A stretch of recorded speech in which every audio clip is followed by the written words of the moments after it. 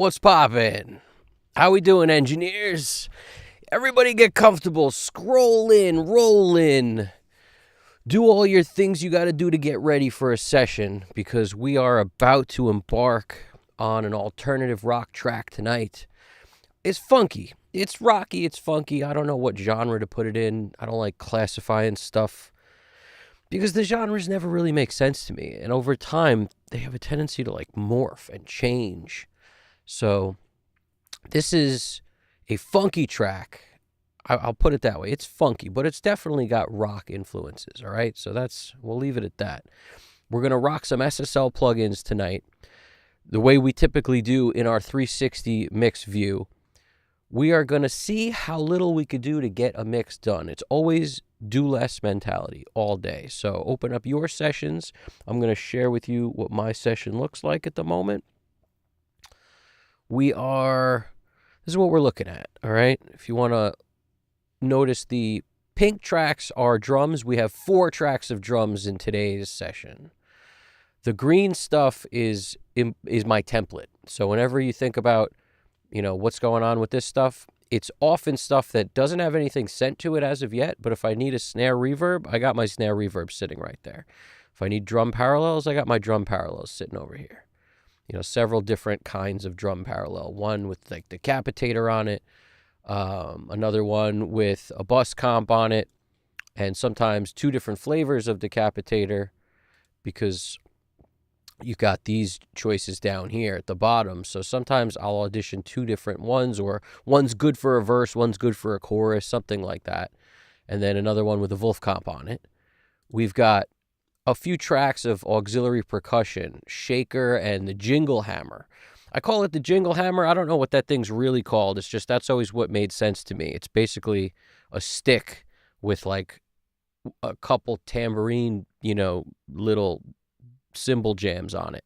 Whatever you call that. It's like, on a tambourine, you got those 2 cymbal jams on each, rung or whatever you would call that thing around the tambourine. Well, this is it's basically a hammer with those things on it. I don't know what you call that. Jingle hammer always made sense to me. It's basically jingle sound and some hammer sound. We got DI bass, D12 mic'd up bass, and an SM7 bass. So the D112 is like a good kick mic. It's also good on bass. I've used it a lot on bass back in the day, and an SM7 on the bass. So those 3 bass tracks are purple. Guitar are these red tracks. This one is muted. I'm just going to make that inactive real quick. This track actually came from the pickup. You plug into an electric acoustic guitar and there's a pickup in it. It always had a tendency to sound really shitty on this particular guitar. So I never wound up using that. That was just like a fail-safe. You'd plug in for that, and then you'd also get 2 mics live in the room. In my case, the Octava MK219 and a Shure SM58 were the 2 mics for the acoustic guitar. And what else we got?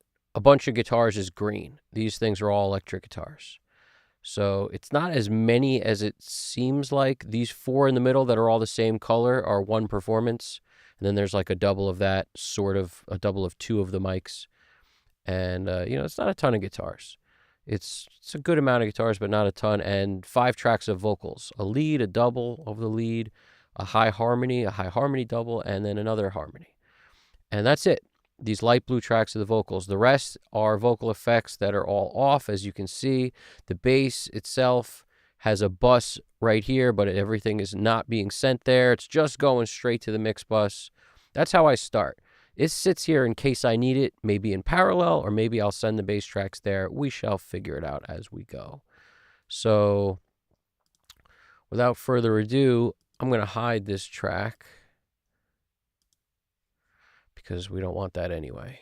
And let me hit play, and let's see how we roll. Keep in mind, when I first hit play, things might be a little bit low because as part of the way I mix, I never go over 0 when I'm mixing until I get to the VCA automation stage, which is at the very end. I have my VCA automation stage. It's really the last thing I do so that I can add some life to the track that wasn't there before. But before that happens, I've got to make sure I'm happy with the balance of everything. And from a static point of view, meaning like, and I might make something a little louder here or there by drawing it in.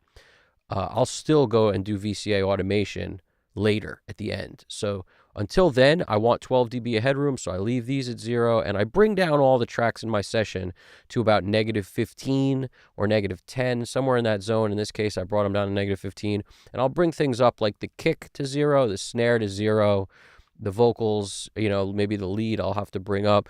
But this is, after you do enough tracks, you'll realize you got a bunch of guitars, most likely, with the volume I record stuff at. Like, the guitars are always heard fine. The kick I always want louder, the snare I always want louder, and the vocals I need loud. So when I'm listening to like get a rough idea of what the track sounds like, I can almost always get away with this, where I just move everything down by like 10, 12, 15 dB, and then bring the kick up to 0 and the snare up to 0. And they won't go above that. They might come down from that, but they won't go above that. Depending on how hot you record things, you may have to do different. But let's see how this thing, as it plays, I'm going to go through and pan stuff. And then we will jump over to this view and do our balance and mixing amazingness from the SSL 360 view, because I find this to be a game-changing win. This is a win. Using this takes your brain completely, for me, it's like 70 or 80% of my brain, like it gets removed from the visual aspect of the mix and gets honed in more towards what I'm hearing when I'm not staring at this Pro Tools screen. The Pro Tools screen, for whatever reason, just never gives me that vibe. Maybe it's because most of the mix I wind up mixing from the edit window. I don't use the mixer window all that much. But I will use it for like getting a quick balance and for panning. So I'll start here, then we'll move over to the 360 view once that's done. So let's see who's joining us at the moment. We got Gutter Honey. What's poppin', Gutter Honey? That's a cool name. I dig it, and I like the logo. I'm a logo fan. What's that, a bear tipping like a beehive over and taking the honey? That's amazing. It's very well drawn, whatever that is. I'm a big fan of logos that look awesome, so well done there. Let's hit play and see what happens here. Let's just start. Here's the track.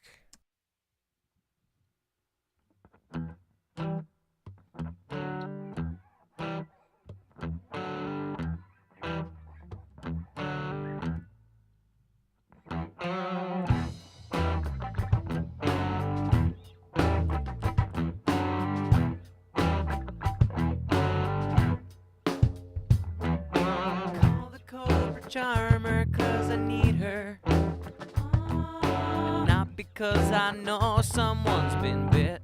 Keep her in the inside pocket of my go-to leather jacket, in case I ever need her funky spit. It's better to take your gun where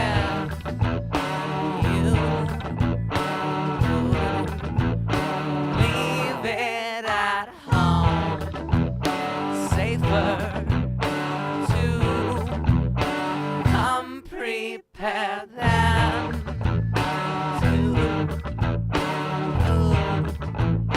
wish that you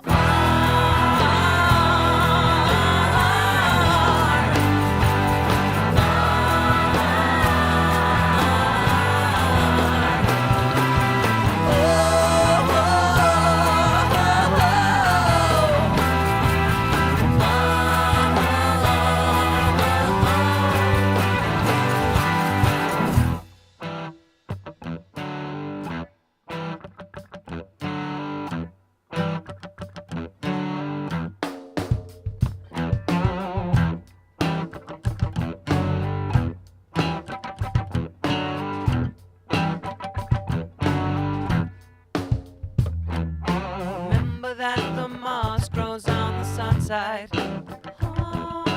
Demons always hiding in the dark. Think you found the secret to the gold mine. Careful it don't blacken out your heart. It's better to take your gun with you. Leave it at home. Safer to come prepared than to wish that you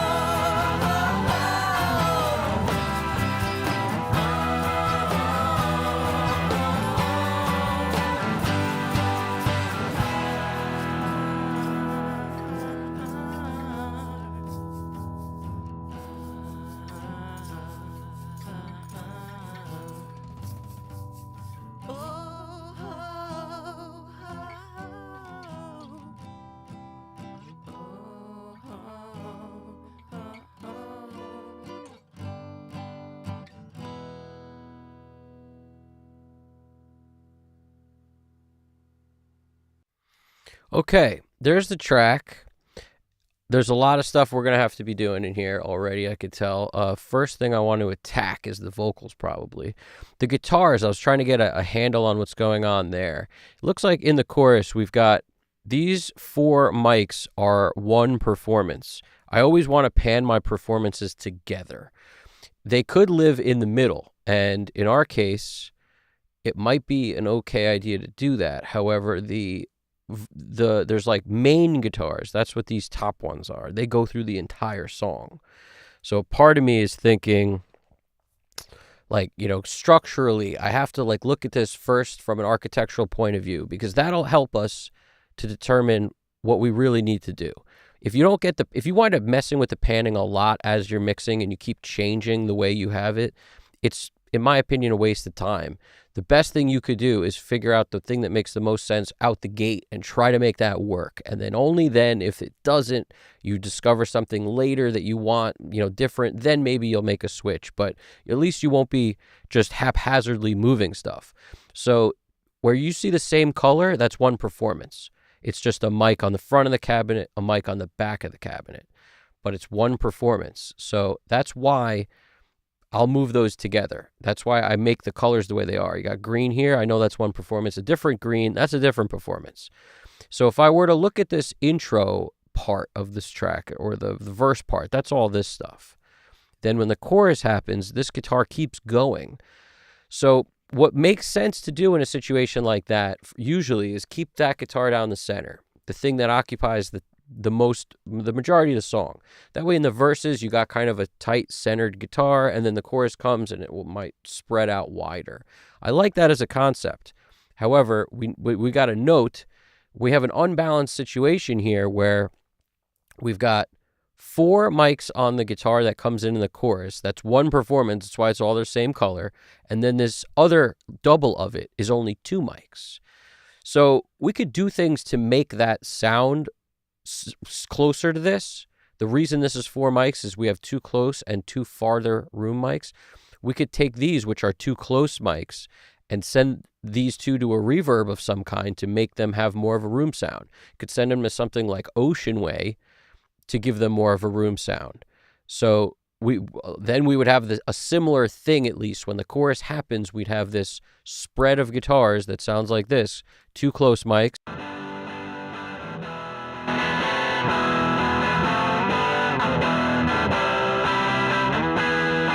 And the way I mic guitars is usually the back mic sounds terrible on its own, or very dark, rather.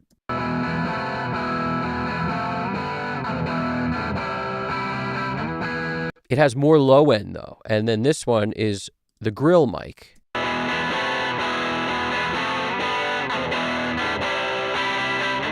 When you combine them, you get a good guitar sound. But on their own, they both sound like a sound I wouldn't want.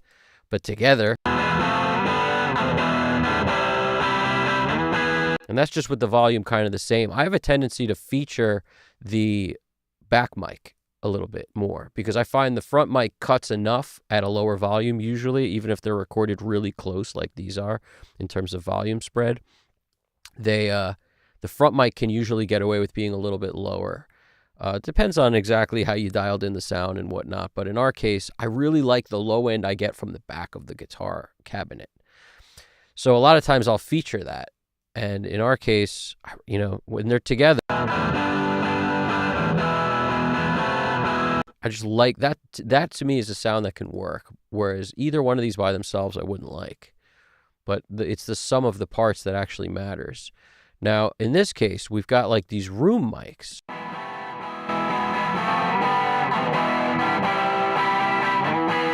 You could already tell the air's in the room. You feel the distance, and they're not that far away, and the room wasn't very reflective.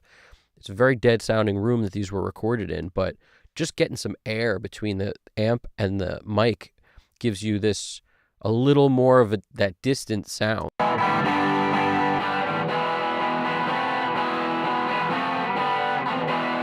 It feels distant compared to these that are super up close. When you blend them together, now we got... Granted, this is all the same volume, so there's going to have to be some balancing here. I don't know which I'm going to feature or what, but I'm going to want them to move together probably. You know, when the chorus happens and this part kicks in, it'd be nice if, for example, these went maybe all left, all of them, because it's all one performance. So I like the idea of taking them all, putting them all on the left. Maybe we'll take these and put these on the right. And now we have one performance right, one performance left.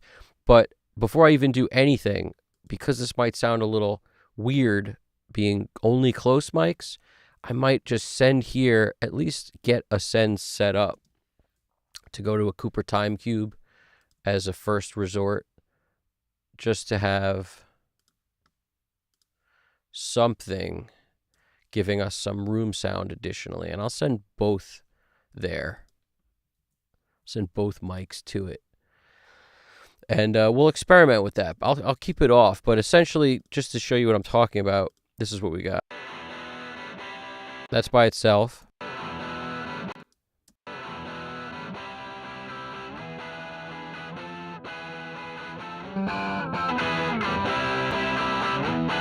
Now this is with that verb. It's actually a short delay, but it works really well on guitar because it doesn't add a whole lot of this extra, what would you even call this? Like all the sustain buildup you get when you use reverb on something that's like a distorted guitar.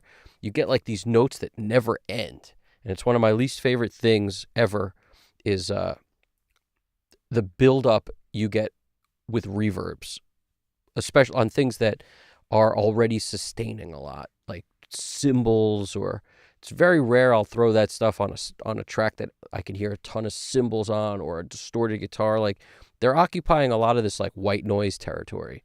And once you get into that and you put a reverb on it, it just gets super washy and annoying sounding.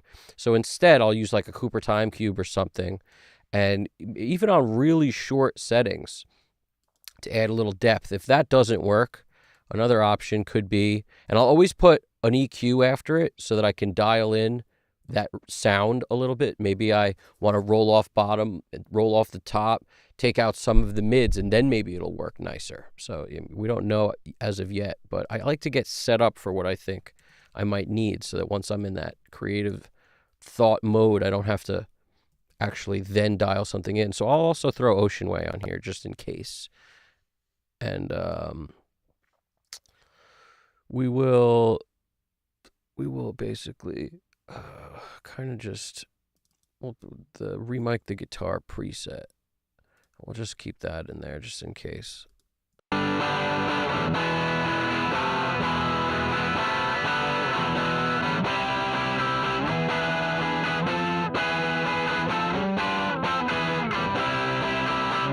I like how it's really kind of subtle, and if we unmute some of the rest of these room mics, it'll get even less subtle.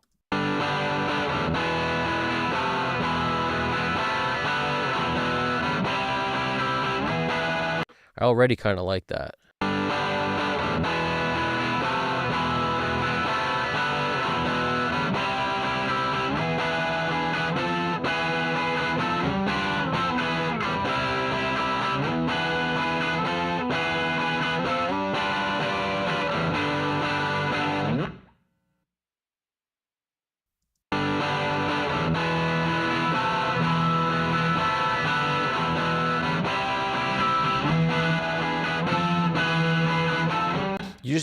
You hear when I hit stop, you could really hear the little bit of tail that's there. You don't actually need much of it. Like just a little is actually a lot. And it's doing the same kind of thing that these two mics are doing for that other guitar performance. So just something like that could be enough to make me happy in a situation like this. So let's just leave all that where it is for now. And then now that we've sorted out some of the panning, the chorus will happen and get bigger. Our pre-chorus, I'm debating what to do there because it looks like we've got like, two guitars panned down the center. I don't even know if we need that many guitars panned down the center. We have at least one performance and two performances down the center. Now in the pre-chorus, there's a third. Maybe we don't need it. Maybe we do. Maybe we could pan this off to one side. Maybe we'll move this to the right and this to the left and leave only this performance down the middle. And we might do that with some automation because just of the way it's kind of crafted already. Just sort of, you could see below it where the part is. So flip this to pan and then just kind of, right side this sucker right here. Just like right side it. Or in our case, maybe left side it because I like it to make sense visually. So at least left side and then this part will be right side. We could kind of slice and dice something like that.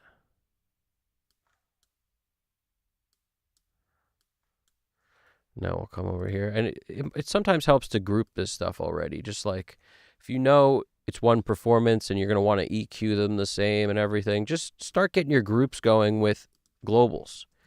So like pre-chorus guitar, make sure your globals are set up, which like mine are always set up and on. So that whatever I have in that B position, if I twist the knobs on one, they all go, whatever is grouped with it. So, and in our case, it's going to help us with pan also. But that's, now at least we have a left and right thing going on. But sometimes I like to balance where like we'll go 25 or 30 or something. And then when the chorus happens, it gets that extra bit of width. So you save yourself like a little room, in other words. Maybe 50%, it's not a total science. You just kind of figure it out what works in that particular track. Like in this case, maybe we'll go 49, 50, whatever. And we'll do that on this too. And then it'll get even wider when the next part happens. This way we can kind of build the width as the song progresses. And our chorus still has somewhere to go. That's usually the way I think about this stuff is like, don't, just go think in terms of only super wide or narrow. I don't usually love to do that. And if this works, we'll do the same thing later on in the track, while we're here. Might as well just get it out of the way. I have a feeling this kind of thing is going to work, so. And this is what I mean by like, you plan it going in. You could always adjust if things don't go your way, but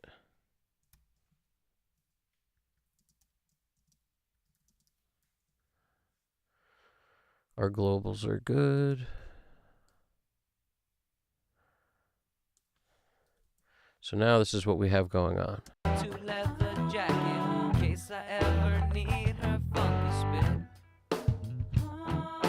It's better to take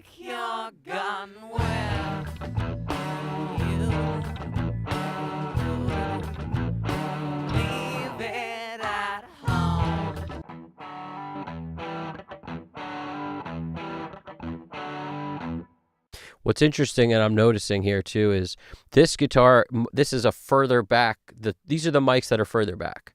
The Blue and the Octava. I have a tendency to put mics up in a position 6 feet away, and then I'll keep those mics up so that when the next part happens, it's also that same distance mics are the same Blue and the Octava. It could be a different guitar, could be a different amp, could be a different pedal, but the mics will be the same mics so that later when I go to view the session, I know what distance stuff was from each other based on what mic it was. That's why whenever I see this Dyne, I know it was this Shure Dyna Pro, whatever, like 58 kind of thing, 57 kind of mic. And it was always in the back because I always put that mic in the back of the guitar cab. The 58 was always in the front. So just going in, if I see 58, I know front. The Dyne, I know the back. The notes will help for this stuff too if you haven't developed some sort of a preference yet. Because that's the thing. It came from preference. I was like, this mic sounds good on the back of this cabinet. So I would always put it on the back of the cabinet unless something crazy happened, in which case it didn't work and I had to switch something. But if that didn't happen, I always use the Dyna Pro thing on the back. I always use the 58 on the front. And I always use these condensers, these large diaphragm condensers, the Octava and this Bluebird. I always use them at a distance because condensers sound better at a distance, in my opinion. You could put one up on the grill. I kind of like the way guitars sound with some of these guys doing like an 87 up kind of close to the grill. Some mics handle that sort of louder SPL better, but I found these mics didn't. They needed to be further away for it to sound good, so they were the perfect mics for like 6 feet away. So that's where we are. Let's start dialing stuff in. I already know what I want from this track a little bit, so let's start tweaking knobs. And now that we've got this stuff panned out, let's hear how the chorus gets bigger, hopefully. Wish that you. Yeah, the volumes are all out of whack. Let me group some stuff. A lot of times I will twist the knobs all together too. So if that doesn't work, I'll take it off. But like this is all one guitar performance. So guitar chorus 1, and we're gonna do it's both choruses, but it's like the for guitar 1 for all the choruses is kind of how I look at it. So the 1 probably deserves to be there. The globals are on, so when I twist 1, they all go. And let's get these things a little bit in a shape.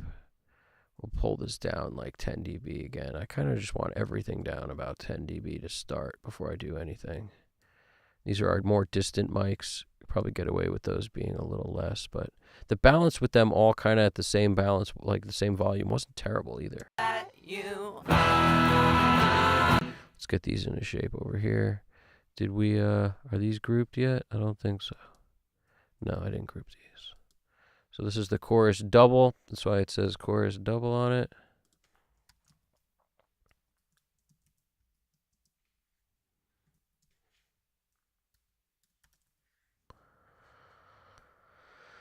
Globals. Good. Okay.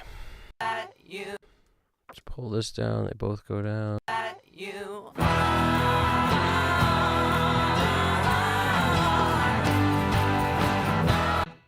All right, so now we're getting in shape. Let's group these. These are like our main guitars. Globals are good. And then this is, what is this? These aren't grouped yet. Nope, they're not grouped yet.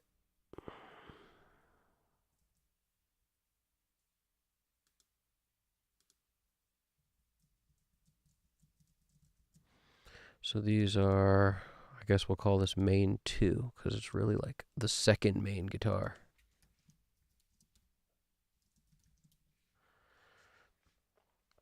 It runs almost the entire song. Guitar main 2, Braxel!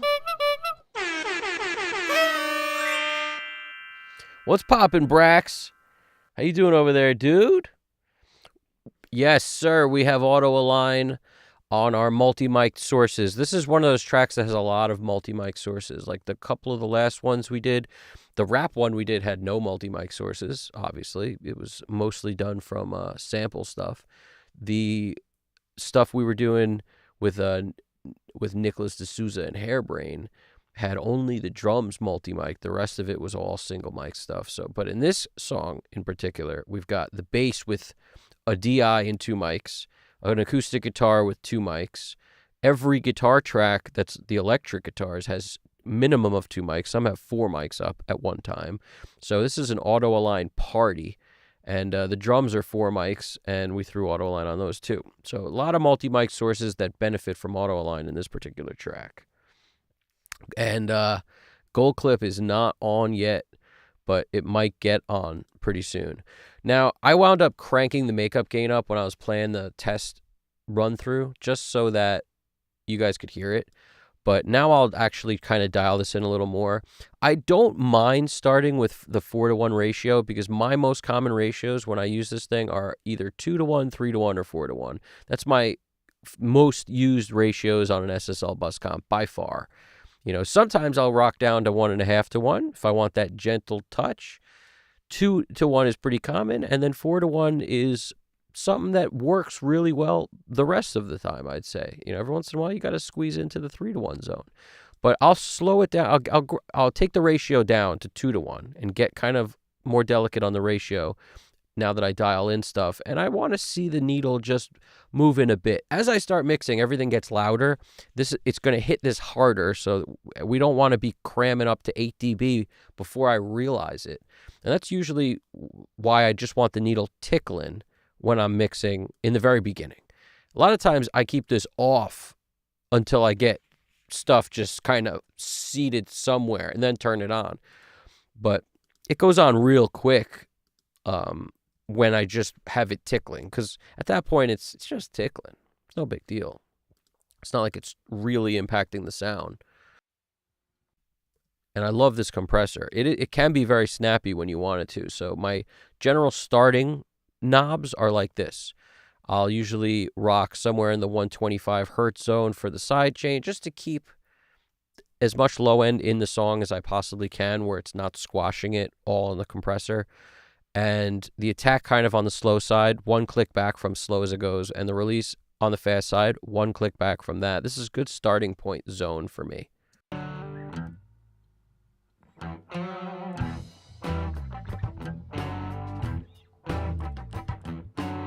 Now that's a good starting point where needle is. You see it's just kind of 1 to 2 dB-ish. I'll leave it there until I start rocking and rolling. Once I start mixing, everything's going to turn up. It's just the nature of twisting EQs. Every EQ you twist is a fader you're raising on that particular EQ.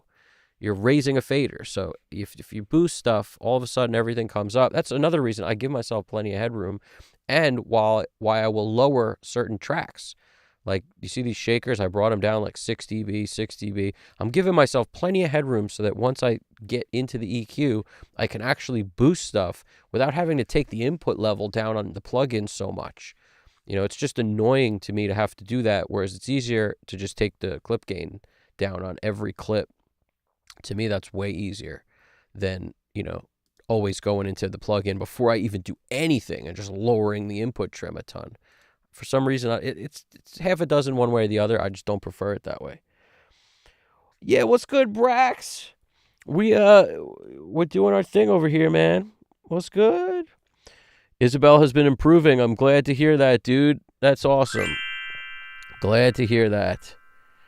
Oxford Drumgate 2. I haven't looked at it yet. I have to say, I have not looked at it yet. It's on my to-do list of stuff to look at, but I'm actually waiting for something that really destroys my life, which happens sometimes. You know, you'll pull up a track that you have to mix. And so far, I've been lucky. Nothing lately has been a disaster on the cymbal section.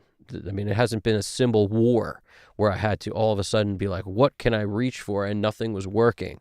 As soon as that happens, that's immediately going to call for a try of that plugin.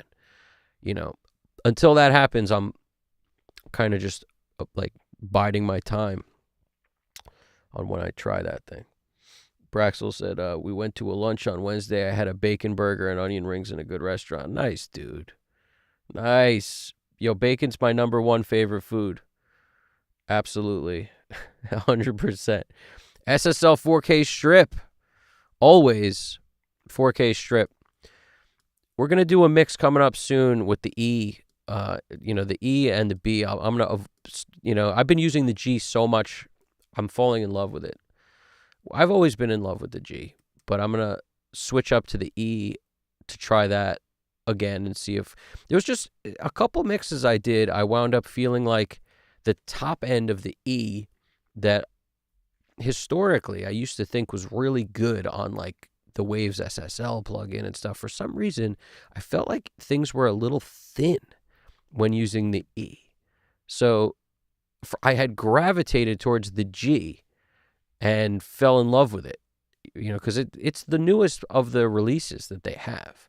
So I'm talking about in plugin world. Like this came out most recently compared to the others. Prior to that, I was using the E for a while, but when this came out, I was just like, ooh, that's that top end I love on the E. And I love how like the G has a top end I really like that to me sounds a little thicker than the E, especially when I switch it to the BLK mode, which changes how round the top sounds. It makes it sound very different. And this is to me is more preferable than the E, at least at the moment to my memory. That's why I said I'm going to use the other because, maybe now things will be different. I like when time goes by, I like to reevaluate any decision I've made in the past. It's sort of my favorite thing to do. It's like I feel like that's the mark of someone who's not stubborn. And it's not good to be stubborn about stuff that when you're in like an ever-changing environment, like when you're mixing. You can have your beliefs, but you don't need to put a stake in the ground and just like entrench yourself in like, this is the only way it is. I hate people who do that. So yeah, it's got to be open-minded with it. What do we got? Nah, you're not terrible, dude. You're allowed to get a burger and onion rings whenever you feel like it, dude. I'm a fan of burgers. I like burgers. I like a burger with an egg on it. I think an egg goes great on everything. Bottom line, huevos. Throw it on everything. Huevos rancheros.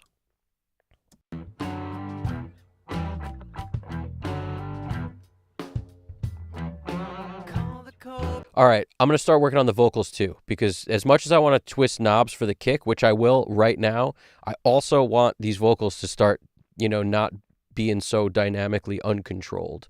It's a sound I go for. When I hit them with compression, we're going to use the 1176 because it just grabs things in a nice way. It also adds a flavor I like. However, I got to start working on the kick simultaneously. I'm going to go to the vocals probably right after I deal with these 4 drum mics.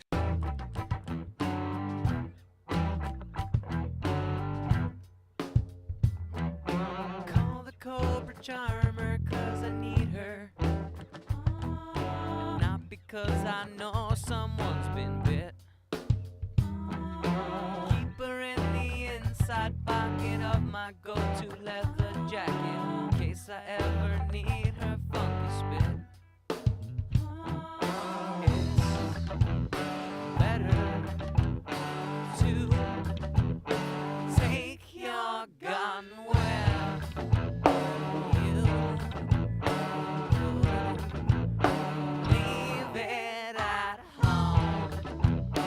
Safer to come prepared than to wish that you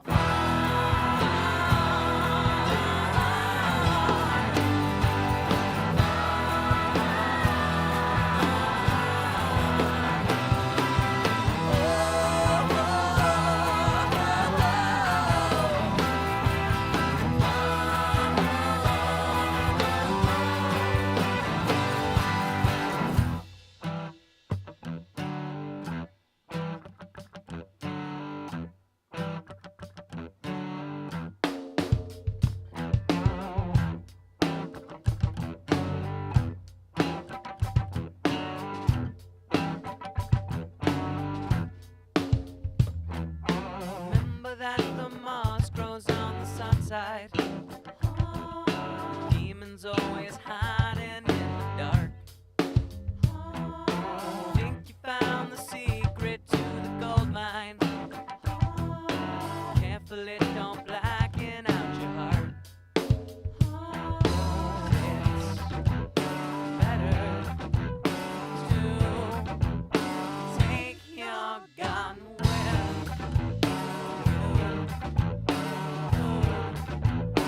leave it at home.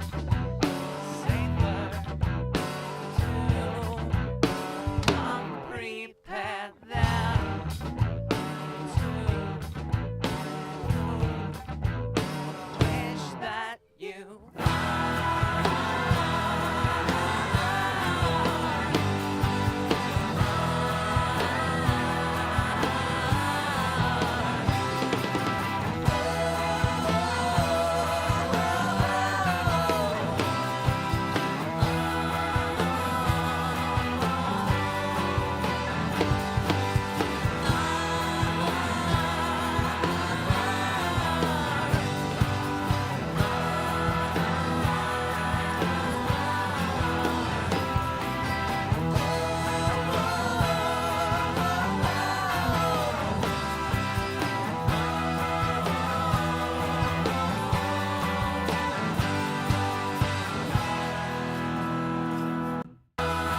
I'm going to bring all the guitars down a bit.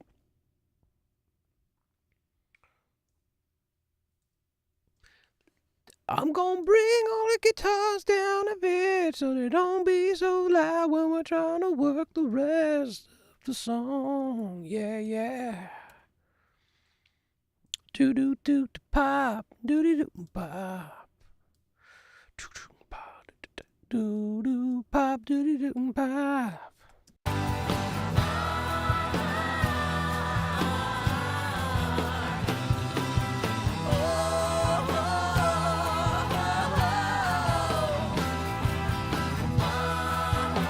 Let's also get the bass sitting.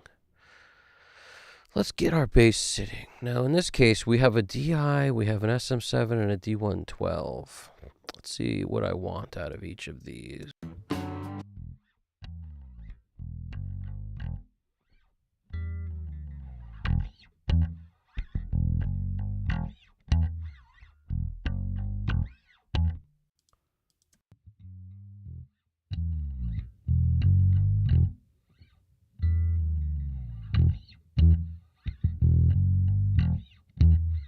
Sometimes I like to just hear what's there. And our SM7, so the D112 has a really cool sound to it.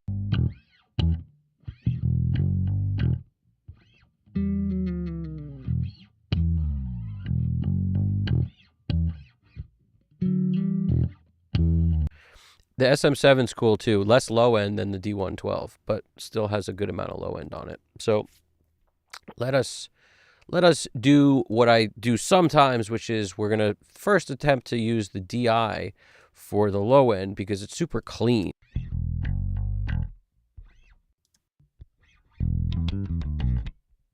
It should be nice and consistent. And if that doesn't work, we'll use one of these like the D112 since it has so much nice low end. Maybe we'll use that. But at first, I'm just going to boost a ton of what I call my favorite bass frequency. I'm going to dial it in while I listen, but basically I like to leave room in the kick around 200 and boost the bass into that space. Because for me, bass really starts to excel around 200. That's where you'll feel the track feeling thick and nice. If you don't give it enough 200, you start to have, you know, thin bass disease, which is like it could have a ton of low end around 80 hertz, but all of a sudden the middle still feels like the like not warm and gushy. I want that warm and gushy. Let me take the volumes of these things down. I just boosted them a ton so I could hear what was there.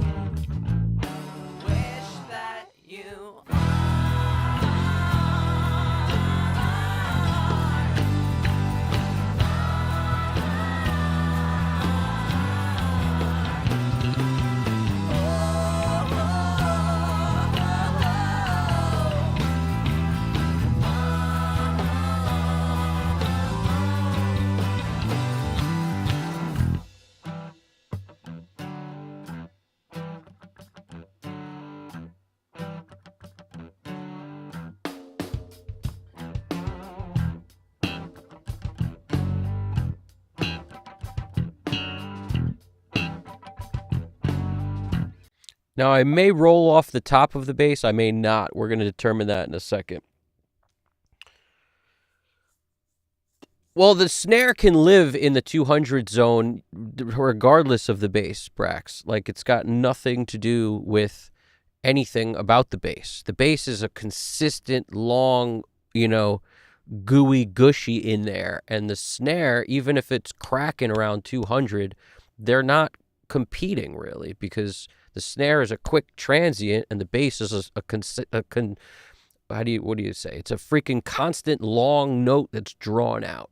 So as a result, they can sort of live like neighbors and be beautiful, buddies in there. It's also, you should consider this. Every time you boost something, you're bringing up a little under and a little over it anyway. So if you boost 100 hertz on bass, for example, you're bringing up, in my opinion, too close to where the kick is. Not always, but a lot of times. You're bringing up a lot of 60 with it. You're bringing up 50, 60 with it. Sometimes I like to keep the kick and bass more separated, and by boosting 200 instead of 1, you could get that. Now, it also, a lot depends on what you're dealing with, how your kick sounds, how your bass sounds. This is just like starting thought process for you, is the more you can separate those big boosts, the better, because they're not just boosting what's there. Especially the more you bring it up, the more below it will bring up and above. So you got to sort of think about that too.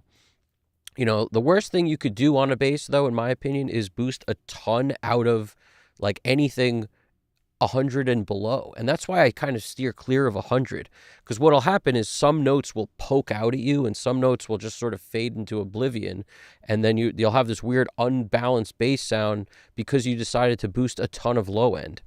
And in my opinion, if you boost up around the harmonic above, which kind of starts around 200-ish, it can start to feel like more bass coming up in an even playing field. The same with like 500, 550. On like the nose of the bass lives there. So that nice pointing like nasal sound of a P bass, or like a lot of it lives, around 550, 600. So by boosting 2 in sort of a wide Q, you get a lot of that coming with you. Also, you boost like 1K-ish and you get the nice, really notey finger stuff, like that aggression out of it. So that's kind of, for me, those are the money zones to stay thought process-wise. When it comes to snare, if I want a lot of body, I have to boost around 200. That's where the body is of most snares, 200. I could get above it or below it depending on what I need, but that's a good starting zone for me. Depends on what else is there, whether or not I'll need less or more, or 350 is better or 300 is better. But in my opinion, 200 is a good starting point for the beefiest low end on the snare that you can pretty much get. But a lot of the snare presence and crack for me lies around like 1K anyway. I really like what like 800, 1K does to a snare drum.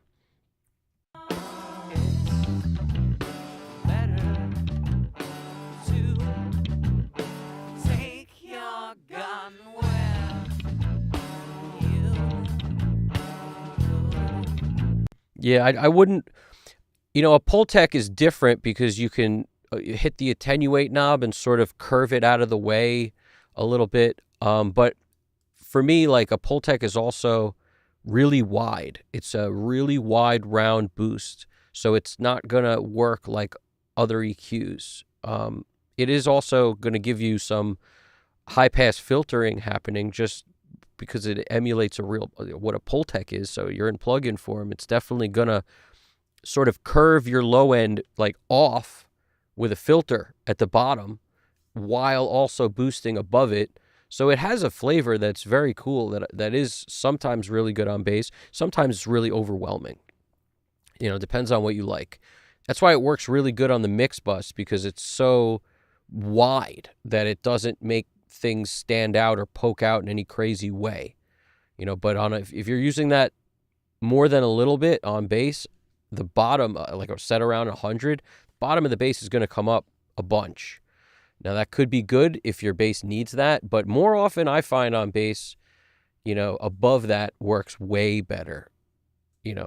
It's an average thing. I would say if I had to only have one choice of where to EQ bass, like we're dealing with an old school console that had the freaking EQ, the low end set somewhere, and all we had is a low knob and a high knob or something, I would set it at 2, because I think more often than not it would work to pull up the bass more if I set it at 2, where I want it, rather than just be like a lot of mud coming with it, below that 200. But again, everybody likes what they like, so it's I feel like my mixes never lack low end, and you'll rarely see me take 80 hertz and pull it up, and the difference between 80 hertz and 100 hertz on bass is closer than you think. I'll put it that way.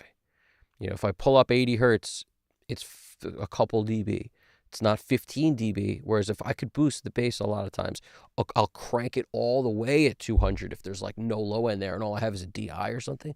You could get a lot done with that. You'll smush it after, and then it'll have this cool thing happening. Hit it with an 1176 after, but bring up around 200, and now all of a sudden you've made the gooeyest part of the bass consistent and awesome. It's very different than like doing that with super lows or even at 80 hertz. It's very different. Very different, my friend. Very different.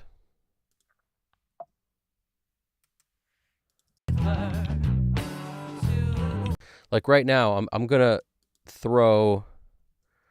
I want to throw like an 1176 on all of these tracks. Now you could say, why don't you just send them to the bus and put it there? I might, but before the bus really is a color palette. If I need saturation or whatever, it's already here. I might wind up sending stuff there, but I also might send it there after I've compressed it. It depends. In the interest of doing as little as possible, in terms of less always sounds better to me when I do less, I'm going to put an 1176 on all these tracks and see if I can love the bass sound like that before I go ahead and do anything else, including, start hitting it with a bunch of other things. And if you have just the Bomb Factory 76, that's good too, man. I love the Bomb Factory 76. It's like one of my favorites.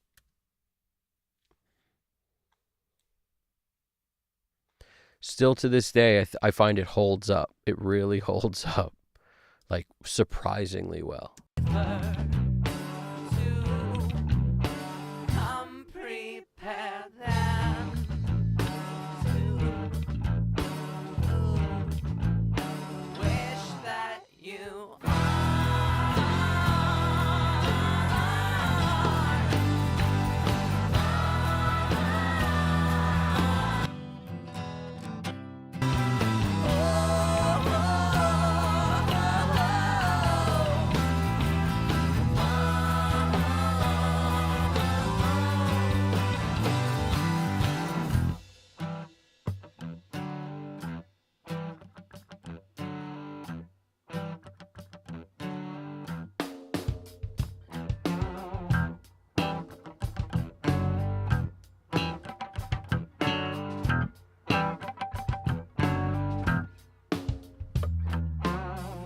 That the moss grows on the sunside. Demons always hiding in the dark. Think you found the secret to the gold mine. Careful it don't blacken out your heart. It's better to take your gun with.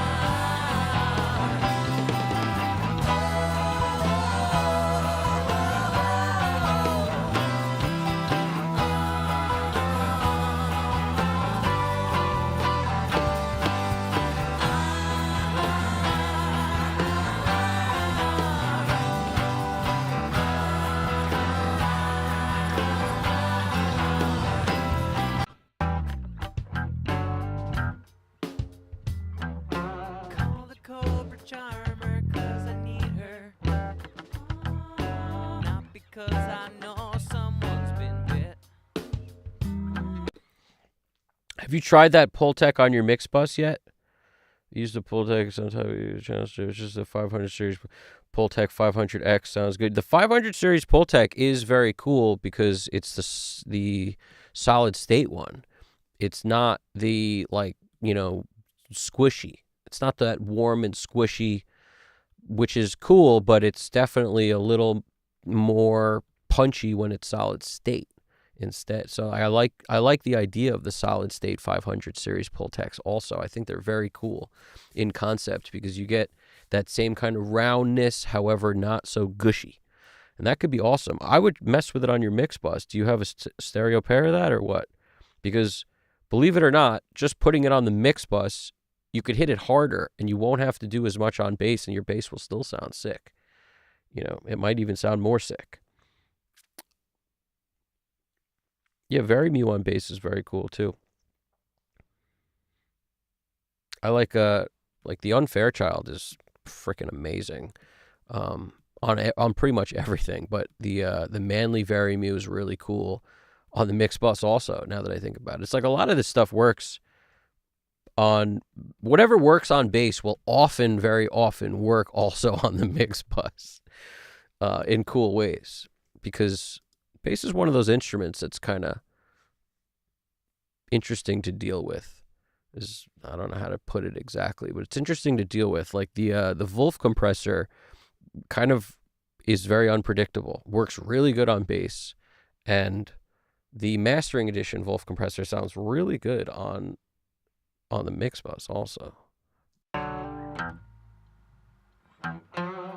Oh, you only got one channel of it, dude.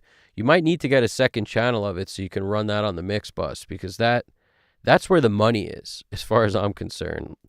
When I used to mix hybrid all the time, like exclusively hybrid, I basically would try to get the Fusion to do a similar thing that that a Pultec would do, and boosted a ton of low end, and usually had the filter on, the high pass filter on. So I'm trying to basically, because it's a very resonant filter, so you get a bit of a boost at wherever you set the filter, while also, it provides a 24 dB per octave roll off, I think, but it would give you that nice sort of boost at wherever you set the filter, and you could really hammer home the lows on that thing.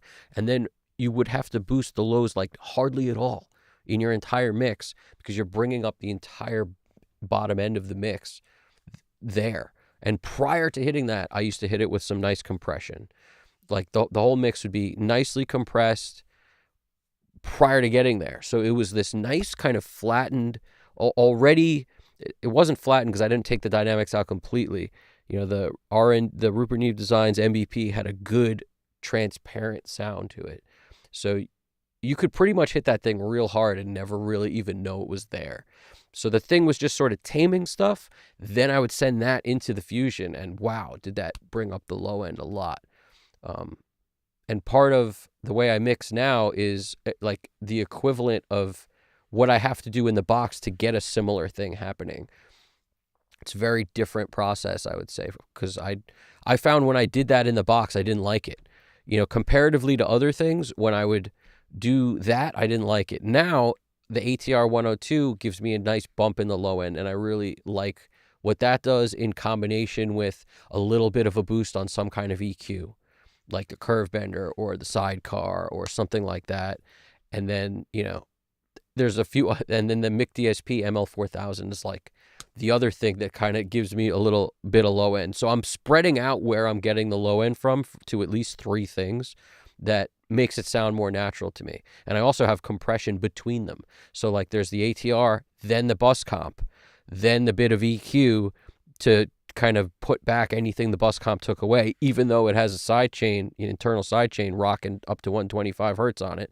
I still put a little bit of EQ back after it. Then the Mic DSP is the finishing touch for whatever else happens. I put a little more back there. So it's kind of a 3-step process to get what I was doing with one box in the hybrid world and hitting it super hard.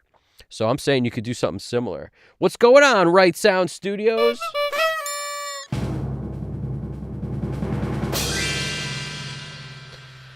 What you doing, Right Sound over there? He says Right Sound Studios is saying tuning in. Got a pair of Pultec 500s here. That's what I'm talking about. Somebody chiming in exactly where we are, right in the book. That chapter, paragraph 2, Pultec 500 series Super Punch without the goo.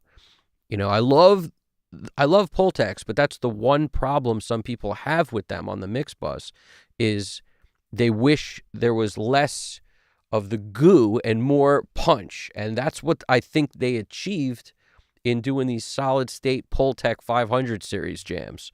I think that's what they achieved, which is why people like them so much. Right Sound Studio wrote, got a pair of Pultec 500 here. It can work on mix bus, but use the attenuation low end as the curve can go all the way up to 1 kilohertz. There you go. There you go.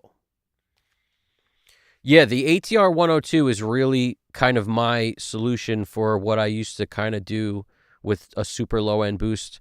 But like I said, it's like a combination of many things. But the ATR 102 in multi-mono, very cool on the mix. You know, basically as the first processing step that I do, I'll hit it with that. Sometimes the 3348 into that. And, you know, we go from there into, like I said, a couple other things, as you know. But yeah, that the push-pull aspect of the Pultec was always amazing.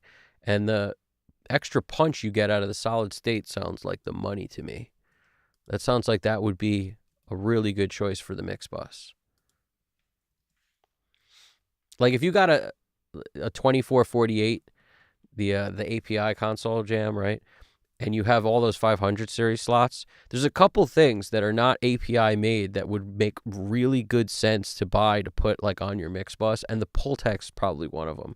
The API already out the gate's going to be huge and warm and gooey and nice and big and round, but like, you know, you've got all these slots that you can fill with whatever you want, and a few of them can be dedicated for mix bus stuff.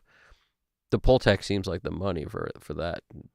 2 Pultec 500 series in there into the 2500 compressor. Sounds like the money. The money! Money, money, money, money! Money! Money, money, money, money!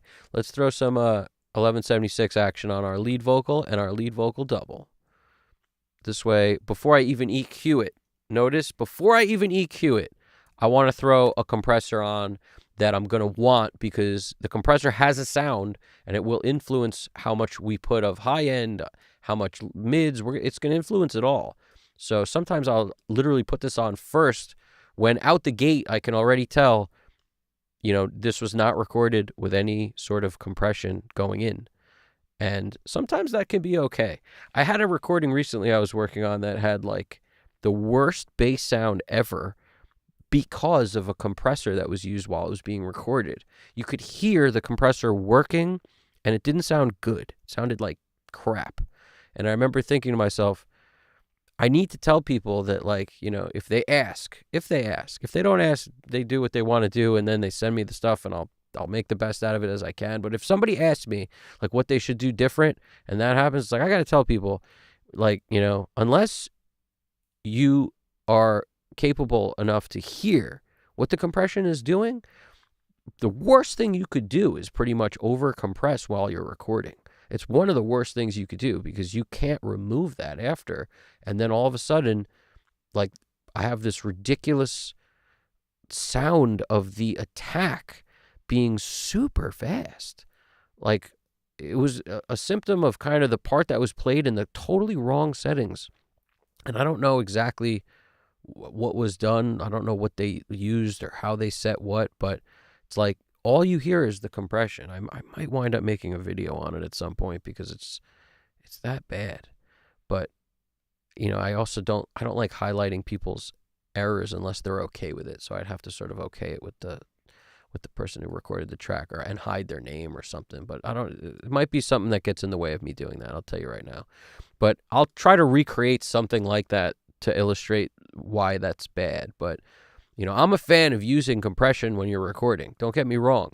But there's also, you know, a compressor could hurt your sound too, is all I want to point out, that you could actually put on some kind of compression that makes the sound worse than it would have been if you just captured the full dynamic range of that sound and then tried to deal with it later in the mix stage. You know, if you doing compression wrong is just as bad as not using it. It could be worse than not using it, is my point. Where you go, leave it at home. Safer to come prepared than to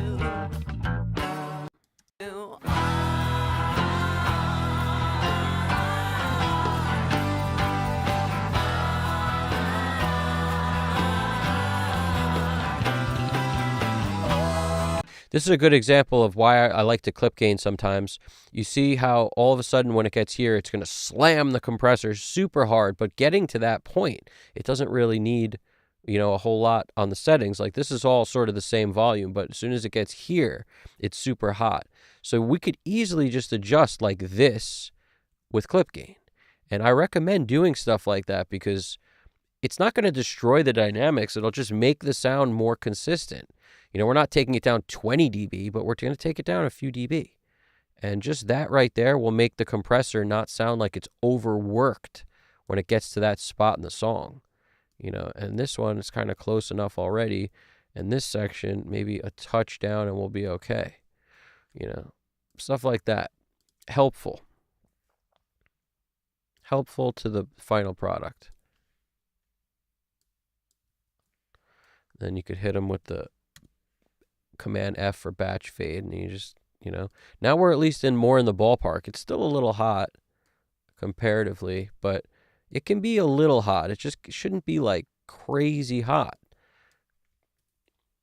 And automating your compressor is a terrible idea. It makes everything crazy. You'll think you're twisting a knob, you'll hit play, the freaking thing will jump back to wherever it was before because you automated another part of the song. So it's a disaster.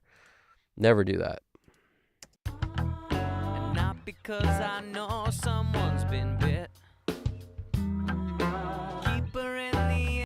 I do need some emotional damage. That was terrible. How does it go? Emotional damage. It's all right.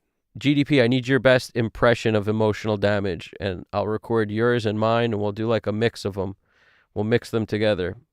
It'll be a group of people saying emotional damage. It's terrible.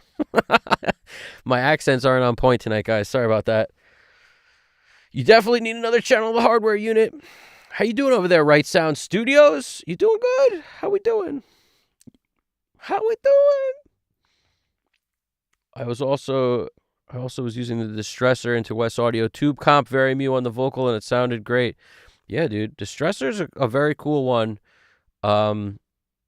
Both hardware and plug-in form. I'm a fan of the distressor. I just like a 76 more. You know, the distressor's great. I like the 76 more for a lot of things, though.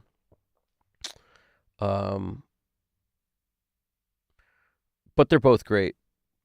Every compressor has a sound. So sometimes you say to yourself, this ain't working. Just try a different compressor because it comes with a sound. It's like part of it. Every compressor is a flavor. It's just like ice cream.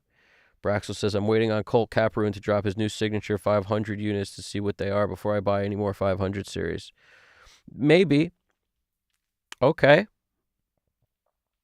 Right Sound Studios said, Braxel, I probably a variant of what they already made. Interesting. Okay. He's using, I know Colt uses a pair of like his mic pre's for his mix bus to give him some extra juice.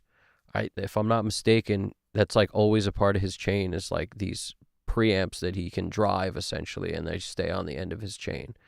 If I'm not mistaken. I think the new Colt signatures are compressors. I don't know I'm not familiar with what he makes, like other than those. I know he uses a pair of his own signature pre's on his mix bus. That's all I know. I don't know anything else.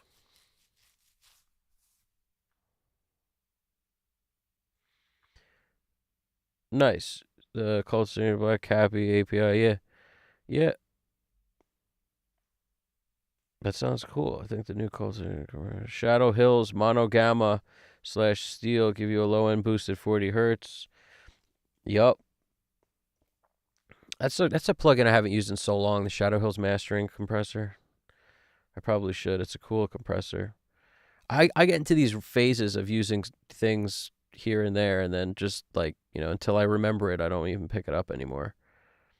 There was a period of time I used nothing but the Curve Bender and the Manly Varimu on my mix bus, and it was a cool time. It was just that was my Tom Elmhurst phase, where I was like, "What's Tom using?" And then I would just use that stuff because it's interesting. It's creamy. The Manly Varimu is creamy. It's a good way to put it. It's creamy. I like it. And the Curve Bender was always sort of one of my go-tos. That stuck around longer than the Varimu. I would use the Curve Bender a lot here and there. It has a tendency to work when other things don't.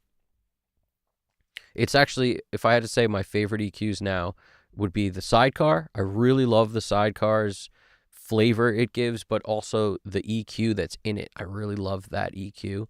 And if that doesn't work, the Curve Bender is like my next choice.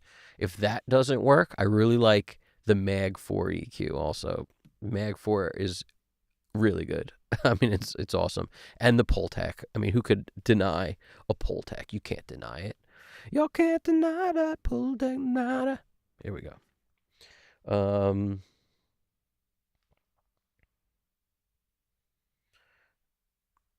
Yep. The Shadow Hills Mono Gamma is 500, isn't it? Isn't that? I think so. The Mono Gamma. Sounds familiar. But I know, wait, no, Shadow Hills make a, maybe that's not what I'm thinking. I can't, there's a, Shadow Hills make a 500 series? Is that called the Mono Gamma? Anyway, let me know. Throw it in the chat. There were at the time only 50. Oh, nice.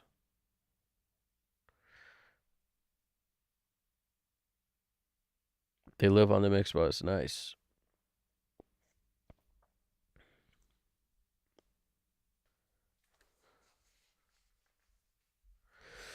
Yeah, people seem to like the, like a mic pre's on the mix bus thing has been something people have been doing for a minute. I used to use it. I used to use like the pre's on inserts on almost everything when I would mix hybrid, but on the mix bus itself, I never really grew into using pre's on the mix bus. Like I sort of preferred just running. I felt like the mix had so much pre-saturation on all the instruments. Like I would do some sort of like the pre's on the, like I have a Neve kind of sidecar thing myself. So I'd use the Neve sidecar jam for like guitars, all the guitars. I'd use like on vocals, I'd run through some Neve preamps, also separate ones. On bass, I'd run through some Neve preamps. It could be 5 bass tracks all through a set of Neve preamps. So I would sort of do that. And the bass usually would be mono. So that'd be like one channel, but I would send everything there and juice the pre's. Not always mono, but a lot of the time would be mono. And I felt like once I got all that done, I didn't need more on the mix bus. I was okay with going just into the MBP and then the Fusion as my mix bus inserts. And I liked the way that sounded a lot. Yes, Shadow Hills Mono Gamma is 500. Nice. That's another one of those that I was like, like on a 2448, the Mono Gamma would be sick. Poor man's mastering compressor if you just want the transformers. That's cool. I dig that. That's actually pretty cool. I know someone's been bit. Keep her in the inside pocket of my go-to leather jacket in case I ever need her funky spit. One of my favorite lines right there. I know someone's been bit. Keep her in the inside pocket of my go-to leather jacket in case I ever need her funky spit. It's I know someone's been bit.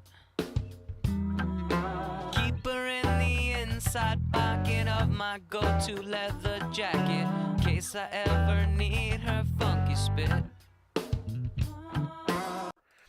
I'm going to hit it with a little of the pre. I have a tendency to really like what the collection of tons of little bits of distortion sound like by putting just, rocking these top channels up here.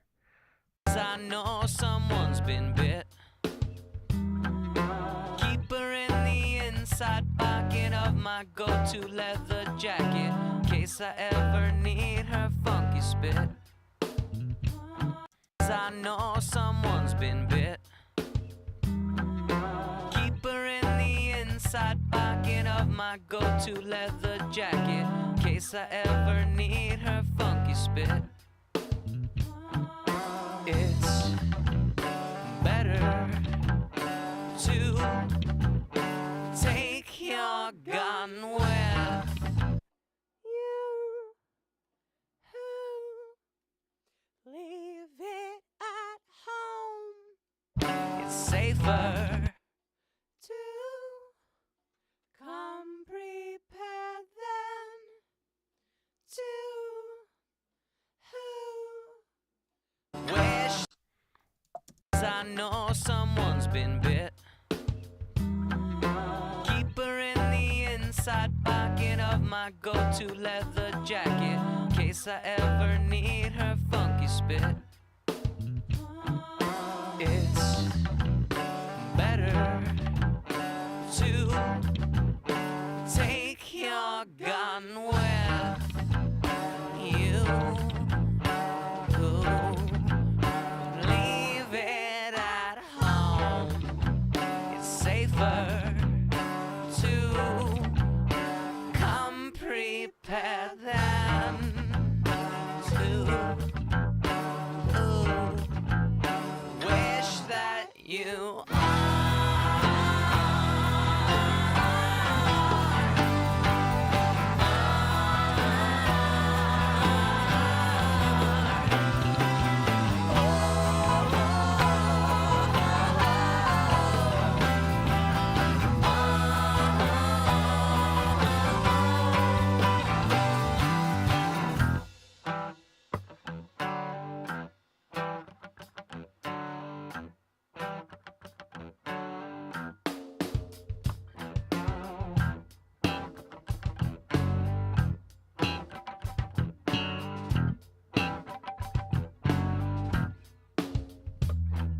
remember that the moss grows on the sunside, and the demon's always hiding in the dark.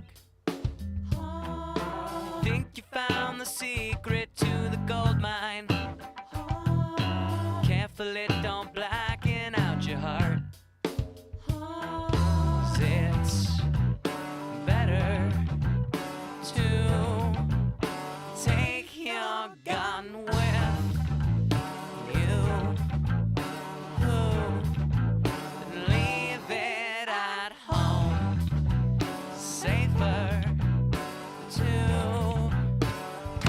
prepared than to wish that you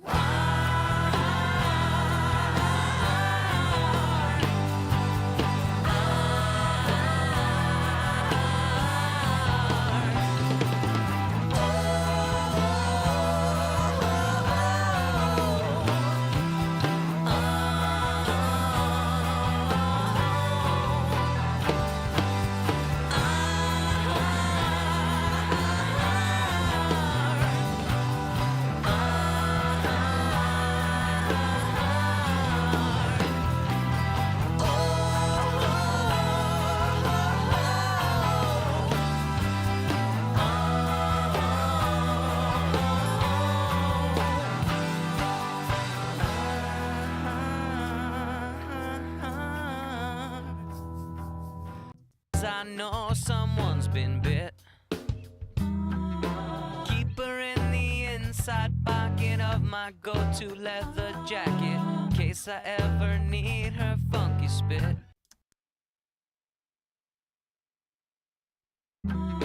Keep her in the inside pocket of my go-to leather jacket, in case case I ever need her funky spit. I know someone's been bit.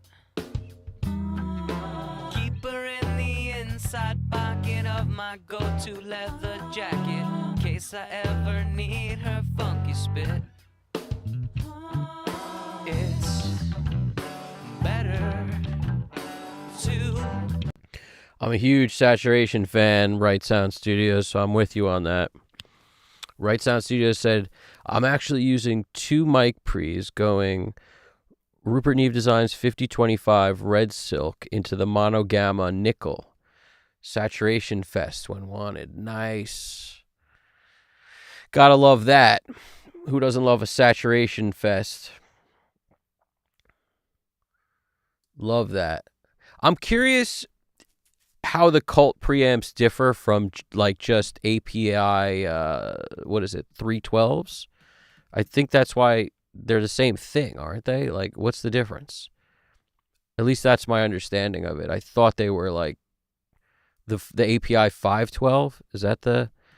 If I'm not mistaken, it was the OGs were 212 and then 312 and 512, and they're all the same. There's just like, different... There's an output attenuator on one, and there's the same preamp.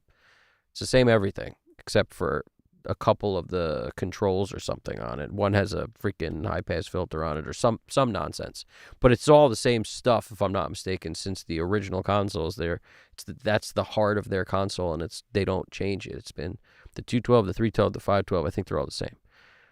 Their preamps. I could be wrong, but that's what I think.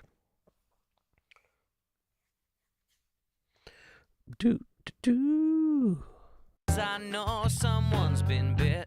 Keep her in the inside pocket of my go-to leather jacket, in case I ever need her funky. I'm going to actually turn our drum parallel on so we can start juicing the goose a little bit. We're going to do our SSL version of the drum parallel for the moment, 7980. To me, it just helps me sort of establish the thickness on the drums. That's why I usually like it. On cymbals, like overheads, I might do less of it, a lot less, like 10 dB less or something like that. Usually you don't have to click follow main pan on kick and snare because it's down the center, but out of habit, a lot of times I just click it. Because if I were to copy this down here, I want follow main pan on because it's panned a certain way, overhead, hard left, overhead right, hard right. But that's what I'm saying is this I'll probably take down so that the cymbals don't become a wash fest. Take this down like 20 dB or 10 dB-ish from whatever I do with the rest of it. I know someone's been bit. This snare is definitely very ringy, which is interesting. I don't hate it. That's just kind of the natural sound of this snare, regardless of the EQ. I know someone's been bit. See, with the EQ off, it's still super ringy. We could kill some of that by taking down some of the middle, which I might do. I know someone's been bit. Keep her in the inside pocket of my go-to leather jacket, in case I ever need her funky spit. It's better to take your gun where you go. Leave it at home. It's safer to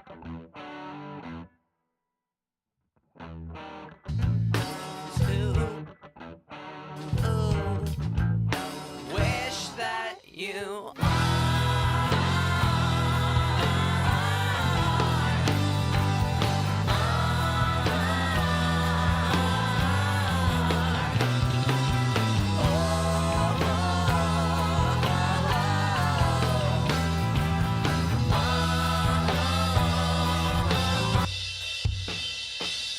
Yeah, Bleed.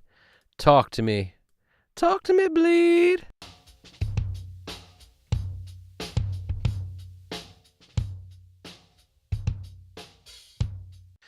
Keep the compression a little bit lower than the rest to deal with it a little. We'll dial our gate in a bit.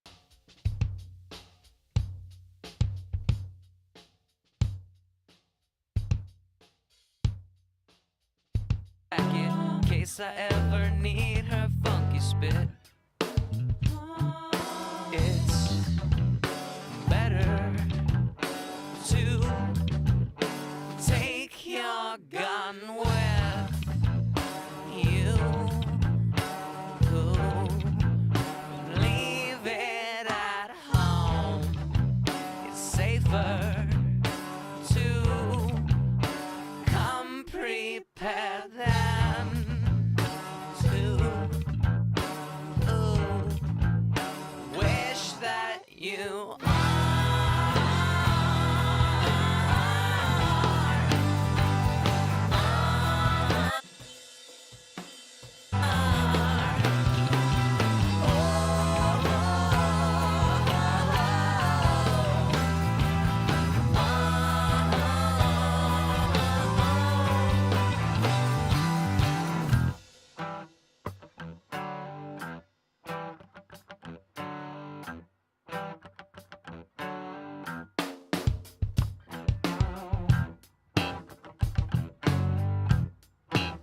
I know. Sometimes I like to do that, let the drums breathe a little bit using the gates. So you won't really notice it in the quieter parts as much as when the cymbals start to really come at you. You might actually get a little bit of just like subtle volume lowering on the cymbals so that they don't just sound so static. It's not something I use very often, but it can be cool. A lot of times I'll flip it to the expander to just be a little more gentle on it when I do that as well.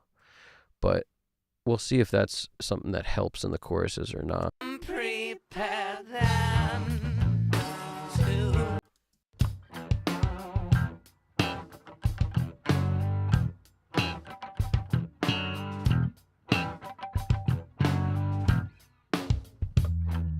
remember that the moss grows on the sunside, and the demon's always hiding in the dark. You think you found the secret to the gold mine. Careful it don't blacken out your heart. 'Cause it's better to take your gun with you and leave it at home. Safer to come prepared than to wish that you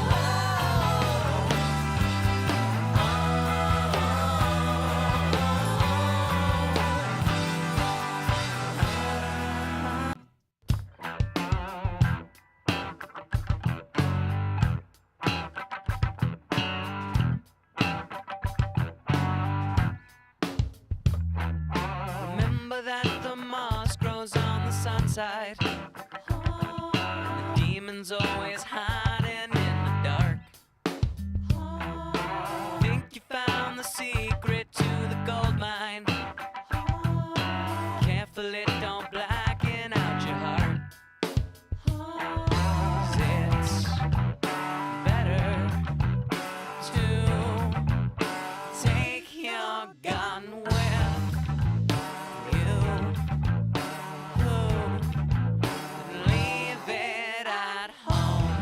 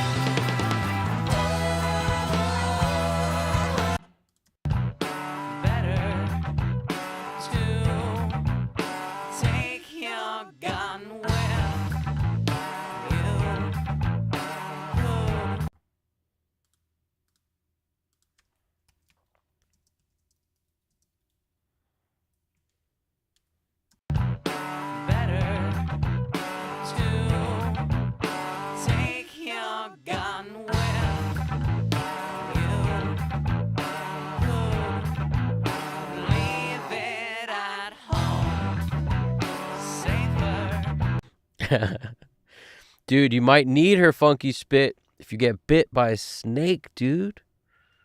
You know, if you're off in the desert and you get bit by a snake, you need her funky spit, dude. Also, these Cappy API style preamps make modelers sound way better. I believe it. You know guitar modelers. Yeah, dude.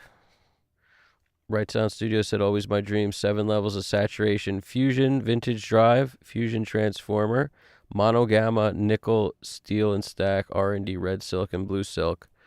It's funny. I had about, I don't know how many things you just listed, but I didn't have the gamma and I didn't have the mono gamma, nickel, steel, and stack, but I had all the rest. And I used to use all the rest, like all at once too. Used to use the blue silk from the 5060, the red silk on the Rupert Neve Designs MVP. I used to use the transformer always on the Fusion, pretty much, never turned it off. And I used to use the drive all the time on the Fusion also. Plus, like I said, all my groups of stuff hit groups of preamps typically. So, if it's a mono thing, it got 1 preamp. If it's stereo, it got 2. And that's another stage of saturation prior to all that stuff on the mix bus. So I'm a fan of saturation, just like the next guy. What would you like me to do with the Mix Plus? Oh, man. Nothing. Nothing. That was funny. The Cobra Charmer, 'cause I need her. And not because I know someone's been bit. Keep her in the inside pocket of my go-to leather jacket, in case I ever need her funky spit. I would use them all, Right Sound Studios. Always use them all. I really like the way the blue silk sounded with the red silk. It's just in 2 different places on the chain, but I used to use them together a lot because I found the blue silk off the 5060 sounded particularly good all the time. The red was great too, but the red on the MVP sounded better. Like, for some reason, separating them like that with blue into the compression and stuff, into the red, sounded better than the opposite, more often than not. These are law of averages things. There's always a situation where it'll sound better the opposite, but more often than not, it would be, the blue and the red in that order, blue first, then red. But yeah, I guess actually when you think about it, for a while I used the mix bus stuff from the output of the 5060 because I experimented. That was what I used first, but then once I started using the insert point, I guess it's technically red first, and then the blue would be the last thing. They both sounded awesome. So, to each his own. I know everybody likes the 542s. Those tape emulating 542s, they're a little more subtle, but I know a lot of people who use those all the time, including the David Mixbus TV talks about using those a lot. The 542s are among his favorite type of, like, you can put it on and it always gives you something great, but it doesn't overdo it. It's always a thing. Oh, we got, what is it? How do we say this? The Tawa, or no, the Ta Wave Audio. How you doing over there? The Tawa. What's going on, the Ta Wave Audio? We got our bicycle horn of happiness and peace. We're going to send your way because that's our favorite sound effect at the moment until we replace everything with different people saying emotional damage. I can't even get it out. I can't do that accent for some reason. Tonight it's not flying. I can't do the accent, but it's good to see you here. Thanks for stopping by, dude. There we go. Theta Wave Audio. Now we're talking Theta Wave Audio. That's what's up right there. Like the Greek alphabet, Theta. I got you. I got you.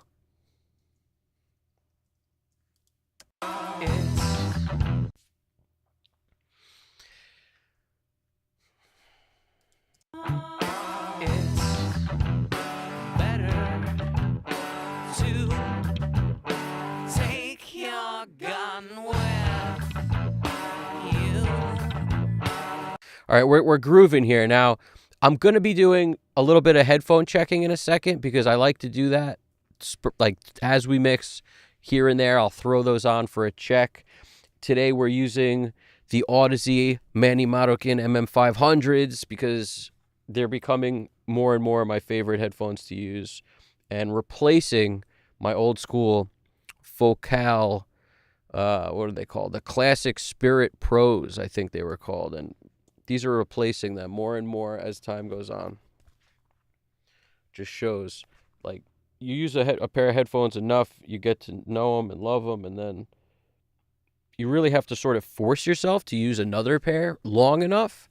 It's always going to be awkward and weird the first few times. You're not going to know what you want from them, and it's really kind of a force yourself to do it mentality. And then pretty soon, several mixes later, or weeks or months later, however often you mix, you'll be like, I'm starting to understand what these are telling me.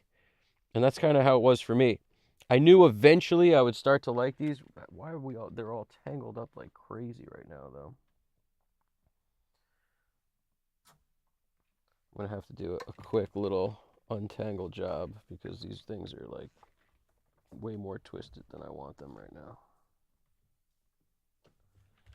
All right, we're back. We are back. All right, we're untangling headphones. Fun stuff. They're just a little more twisted than I want. Okay. This should work now.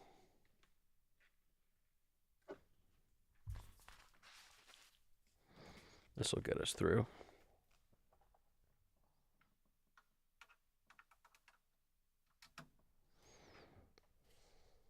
And not because I know someone's been bit. Keep her in the inside pocket of my go-to leather jacket. Also want to say what's up and what's popping. Anyone who hasn't, said anything in the chat or whatever, we might not know you're there. You could be lurking. You're welcome to say anything, questions, comments, literally anything audio related, anything you're working on, throw it in there. I find everyone works better in these kind of situations. Like if you could be a part of the chat and work on something, that's the ideal situation because you'll actually do better work, I find, once you kind of get acclimated to the fact that you're amongst a crew of engineers that's all over the world and we're all connected like we're in one giant studio.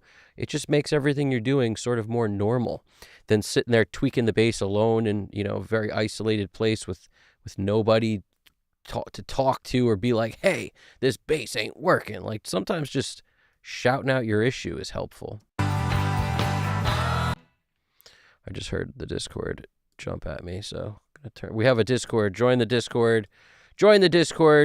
And when the stream is over, feel free, pop over there, do your thing. In the meantime, keep it here. And when this is over, you go over there, you do your thing over there. I'm with you on that.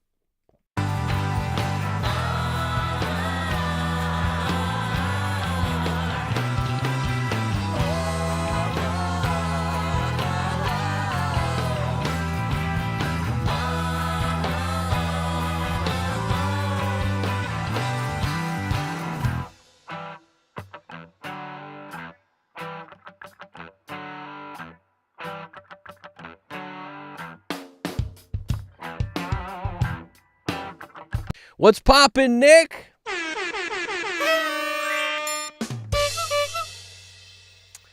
How we doing over there, Nicholas D'Souza, the official? How we doing, man? All the way in California.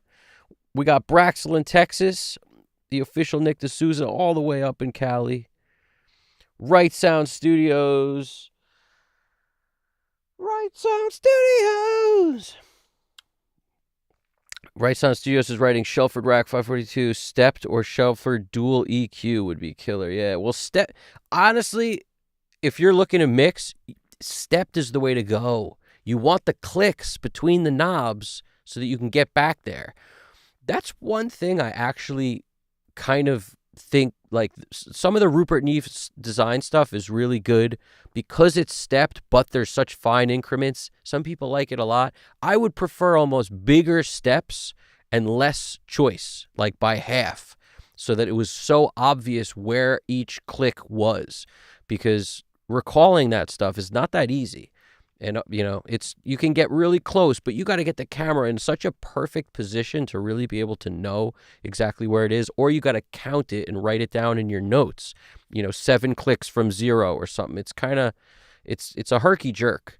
Whereas any gear that's stepped is so much easier to recall, like big, nice notch steps.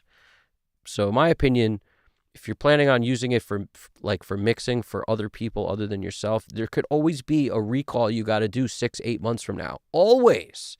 There's always going to be that person who's like, hey, I just played the stuff for 12 people and they all think that this yada yada. It's like, what? I don't care what anybody else thinks. If you want something changed, just tell me you want something changed, and I'll charge you for the time it takes me to pull it up and change the whatever and recall everything and dig it up from a hard drive. I'm happy to do it. But just tell me you want it. Happy to do it if you want it. That's all you got to tell me. You know what I'm saying? Super easy to do. But not easy to recall and all that, just easy to be like, hey, I would like this. Okay.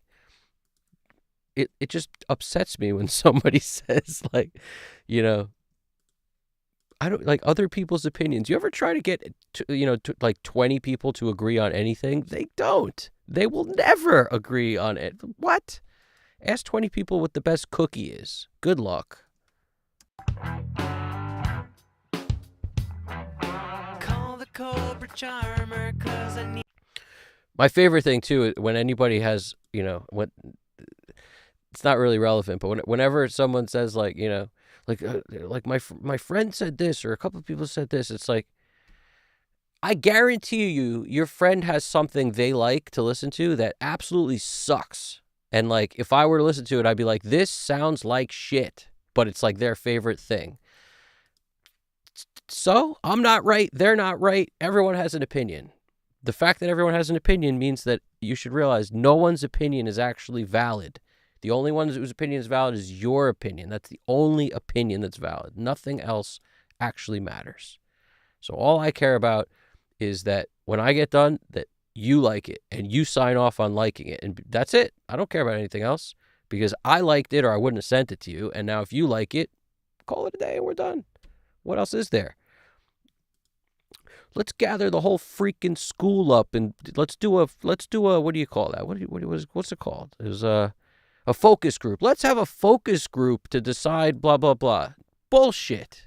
Get out of here with that. No love for that nonsense.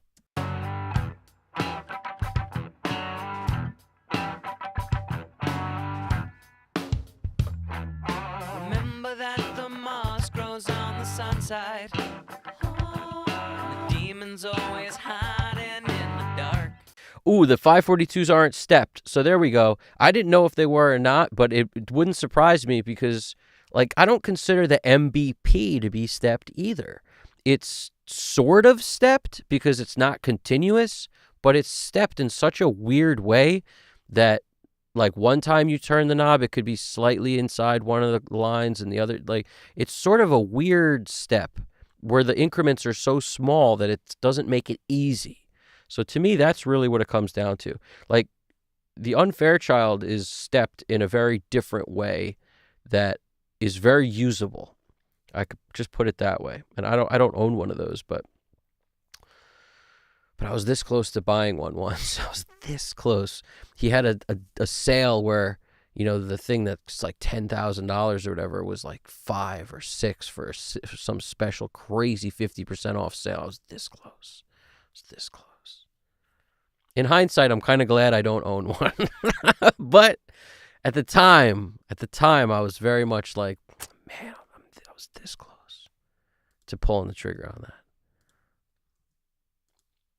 And like the next day, they were sold out. So my mind was made up for me. But either way.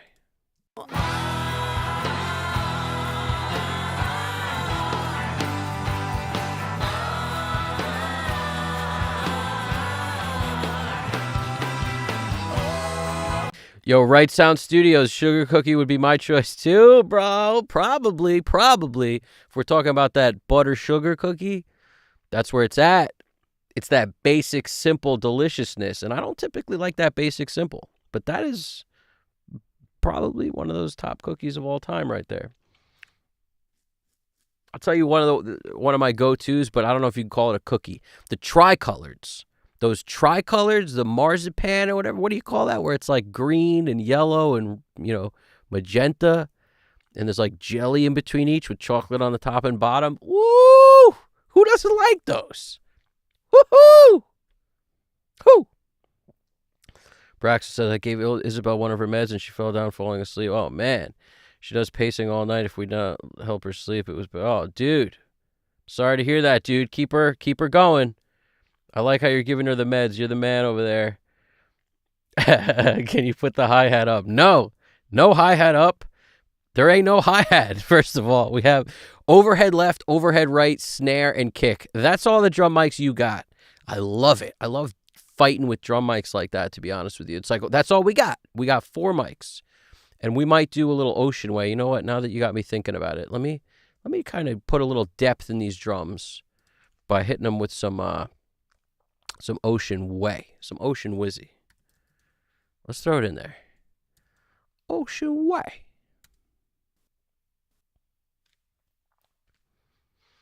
Ocean Way. Ocean Way. Let's just do sometimes the OG first setting is my go-to, and then I'll just kind of unmute everything in sight and mess with the distances. Let's see. Let us see.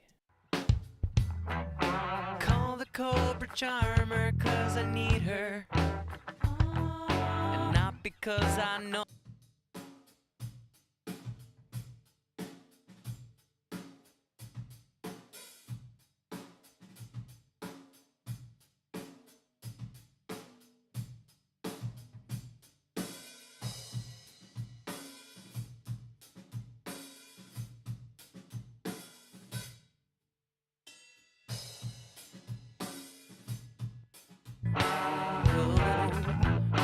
Leave it at home, safer to come prepared than to wish that you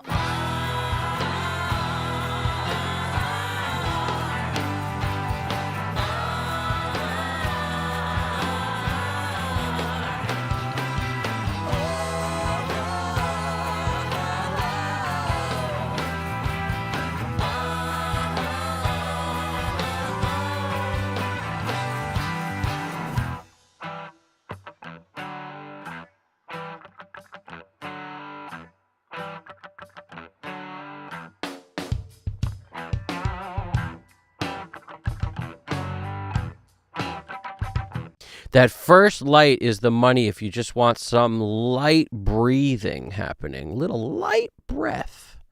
Just some little light breath. call the Cobra Charmer 'cause I need. I don't recommend doing that all the time. It's something that sometimes is cool when you have a chorus or something of things very consistent. It's cool on bass. It's cool on overheads. It's cool on anything where it's super consistent and you want to add some breath to it because it feels unnaturally static. And that can happen with cymbals if they're being crashed a lot and they're holding and it's like big cymbals in a small room. It's not always ideal because they got nowhere to go and they just sort of flatline. In this case, they're kind of cool with Ocean Way happening on this thing. Leave it at home, safer to come prepared than to wish that you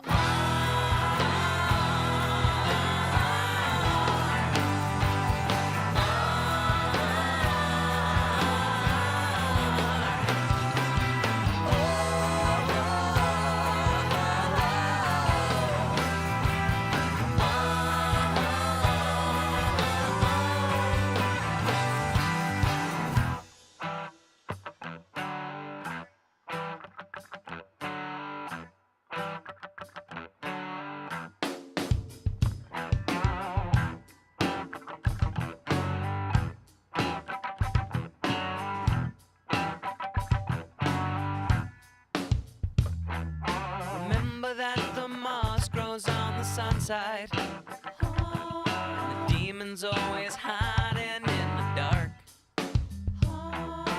Think you found the secret to the gold mine. Careful it don't blacken out your heart. 'Cause it's better to take your... Now let's, without further ado, before we bug out too much more stuff, let's put what I'm going to be putting on later.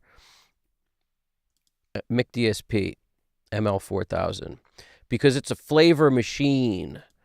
It's a flavor machine. Now we're going to the flavor machine. Yeah, yeah. That's a flavor machine. Oh, yeah.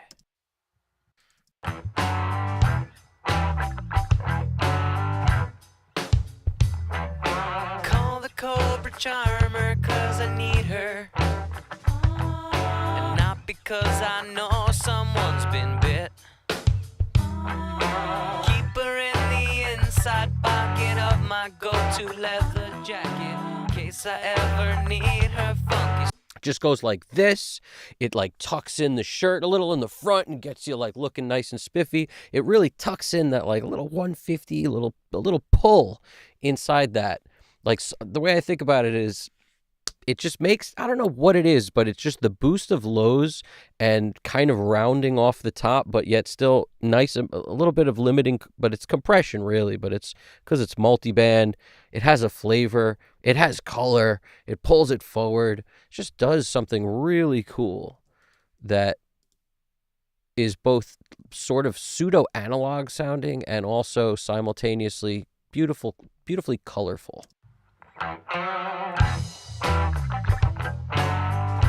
Really rounds out that bass.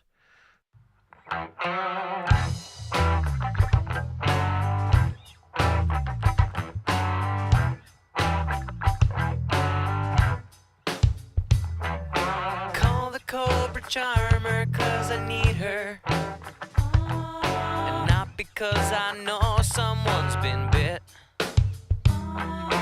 Keep her in the inside pocket of my go-to leather jacket in case I ever need her funky spit.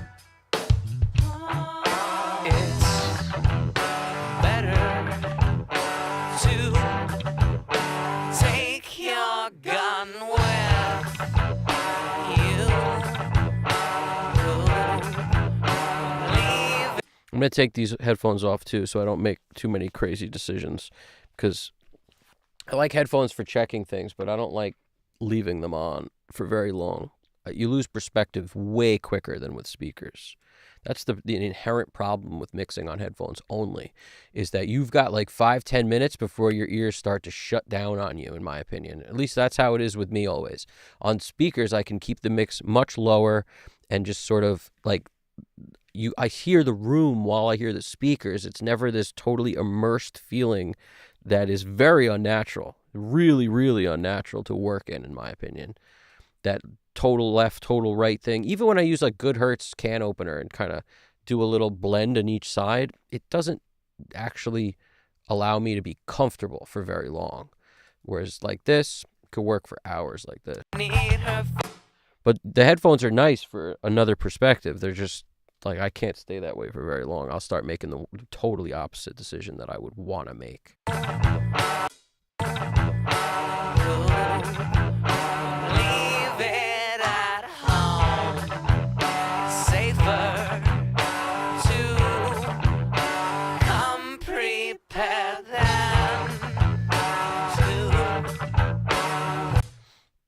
I don't think so. I mean, I hope not, GDP. I don't notice any skipping on my end. Nice. Nick says no skipping there. No skipping on Braxel's end. Nice. We're doing well. Nick's driving home. Nick. That's the driving home safe signal. Get home safe over there. Cali traffic is no joke. Nobody likes that Cali traffic. Isabel is now snoring. Nice. She's so loud for a 5.8-pound dog. Right Sound Studio says, was thinking about it. Just went SSL FX G384 to Maslach MLA 2.0 Poor man's Shadow Hills. You're all about the poor man's tonight. You're all about the poor man's options here. And 2 lines and it jumped on both. Maybe just it could be just Asia.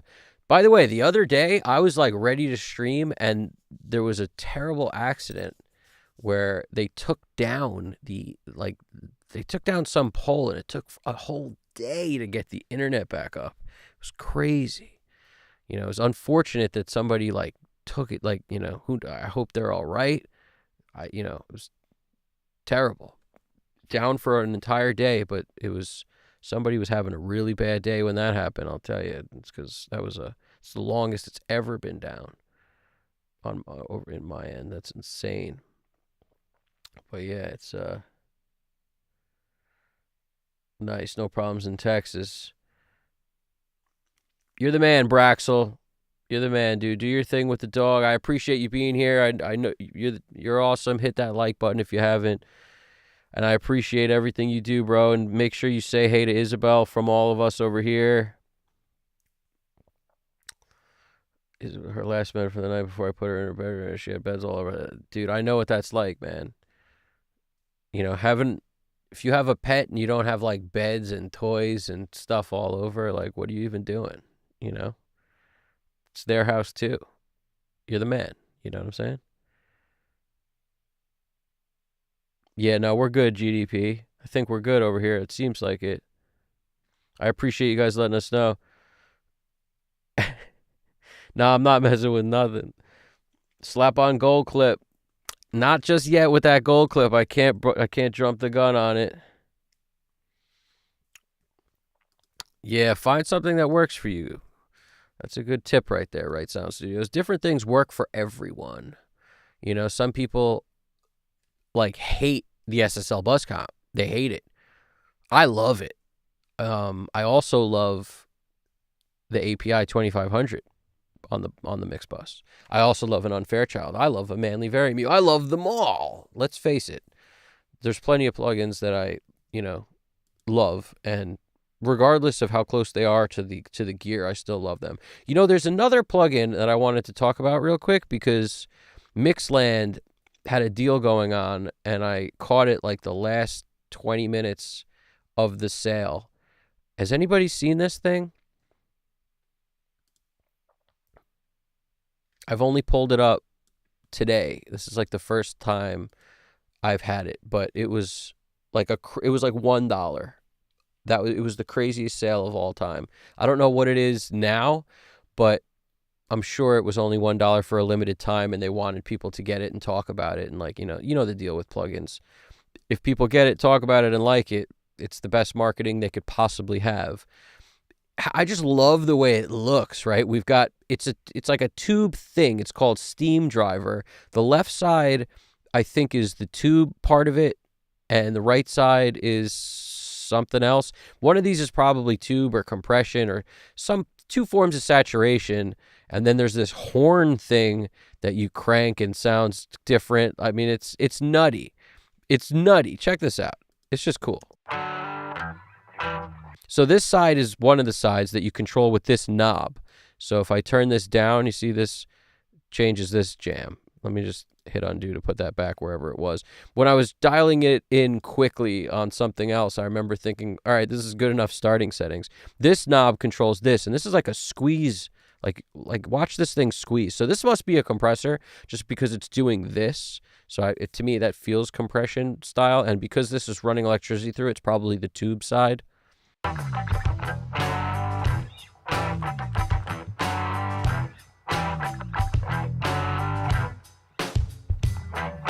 Call the Cobra Charmer 'cause I need her, and not because I know someone's been bit. Keep her in the inside pocket up. Now, I don't know exactly what I'm doing with this thing at all yet, but I know that this horn seems to be adding mids or top end to it.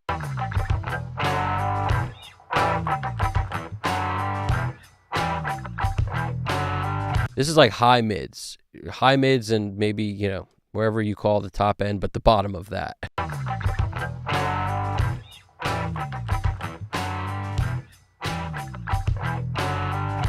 So I just kept that at 0. We can make this thing lightning.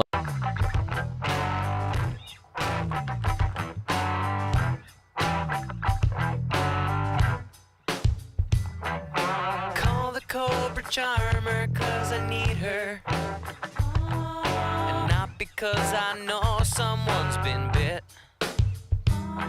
I just love the GUI for this. And I don't typically go for these weird GUIs, but it's just so cool with like the city in the background or whatever this is. And then this close-up view with like this crazy wire going to the, it just looks so like mad scientist.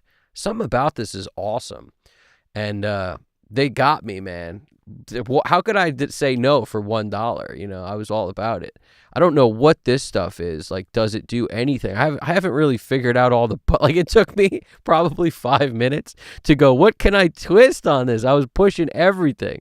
I was like, does this twist? This twist. That's 100%. Okay, that's like a mix knob.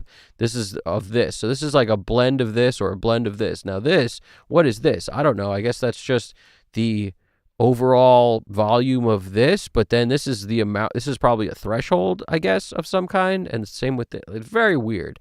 And then the horn is just like the tweeter part. It's very weird. I don't know about you guys, but I'm like a kid in a candy store with this thing. And then you got these things. Look at these. Look at these. It's like pedals. What do these do? It's like a piano. What is that? What is that? Anybody know what that is? No idea. Somebody tell me something.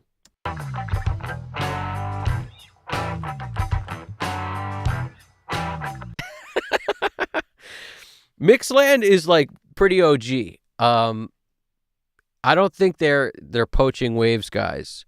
You know, Mixland helped with the creation of the Unfair Child, and the Unfair Child is probably, you know, goated at this point. But Mixland also made the 3348, which I really like, that the converter emulation. They make a bunch of cool stuff. I don't have a ton of their plugins, but the plugins I do have of theirs are special. GDP said, it looks like a plugin developed by someone who spent their last 20 years working for Waves and was on shrooms while coding it. It's trippy. I'll tell you that. It's trippy. But it's definitely, like, it's called the Steam driver, and it's supposed to be a saturation, you know, kind of plugin that's modeled after some piece of gear that I didn't read up on it beyond that. Once I saw it's modeled after a certain piece of whatever, I was like, you know, hardware. All right. Who knows? $1? How could I go wrong? Once they hit me with the $1, I was all over it. Let's face it. You know? I don't know what this thing in the middle is even like, but when I click it and raise my jam, it makes this thing light up. I don't know what this is. Like, it doesn't say anything. What is this? I don't know, guys. It's like they're connected with this thing, but this isn't anything we can turn or move. But it reminds me of like an old school, you know, game for like the Omega, like an old school computer game where you have to like figure out what to click, and you like push this rock, and then it, you know, all of a sudden you get an extra setting. You know, it's like freaking Spear of Destiny in here. Like, this is some crazy, you know, the wall looks different in one place and you click that and now this shifts over and now you get an extra control. That's what it reminds me of. Anyway.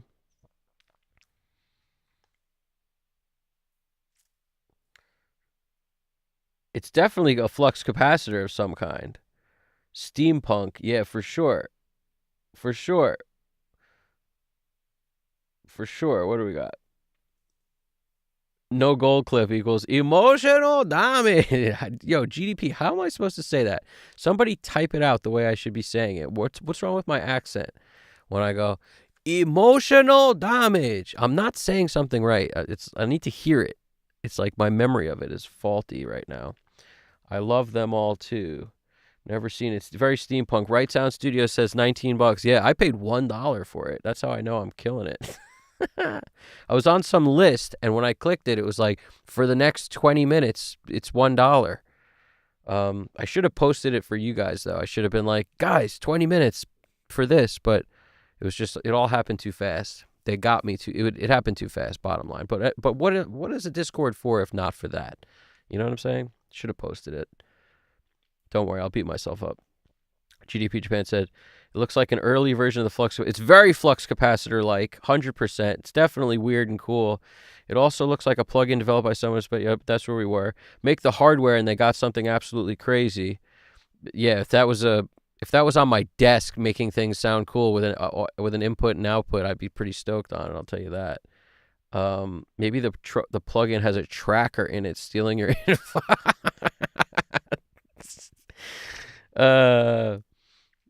That's funny. I like that. But when I put it on earlier, I was like, ooh, that sounds cool. Like, it's helping. You're gone where you go. Leave it at home. It's safer to come prepared than When I crush it with the lightning, it's terrible. I'll tell you that right now. you're gone where you go. Leave it at home. It's safer to come prepared than to wish that. Also, I lowered the output because I didn't want to that's the thing you always got to do. Look at the output. First of all, this is something cool. There's no presets in this freaking thing. Awesome. Or maybe I didn't download the presets or whatever, but either way, I like how it worked out because, are there presets up here? No. There's no presets, which is awesome, which is why I sort of had to figure it out because I didn't even know what turned when I first got it. I don't know what these do. I don't know what any of this stuff does. I don't know what this is. That's probably just the info of the plugin. Nonsense. But when it comes down to this, the output, I definitely lowered it. See, it started here, and I hit them with a few dB down. Ooh, it won't even let me take it back to where it was. That's interesting. So these the undo does not affect these. But anyway, I took it down because this, louder is always better. So I was like, look.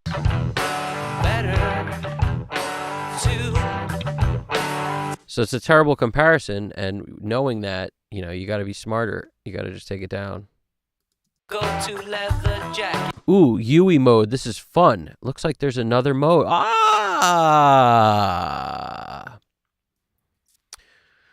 Welcome to the plugin. We got a few buttons. We got everything you want. We got the buttons. What do we got? Threshold, mix, low frequency gain. High frequency gain, mix, and drive. Okay. Attack, release, and shape. Interesting. So this is UE mode flat. And this is fun. Flat and fun. What happens if I go like that? What does it change here? Attack is now on. Attack is off. Okay, that's attack. The first foot pedal is attack, guys. Attack. The second one must be release. Release. Sweet. All right, that was easy. That's odd, so this is odd harmonics. Or that's odd even. Okay, odd's left, even's right. So it was odd. When you flip it up, it's on even. And then this is the tone. I don't know what that means, but I'll take it. That's the tone. Okay, and then high frequency gain. That's this. So this is our high frequency. So that's just like this whole thing is the high frequency side of this thing. And then this thing is the low frequency side of this thing. That's low frequency gain. Okay. So we're figuring this sucker out. What else? What other choices do we have for stuff? Mix. We know what mix is because it's the one thing I figured out before because it says 100%. So whenever we see percent, we know that's mix. What else? Threshold. Yeah, so the threshold is this other button we figured out. So we figured the whole thing out pretty quick. We only didn't know a couple things. And what's this? Do we know what that is? Let's see. That must be shape. I go like this. Shape. Yep, plus 10. Okay, good.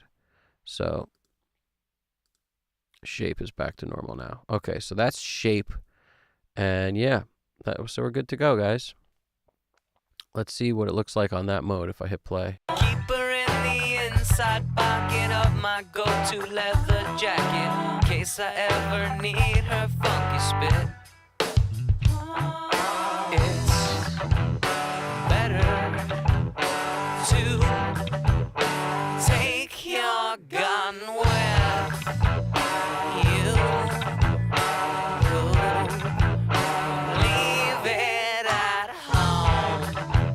Safer to come prepared than to. Odd harmonics work particularly good on drums, things like that, and even works particularly good on things that are more musical, I guess. Things that are notes, holding notes and stuff instead of kind of sharp, transient-y kind of stuff. Keep her in the inside pocket of my go-to leather. See, the drums kind of stick out more when I rock the odd. Keep her in the inside pocket of my go-to leather jacket. The music sticks out more, other than the drums, the non-percussive element. Keep her in the inside pocket of my go-to leather jacket, in case I ever need her funky spit. It's better to take your gun with you. It's interesting.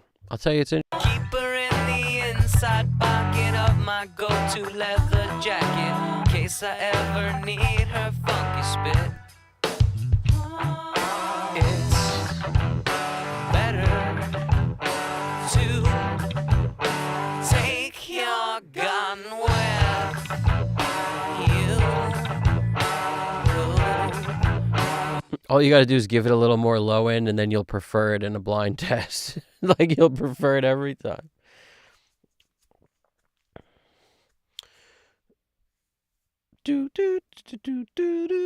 We figured it out, guys. It was actually fairly simple to figure out. Braxel's saying, yep, it is on and uploading your info, then releases it to the internet on the other side. I do not know, Evan, about that plugin. Yeah, that's an interesting, weird plugin. It's definitely, it could definitely be sharing my info with the other side so that they can clone me or something. Like, anything's possible, you know?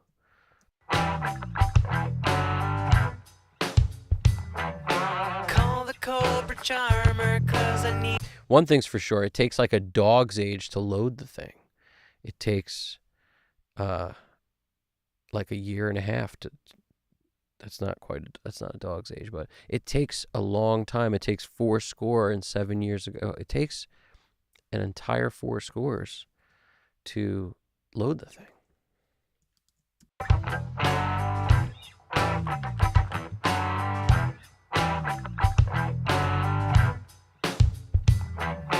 Call the Cobra Charmer, 'cause I need her. And not because I know someone's been bit.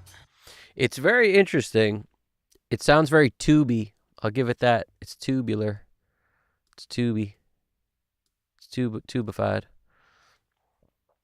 Let's turn on our ATR 102 real quick.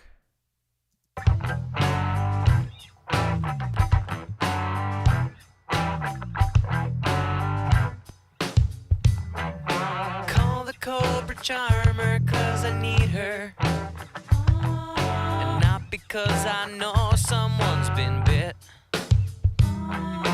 Keep her in the inside pocket of my go-to leather jacket, in case I ever need her funky spit.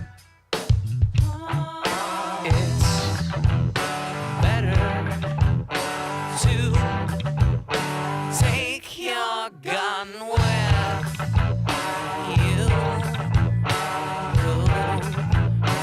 Leave it at home. Safer to come prepared than to. Wish that you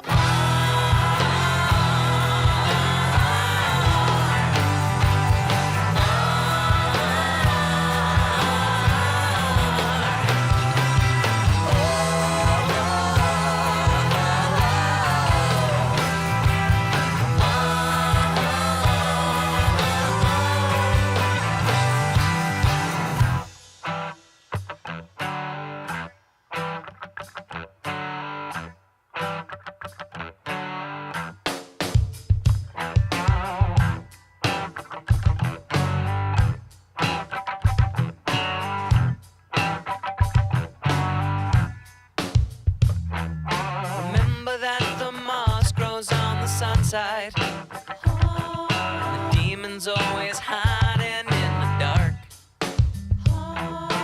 Think you found the secret to the gold mine.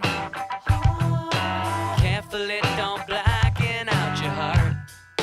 'Cause it's better to take your gun with you.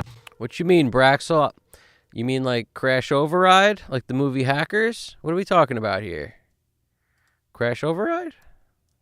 The thing's fine, man. Don't worry about that. Don't sweat that thing. Don't sweat that. Anything from Mixland, I'm confident is okay. Those guys are thorough.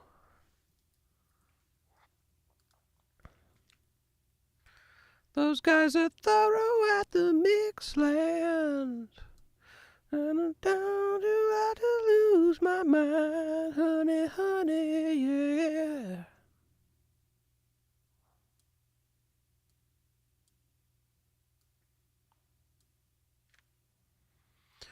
Brum, brum, brum, brum, brum, brum.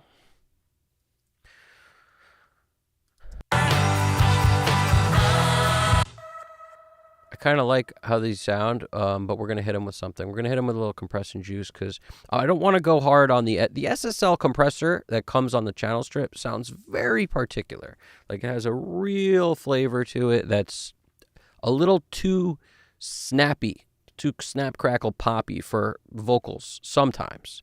You know, if you like that kind of slower feel of like a Fairchild or something, you really don't also like the SSL style compressor. They're very opposite to me anyway. So the 1176 kind of gives me a thing that's just grabby enough, but not like that same feel I get from that VCA style on the SSL built into the channel strip. Sometimes if I use it on the channel strip, I'll use the one dot just for a little vibe, but it's just because it changes the sound of the entire channel strip by doing that. But I won't use it for compression, whereas something like the Rev A is way better for compression. Charmer, 'cause I need her, and not because I know someone's been bit. Keep her in the inside pocket of my go-to leather jacket, in case I ever need her funky spit. It's better to take your gun with you. Leave it at home. Let's go to the loud. That you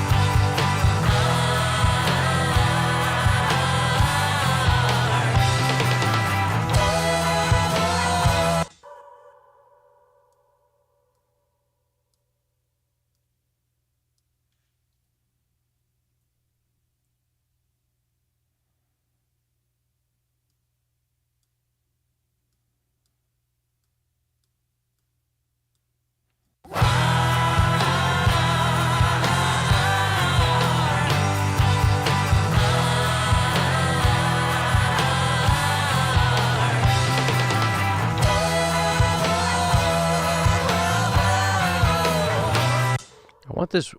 I need like another. I need something going to some super big plate or something, like some giant plate. Where's our big ass plate? That's a technical term. The big ass plate. Where is that? Well, this little plate in the H910 is probably why we don't have it, because nothing's being sent to 107, 108.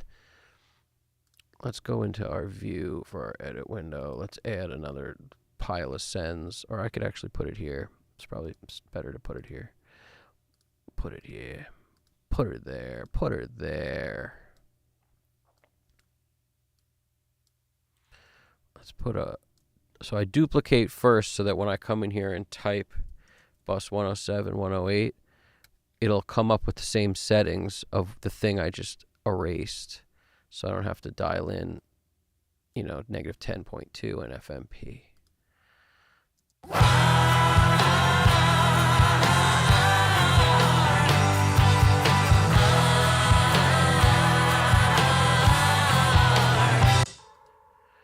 Let us set, so the keychain for this stuff is set for something that I'm not even really using.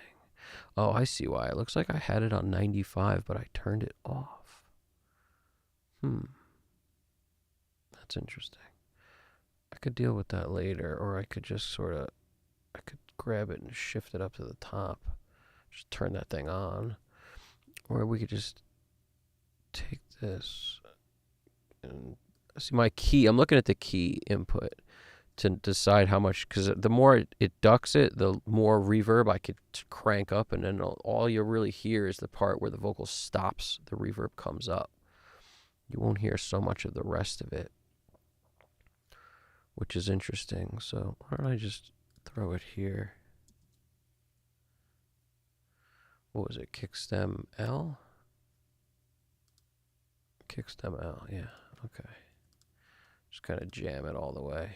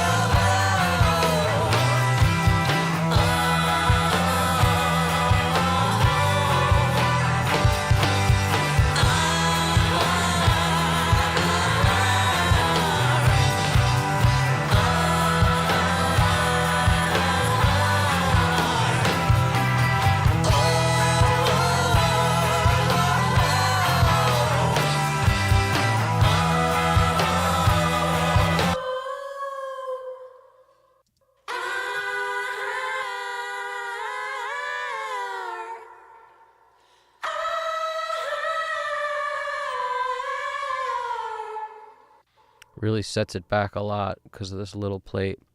And then the H910 is in front of it, and then the little plate. Not sure if I love it yet, but it's kind of cool. I got the little plate at its shortest setting pretty much.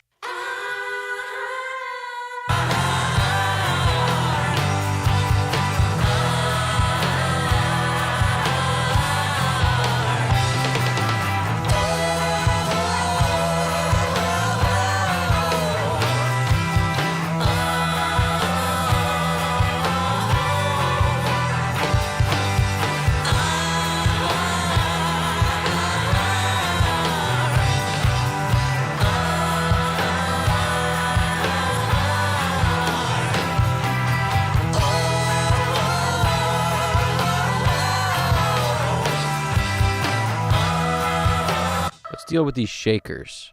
I haven't even touched those yet, and they're getting on my nerves.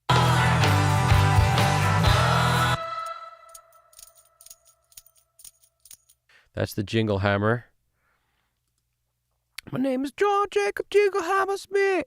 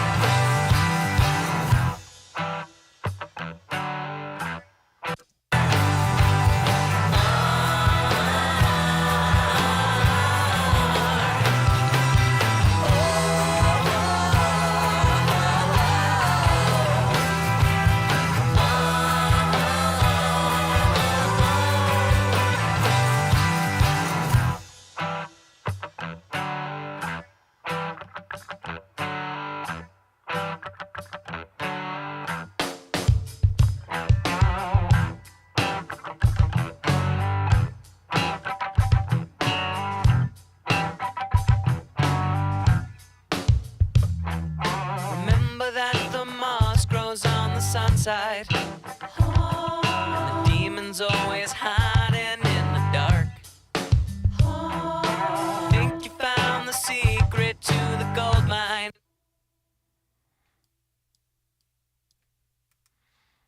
going to have to just automate a little bit here because it sounds nice, like in the choruses. It's just the right volume when it's loud. But that the moss grows on the sun side. And the demon's always hiding in the dark. Think you found the secret to the gold mine.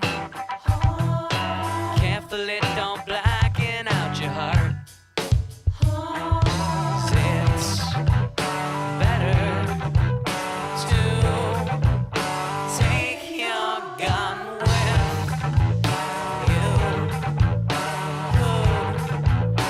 Leave it at home. Safer to come prepared than to wish that you It's going to be nice and dry here. wish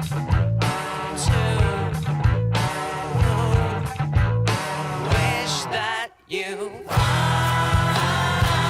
Dry until explosion. That's what I'm feeling here. wish that you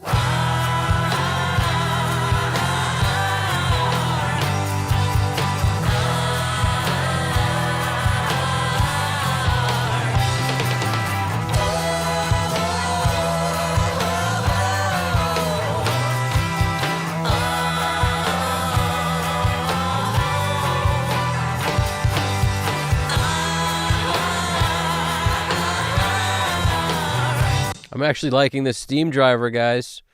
And it's cooler when you look at it this way. wish that you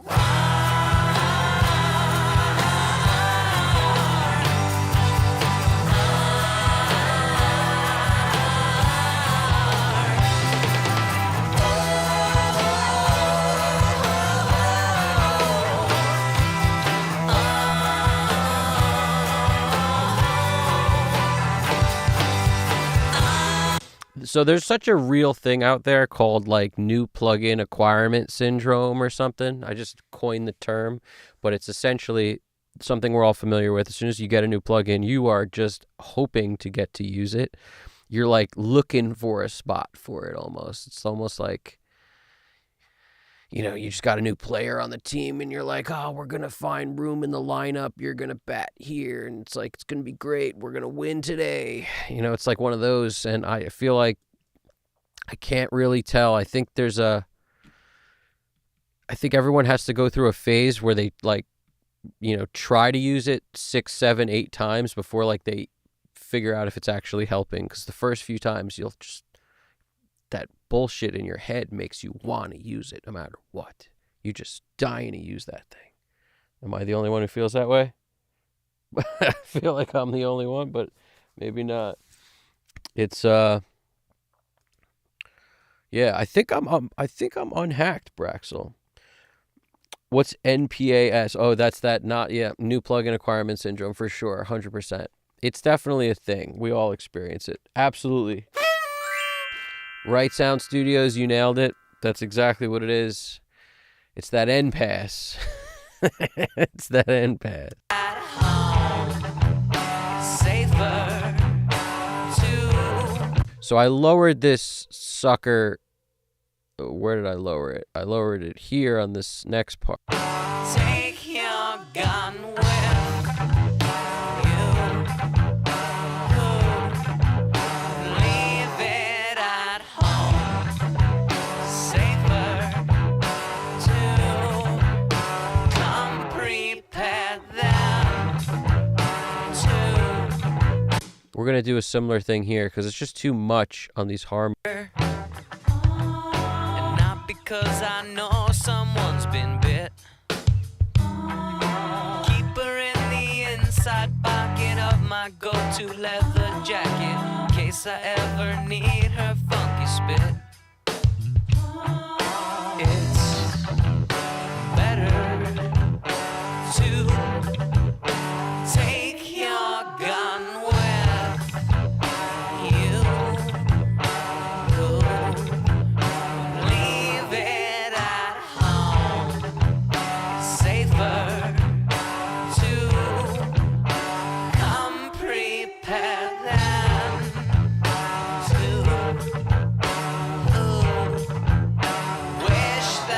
you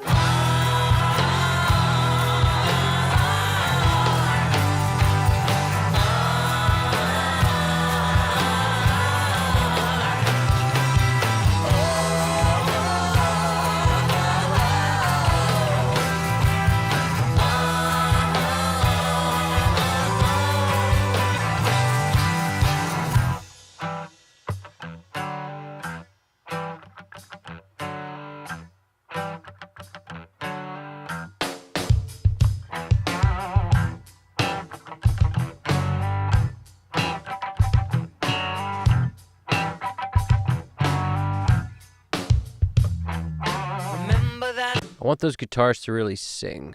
Let's make them sing, guys. Volume first before you start. You know, once you've EQ'd a little bit, I don't just keep going back to the EQ. I feel like you have to trust your first instincts at some point. We may need an EQ adjustment, but until the volume's right, you won't really know. So my first bet after I've EQ'd a couple things to kind of bring the most out of the guitars, like I might look to see if I've touched it. Once I know I've touched it, it's really about, you know, going in and raising the volume before anything else. And in this case, it's like, which guitars do we even change? Let's find out.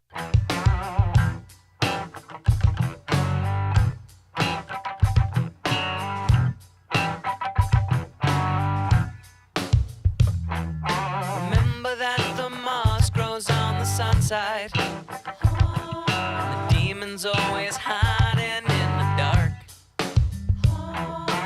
Think you found the secret to the gold mine? Careful it don't blacken out your heart.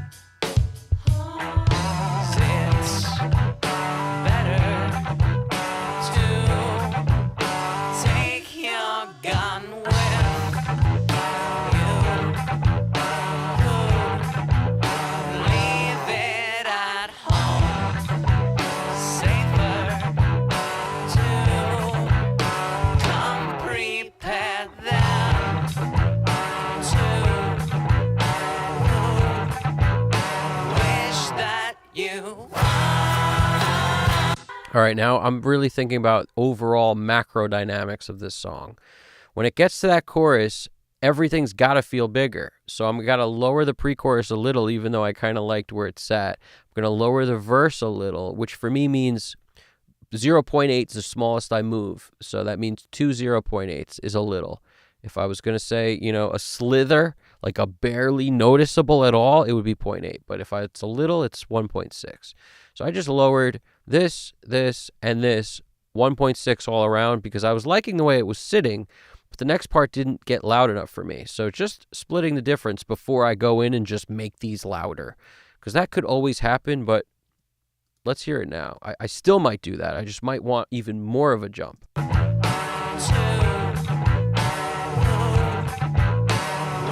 that you. Later, Brax. Brax saying, night, everyone. Bedtime for Isabel and I. Yep, she's asleep, and I got to move her closer. You're the man, dude. We will have fun. Thank you for joining us and being part of this thing. We got this, dude. You do your thing over there. Take care of Isabel. You're awesome. See you around. Peace, like GDP says. Have a nice sleep. Catch you on the next one. I ain't going nowhere.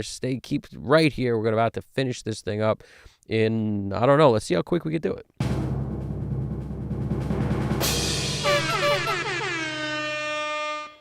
That's for you, Brax. Take it easy, buddy.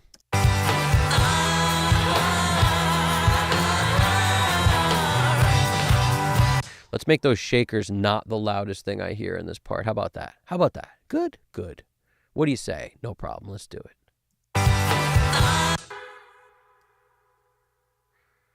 Now, this is something I don't often do, but it's like a shaker and a double of a shaker.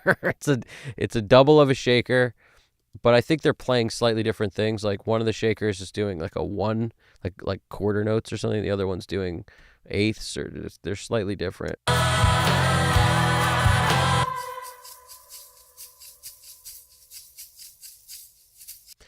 It's not the worst thing to do to pan one left and one hard right. If they get too obnoxious out there, just tuck them in a little, 60, 60 or something, just so that they're not the widest thing in the track. You know, I have a tendency to not love super wide shakers.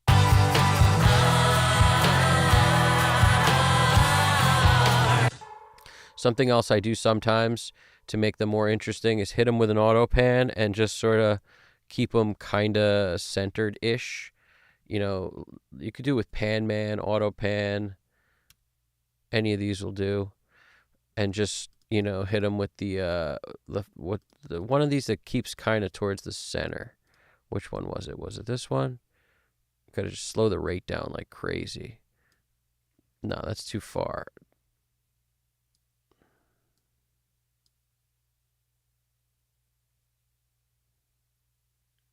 See, I'm watching this thing to see where it's gonna go, and it'll just sort of go like, you know, just keep it in the center zone. And I might change these a little. Like we'll have one do that and one do the pendulum, and we'll keep that super narrow, and we'll hit that, you know, with a slow jam. It'll just move it subtly so it's a little more interesting. Like your ear will pick it up because it's moving. You won't need it to be as loud in the mix. It's really the only reason I like to do that, is because it allows me to lower things and you'll still hear them because they're moving.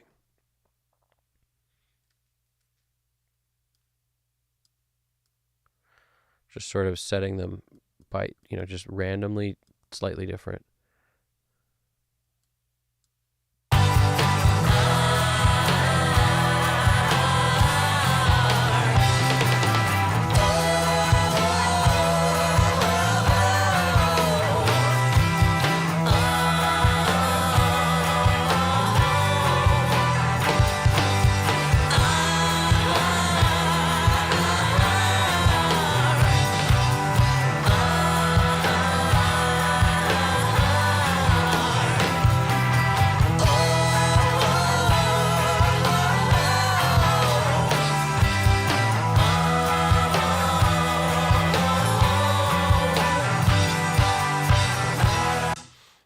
Experimenting with something.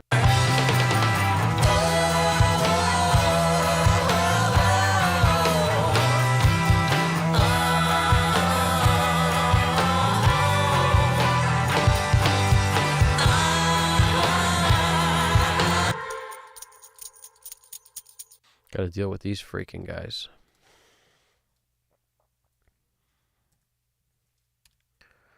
Do the same thing, but with auto pan for these. Slow the rate down, take the width where it just kind of sits us towards the center a little. You know, you want it to be slow enough where it's not annoying, where you don't hear the movement like crazy. Let's take that one, the next one.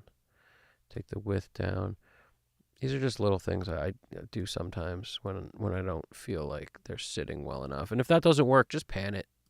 You know, but don't make it super wide. Like tuck in your 100-100 width to, you know, 50-50, 30-30. Pick a number, any number. Also, let's make these a lot lower.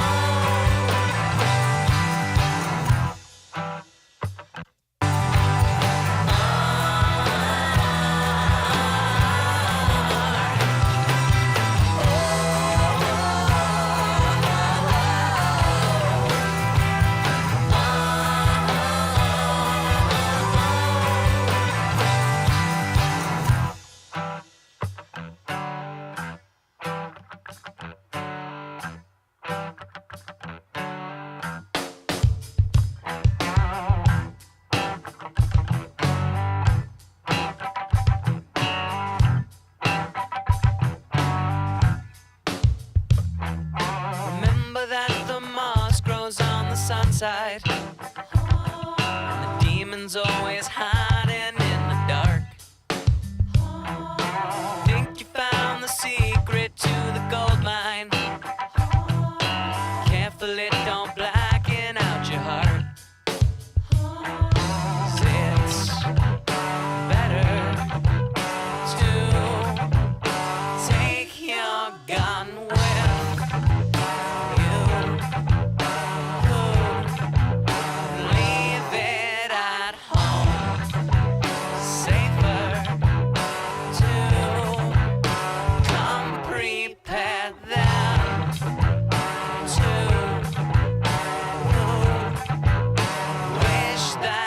You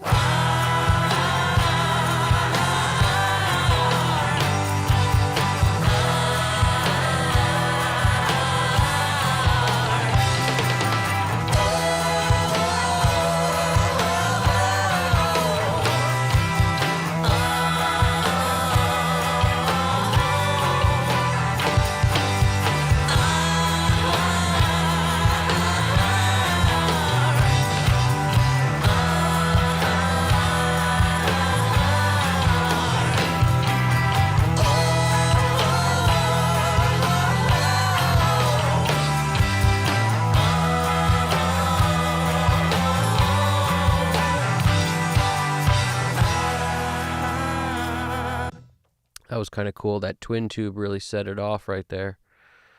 And I'm not using the bus at all at the moment. I feel like it's kind of doing its thing.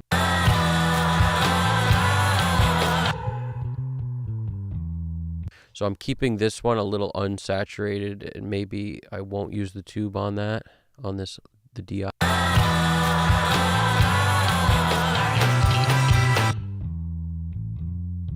Because it's mostly the low end of it. Try the little Spectre on it.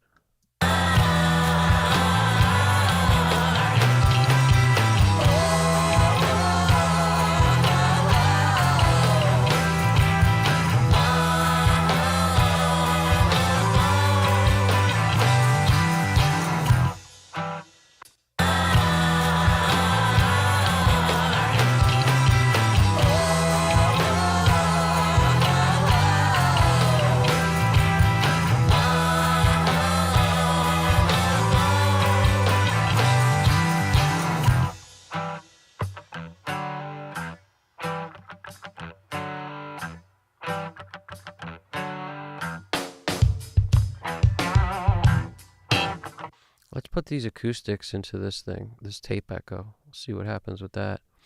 11, 12.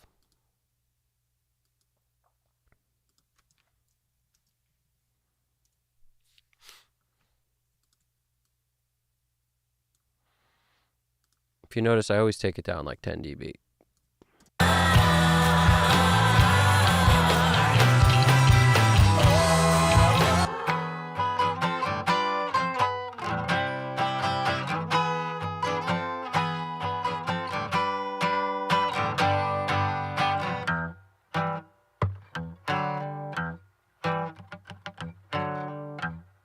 Real subtle.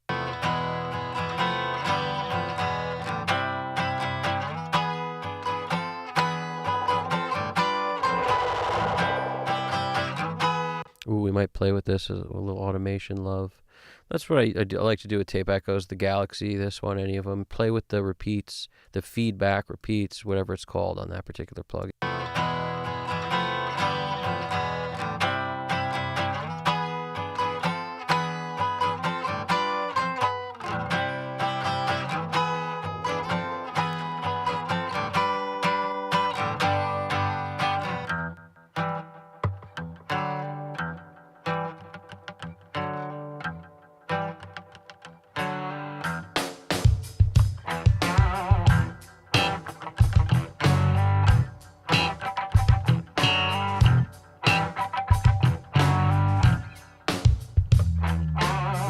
remember that the moss grows on the sun side. By the way, that's actually the opposite of true. The moss grows on the dark side, not the sun side. And if you apply that logic to the second line, the second line is, and the demon's always hiding in the dark. Well, what if that's the opposite of true also? What if the demon's always hiding in the light? Then what? What do you got then?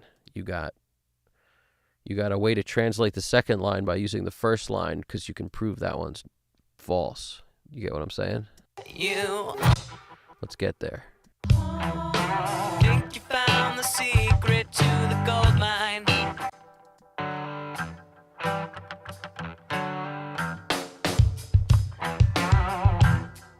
Let's take that. I kind of like what this is doing. Actually, I like it. Now let's go to the repeats. We're gonna automate the repeats real quick. Repeats.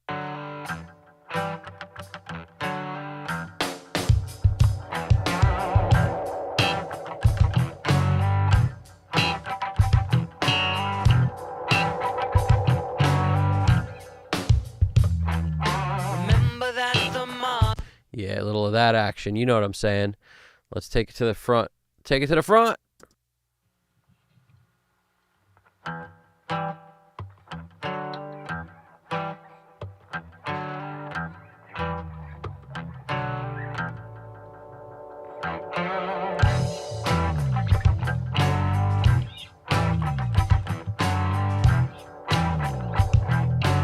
Gives me that Spoon vibe. Anybody who listens to Spoon knows what I'm talking about. Use those tape echoes, baby.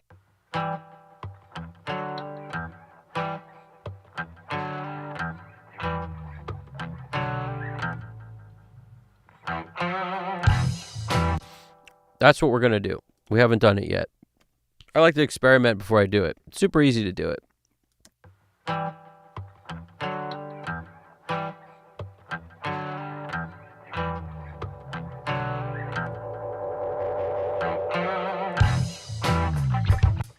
Maybe we'll pull out a little quicker than that. That's what she said. Here we go.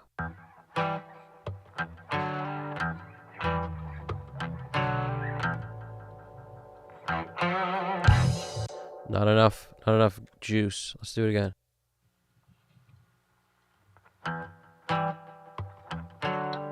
No, we got to start with like nothing.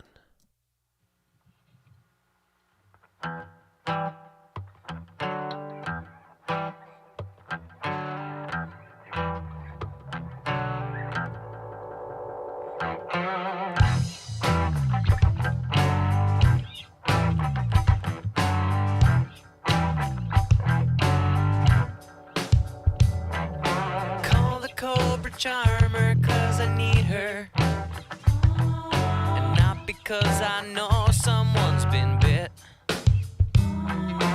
Keep her in the inside pocket of my go-to leather jacket, in case I ever need her funky spit. It's in case I ever need her funky spit.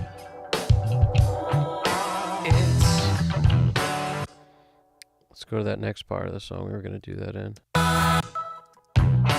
Come prepared then.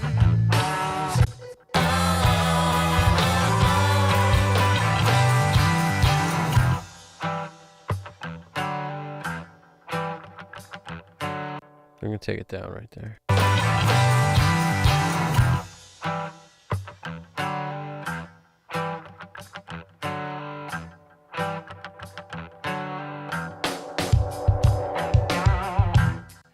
A little too much juice.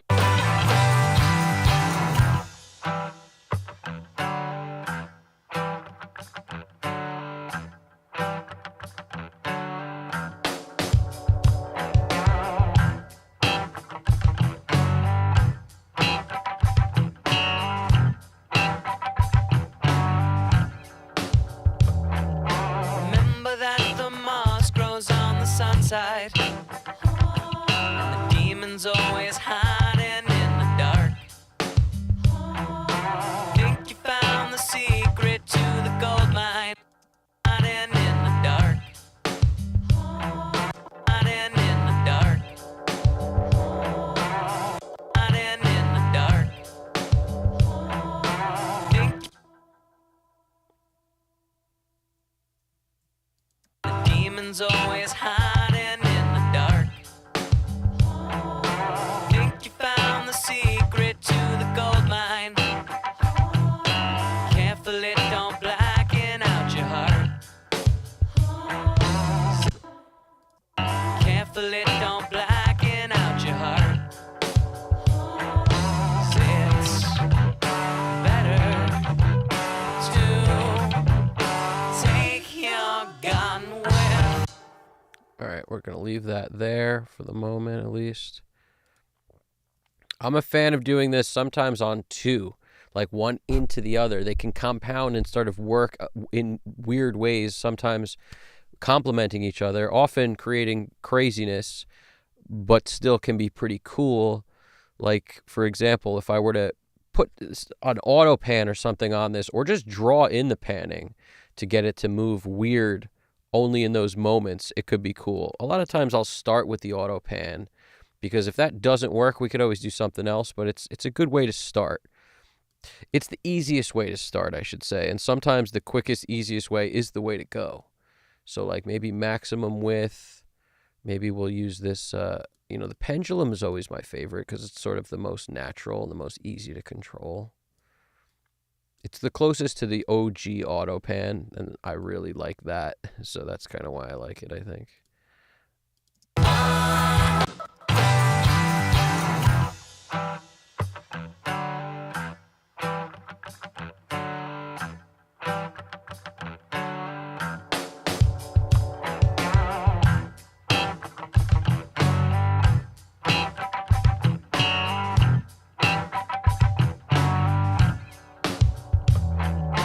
Remember that the moss grows on the sun side, and the demons always hiding in the dark.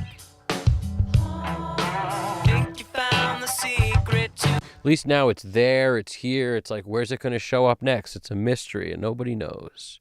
I dig that. Sometimes it could be cool to just copy the parameters too. So, like pick a spot, any spot. We'll pick the line right after what I automated. That's a good moment in time. We'll pick that. We'll just copy that. Then we'll add like galaxy tape. This is just an idea. Okay, we hit this. Galaxy tape. We come in here and we add the feedback to our automation. We go to the feedback zone, and then it won't let us paste it in, but that's the thought process there. It's like a different parameter, so it won't just let you juice the goose like that, although it should. It's just sometimes it'll work, sometimes it won't. It depends on how it writes the automation. Copy special, plugin automation. Like, do it. Every time I want this to work, it never works. It's always the same. It just never works when I want it to. It's unfortunate. Every once in a while, I feel like it just should work, but it just doesn't. It's okay.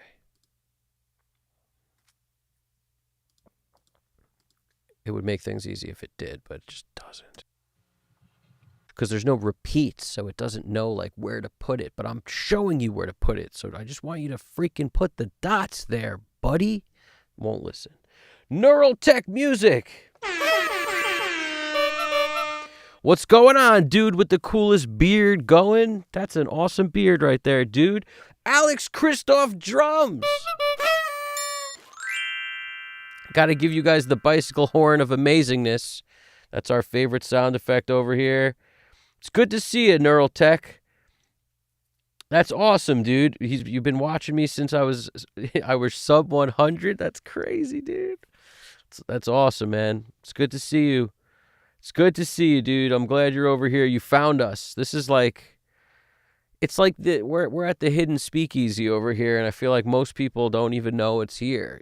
I feel like it's its own little thing. So I'm happy you found us and you jumped over to this section. We are in live stream zone where we mix a song from scratch, and I encourage people to open up your own session and just be part of what we're doing in the chat. And it's as if we're all in one giant studio in different rooms across the hall. And I think it really helps to get stuff done, honestly. It helps to sort of just not be isolated when you're making all these ridiculous decisions. Because if you zoom in with a microscope deep enough, you'll see everything we're doing is so weird and specific to one little ridiculous thing. You zoom in that much all the time, it has a tendency to drive you crazy. But once you sort of join a crew of people who are awesome, it makes it less crazy. So yeah, dude, happy to have you here. I'm hitting you, yo, Alex, bro, do the back stretch. Alex Christoph drums with his signature back stretch has kept us alive over here. And some days you could really hear the pop of the back. Oh, we got a good one today. That was a good one. Solid. What's going on, dude? Alex Christoph drums. Yep, we got that alternative kind of like funky alternative awesomeness going on right now. The song's called Dead Man's Anthem or Take Your Gun. They're both valid names for this track. And Yeah, you know it. You got this is right, Neural Tech Music. Alex Christoph Drum saying that Katie for cracking my track out. Evan, I have to put some headphone and. Oh, nice, dude. Awesome. I'm glad to hear that, dude. I know what you're saying. I translated that in my own head after I said it out loud. Nice, dude. Cool seeing Evan. It's definitely my name, dude. Dude, it's good to see you, Neural Tech Music. Very cool. I'm studying and learning. Thanks for happy to share this stuff, man. And any questions anybody has, feel free to throw it in there. It doesn't matter if it's what I'm working on or what you're working on or anything in between. It could be a plug-in question. It could be a headphone question, a speaker question. Literally anything is cool because if I don't know the answer, someone in the chat will, because we are just a bunch of engineers all over the world that care about music more than probably everyone else ever, which is what makes us engineers. You know, that's what drives us to do it, is because of our love for music. So if I don't know the answer, I'm happy to pass it on. And bottom line is everybody in the chat brings something unique to the table, and they all have their own specialties of what they like to use and do. And there were questions on MPCs that I had no idea about because I've really never used an MPC. And a couple other people have. There's some keyboard stuff that goes on in here that, that's my weakest instrument by far, the keyboards. Like I could fake it a little bit, but it's a total fake job. I don't really know what I'm doing on the keyboards, but at the same time, anybody who plays an instrument can sort of figure some stuff out, but I'm not a keyboardist by any means. So whenever keyboard talk goes around, other people in the chat wind up picking it up. They pick up my slack on that stuff. We're doing our mixing stuff over here. Right Sound Studios wrote secret password to get in. I think everyone knows what the secret password would be. It would be what movie is that from? I just had the most random memory of like what New England clam chowder. The red or the white? The white? Is that from like Naked Gun? What's that from? Somebody shout out what that's from, because every once in a while this just becomes like a movie. It becomes like movie trivia night as we're rocking and rolling, because that keeps us alive over here too. I think it's part of being an engineer is you've seen every movie ever. So somebody help me out with what that's from. What's the password? New England clam chowder. The red or the white? What's that from? Secret password, emotional damage. I like that. I'm working on shoving some pizza in my face. That dude, I'm all for that. Before we got started, I yammered a bunch of wings in there. Yammered. That's a technical term. Alex Christoph Drum said my task today is my task today is sweetening up DistroKid just to get access to upload to Spotify. To stupid. Nice. I heard DistroKid went out of business. I don't know about you guys. It's definitely from probably a stoner movie of some kind, but it's old school. Like my memory of it was I was very young when I saw that. I can't remember what it is. I might not have been that young. It might just be in the part of my brain that thinks it was young. I'm not sure. But did DistroKid go out of business? I'm pretty sure they filed bankruptcy, went out of business. They did something, which is really crazy news for anybody who's like using them as distributor. I've never used DistroKid as my distributor ever. It always seemed like the second, it was a second option or a third option. CD Baby was always the first option for me because I have been releasing music since I was basically giving CDs to CD Baby to stock in their online store before any sort of digital download thing existed. That was the first way that independent artists could put their stuff up for sale for anybody, was CD Baby. And they used to take 5 copies of your stuff and catalog it. And when you sold those, they'd ask for more. And when you sold those, they'd ask for more. But the bottom line is they'd keep 5 copies on hand. They'd have a website for you on their page. And that's how people originally, OG, got their stuff out there for sale. And it was like the first company to do it. So anytime, like the fact that like a lot of musicians don't know that even is crazy to me, because to me that was always like the coolest thing ever, that they existed. They used to basically, you could for like $20 they'd give you the credit card swiper, so you could swipe credit cards at your shows when you sold a CD, and then you'd send them the carbon slips, and they would freaking, I mean, talk about old school OG. You know what I'm saying? Very gangster. Way more gangster than DistroKid ever was. But that's just where I'm at. I've heard DistroKid having issues too. You saw him in your feed, Neurotech? I got you, man. Yeah, it's they always keep asking for more. That's like the local dealer from my hood used to say. Yep, GDP knows it. Nothing better than a Friday binge watching all the old Harold and Kumar movies. Don't get me in the mood for White Castle. That'll be the death of us, guys. Don't do it.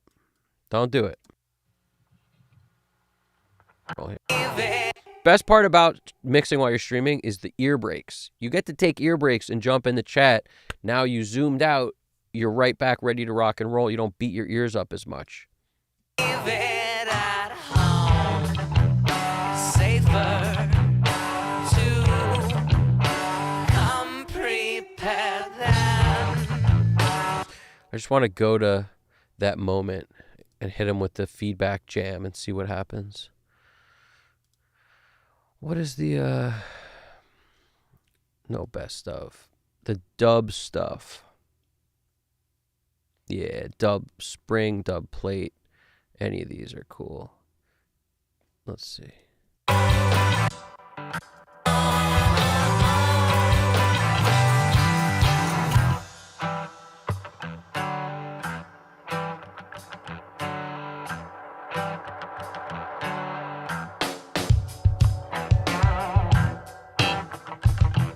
What did we just create, guys? What we did was we have our Galaxy tape doing one crazy thing, and then when that disappears, the other one comes in, the tape echo doing its crazy thing. So we got dual tape echoes fighting to the death, like old school Gladiator style. Remember that show where they all had crazy names? It was like Blaze versus Sprite, or whatever their name was. Blaze versus Hammer. Galaxy versus, freaking, I can't remember any of the other names, but it was always like Galaxy versus freaking, give me another name. I don't know. Their names were crazy. They were nuts. But remember that? Does anybody remember American Gladiators? I think that's what the show was called.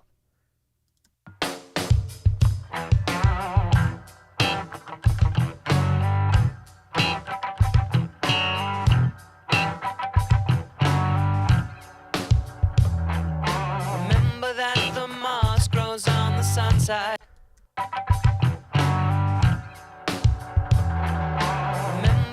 Oof, a little too vicious.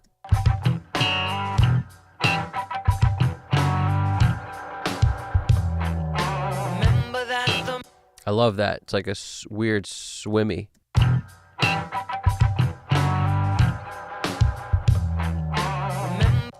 A little vicious, but you could always just pull it down if it's too vicious for you.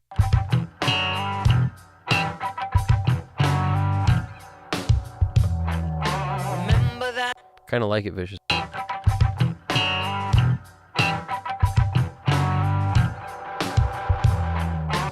Too crazy.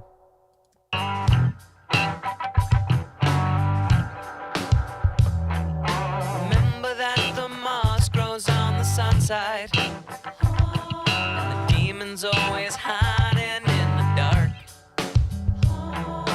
Think you found the secret? Demons always hiding in the dark. Think you, and the demons always hiding in the dark. I just love how weirdly trippy this is. The demons always hiding in the dark. Think you found the secret to the gold mine. Careful it don't blacken out your heart. Hopefully don't blacken out your heart. Thank you, Neurotech Music. I appreciate that. GDP's got it. Smack that like button. Pop that. Crank that. Twist it. Slap it. Pooch it. Pop it. Floop it. You got it. All that. I like how you said, love that vocal. You know, it's one of those lines, man, you know? Call the Cobra Charmer. The words in this song are very cool. They're definitely out there. And we like out there lyrics. My favorite part is when people put their own meaning to lyrics. I love that. When it's not so straightforward that it obviously means one thing. Like, I love that.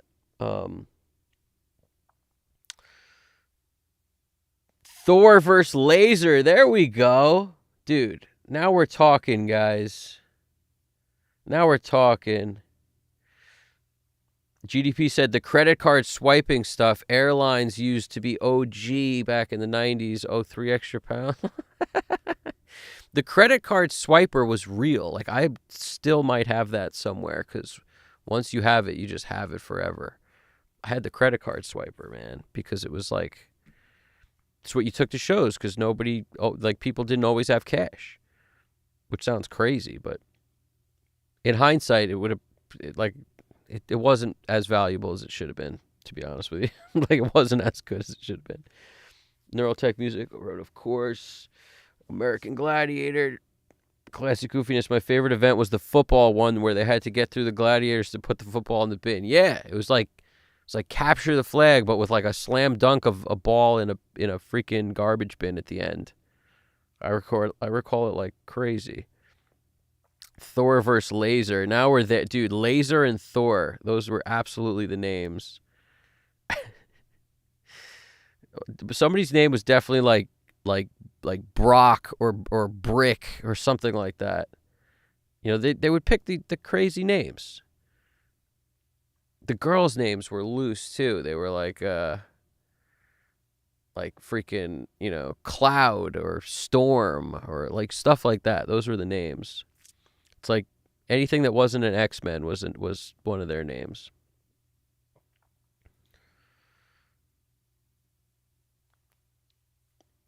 GDP Japan, you are correct on that. Right Sound Studios wrote, Malibu, Lace, Zap, Gemini, Nitro, Sunny, Blaze. Dude, you're the man for throwing this in here. You threw all their names in here. Hawk. Yo, Hawk. Cyclone. Viper. These are the... Oh, dude, this makes me so happy. Titan. Havoc. I don't remember Havoc. Thunder, though. Turbo. Turbo was OG. That's amazing. What decade would you say that vocal reminds you of, Evan? I don't know. I mean, if we're talking about the high harmonies in the background, it's like classic falsetto decade, which was probably largely like 70s. Like late 60s, early 70s has a lot of cool falsetto in it. But that's not like where it started, but I feel like that was where it was very popular also. But if we're talking about the lead vocal that's just sort of like holding it down, I don't know. It's a good question. It's a good question. That's a good question.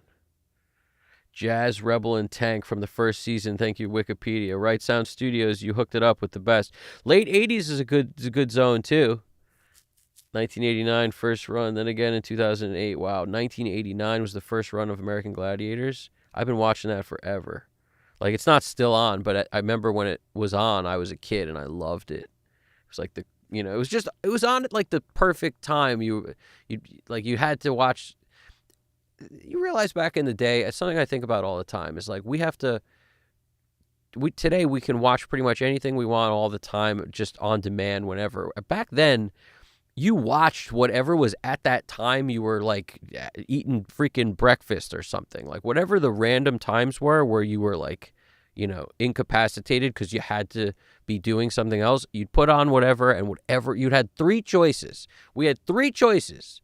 Like when you woke up, if you were going to turn the TV on before school or something, like you had 3 choices of what could possibly be on. That was it. It was like DuckTales, Saved by the Bell, or American Gladiator. It's like, those are your only choices, dude. So get comfy, basically. That's what I recall anyway. That was legit. American Gladiator, Guts, Legend of the Hidden Temple. Oh, hell yeah. Now we're talking, guys.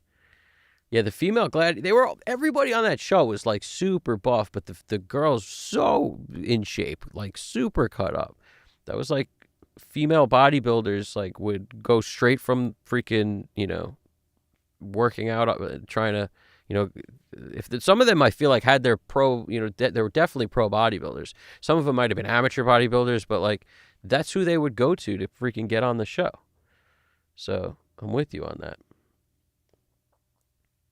Dude, all the names out there are awesome.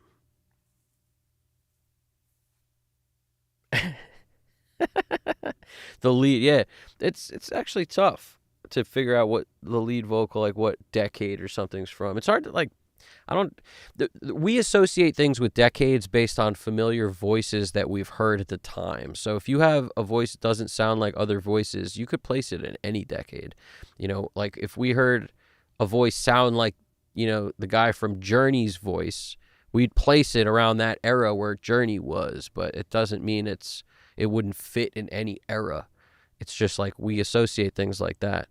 If you sound like Robert Plant, you're going to say, oh, this sounds very 70s, but it does it. It's, it just sounds like Robert Plant's voice. That's a different thing, So when you have a singer that doesn't sound like other singers, it could pretty much be any decade. That's what I find anyway. It's, there's certain things about like the 90s, like the way people sang in the 90s was very specific. It was like power, but not a lot of like vocal riffing between the notes in rock and alternative. In pop and R&B and stuff, that, awesome Mariah Carey, Whitney Houston, like all those amazing vocalists existed and were doing vocal runs and stuff. But in rock, in alternative, in stuff that was, kind of mainstream, which that stuff all was at the time, more vocalists were just like holding a note and doing less in terms of vocal runs and stuff, a lot of times. I mean, and I'm thinking about like picture Pearl Jam in the 90s, today, but picture Eddie Vedder's voice, very cool voice, really unique and awesome sounding voice. But like that style of singing, Stone Temple Pilots, Scott Weiland, Nirvana, Kurt Cobain, it's like very specific, holding the note, hitting a note, holding it, but not doing like vocal runs. That whenever I hear like a vocal run, I know it's not 90s if it's rock or alternative. But yeah, it doesn't apply to everything, but it applies to a lot of stuff. Like I was just thinking, like Blues Traveler was was a band around then that was like sort of, pop, alternative, whatever you want to call it, but he definitely did some cool vocal runs. He was a really good singer, John Popper. Really good singer. But like when you hear Oasis, like there's no like runs. It's slip inside the eye of your mind. Like that stepping is the most you would hear on a lot of people. That kind of thing, that like, don't you know you might find, like that was like the movement. It wasn't like, crazy R&B runs with the vocal. Some John Popper stuff was. Anyway, Blues Traveler, man. Anybody remember Blues Traveler?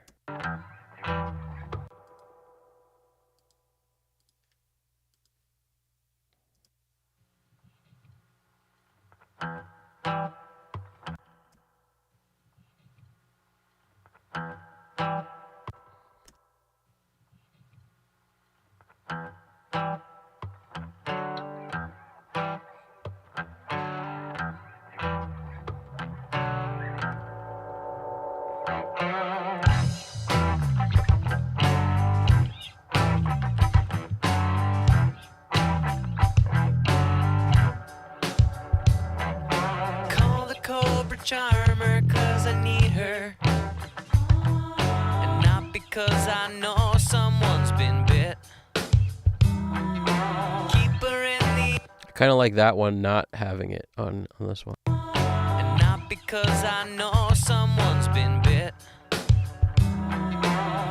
her in the inside pocket of my go-to leather jacket, in case I ever need her funky spit. It's better to take.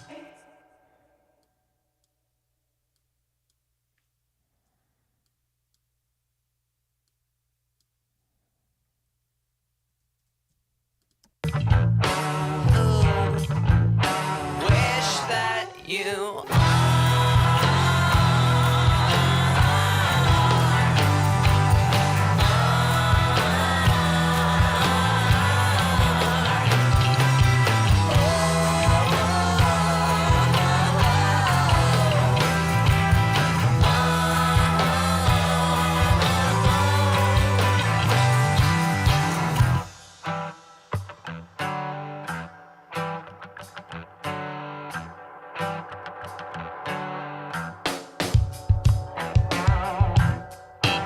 I love that, how that's playing back and forth on itself. Freaking love that. It ends weird too. Let's see what we can do for the ending. Maybe nothing, maybe something.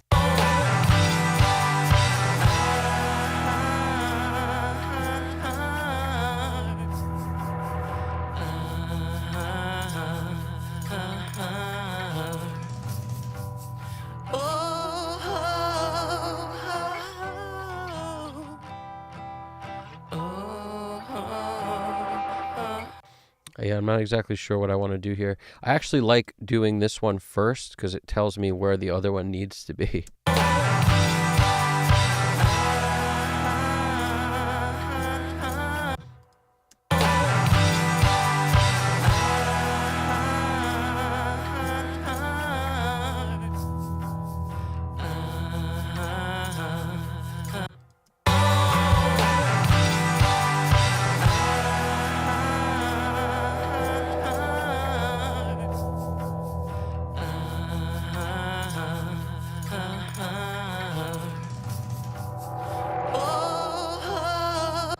Too much on the...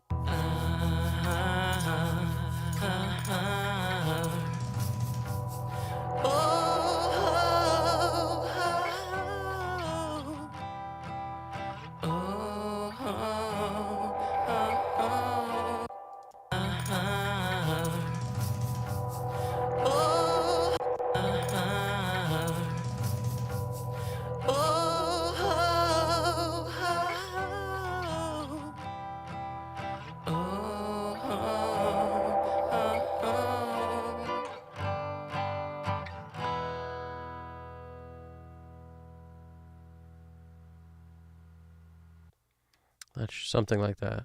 Let's hear this. I'm not too, particular about it. I'm just trying to go for a vibe.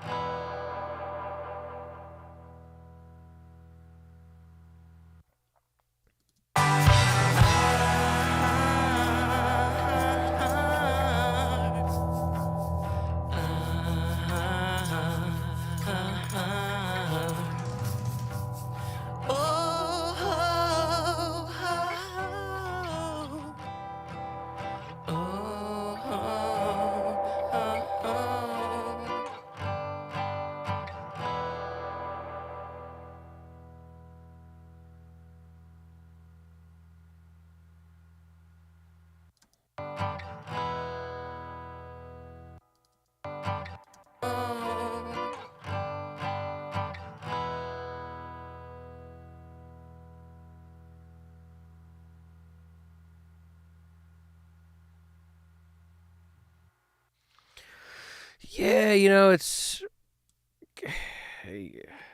it. Yeah, I mean, guitar-based music is awesome, dude. But I love all sorts of music styles, really. I'm a guitarist, so it's like I grew up loving guitar-based music, definitely 100%. But what even is guitar-based music? Like some of my favorite music is like Curtis Mayfield, and the guitar is like taking a back seat in some of that stuff. It's mostly like the guitar might be, Curtis's instrument, but there's so much more happening that if you took the guitar out, you'd still recognize the song a million times over. Whereas if you took out certain other instruments, you wouldn't, and that's an interesting thing. Like playing any other bass line on a Curtis Mayfield tune would make the song sound completely different. But yeah, a lot of like, if you haven't yet, somebody check out the Superfly soundtrack that Curtis Mayfield did the entire soundtrack on, and it's some of the most amazing music ever made. And it's also like, a lot of guys playing the perfect parts for what they're trying to accomplish. Like every song's a masterpiece.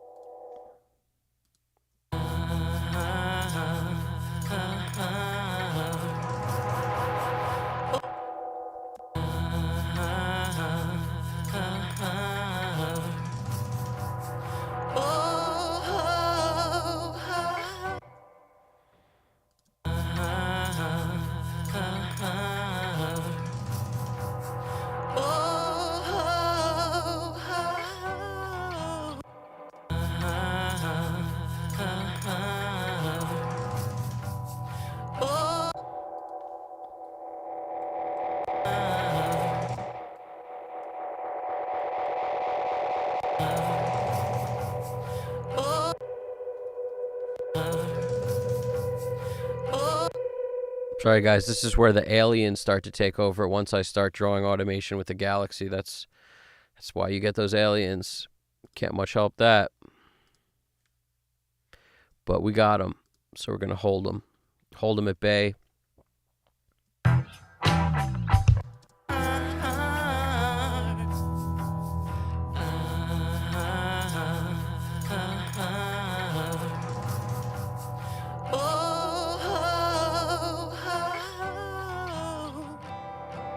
Laser Lasso. How could I forget about you? Dude, I've got to hit you with these bicycle horns. Laser Lasso. How you doing over there? I like that logo. What is that? An apple in this? Oh, is that an apple? No, that's a pepper, dude. That's a green pepper. I like your style, dude. Green pepper all day. What about MXC? Most Extreme Elimination Challenge. I like where you're at. I like where your head's at on that. I don't know do we have that over here? Why doesn't that ring a bell? MXC. Is that later? Is it earlier? That doesn't ring a bell, but that doesn't mean it's not valid. That's awesome. Maybe you guys know. Anybody know anything about MXC? Right Sound Studio said at least when it was on Saturdays. It's that creatine. Alex Christoph drums. GDP, what's Salute? What was Salute your shorts shot on? It's barely watchable. That's an interesting question. Probably a VHS freaking. That's a good question. Salute Your Shorts was. I feel like I need to go back and watch some of those shows just to see how the quality really, like how bad it was. I think some of that stuff that's shot worse looks better. Like, have you seen some of the Wolfpack videos, like where it's Wolfman or something? It's Jack like shooting on a 1080 camera or something, and he's like the camera's like 100 feet away, and he's like zooming in, and it's just this sort of crusty, like really blurry, because it's 1080 zoomed in from a distance. Doesn't look so good, but it's awesome. And I think that's why it's cool, because it doesn't look so good. In this world of like everything's crystal clear, he's going the opposite way, and I kind of like it. I love stuff like that. So we gotta check out that Salute Your Shorts again, obviously. Neural Tech Music. He said you should make a video where you talk about voices from different decades. Yeah, that'd be a cool point. One time I made a video talking about how a lot of people whisper today, and it's kind of annoying. But, every decade kind of has its thing, and like the really airy vocal voice is sort of a thing. I think we're getting out of that now. That was sort of a few years back. It was really common all over the place. I think we're getting out of that now.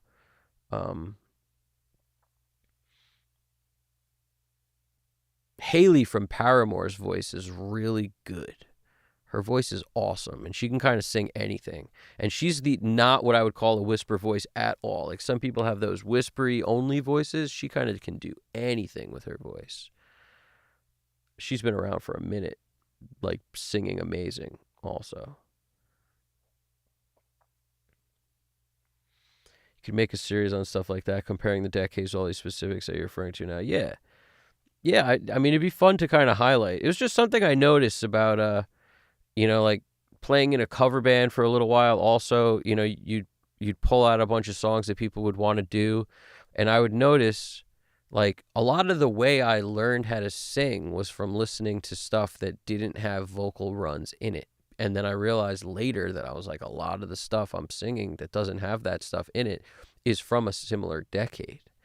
And even like Hendrix, one of my favorite, growing up, I listened to a ton of Hendrix. He's not doing vocal runs. Like Hendrix didn't even like his own voice. And it's a very cool character voice, but it's, he's not doing any freaking, he's not doing, the way I think about it is like a guitar riff on the vocals. He's not doing that. He's doing more along the lines of like 90s singing, in my opinion, that style. Yeah, Blues Traveler had a giant John Popper until he got the lap band gastric surgery thing, whatever they call that, where they take your stomach down and whatever, and he got real skinny.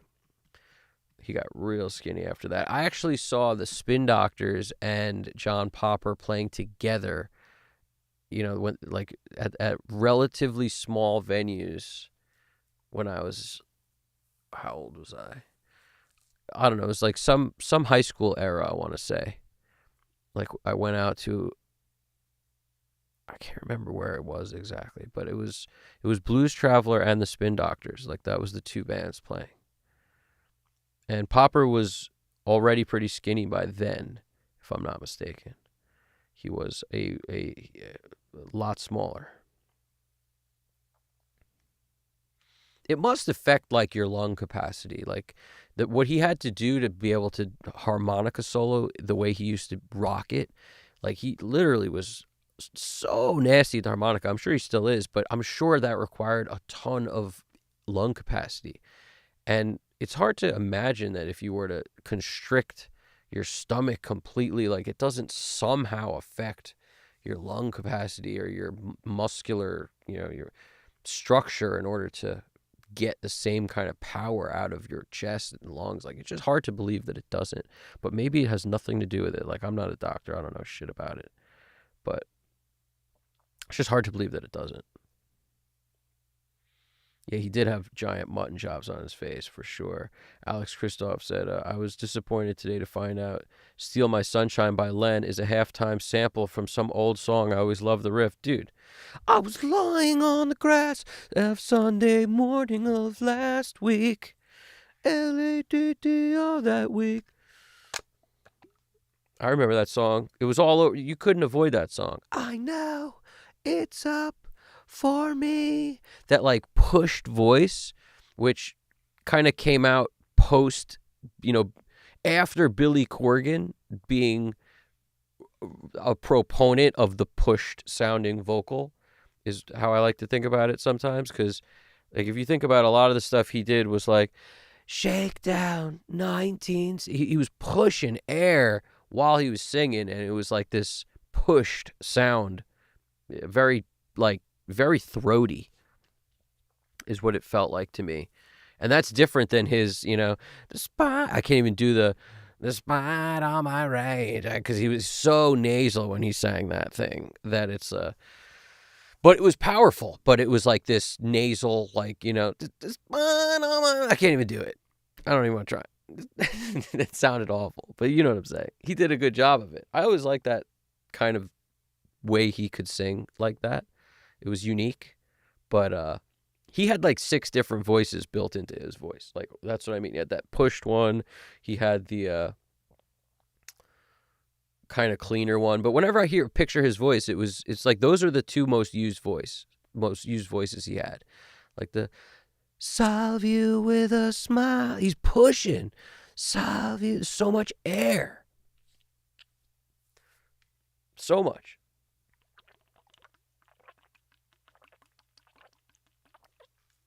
And he'd blend that in with the leave you like me, left me in, whatever. He would blend it with his raspy, like chesty, throaty. So he'd have that like head voice pushed sound with that, and he would kind of mix them both in together, really seamlessly. I think his voice sounded great. I'm not doing it justice, but just when you brought up Len, it made me think of that, because that dude was like, it sounded like the Len guy sounded like he had something wrong with his voice, so he was always forced to sing in a certain way.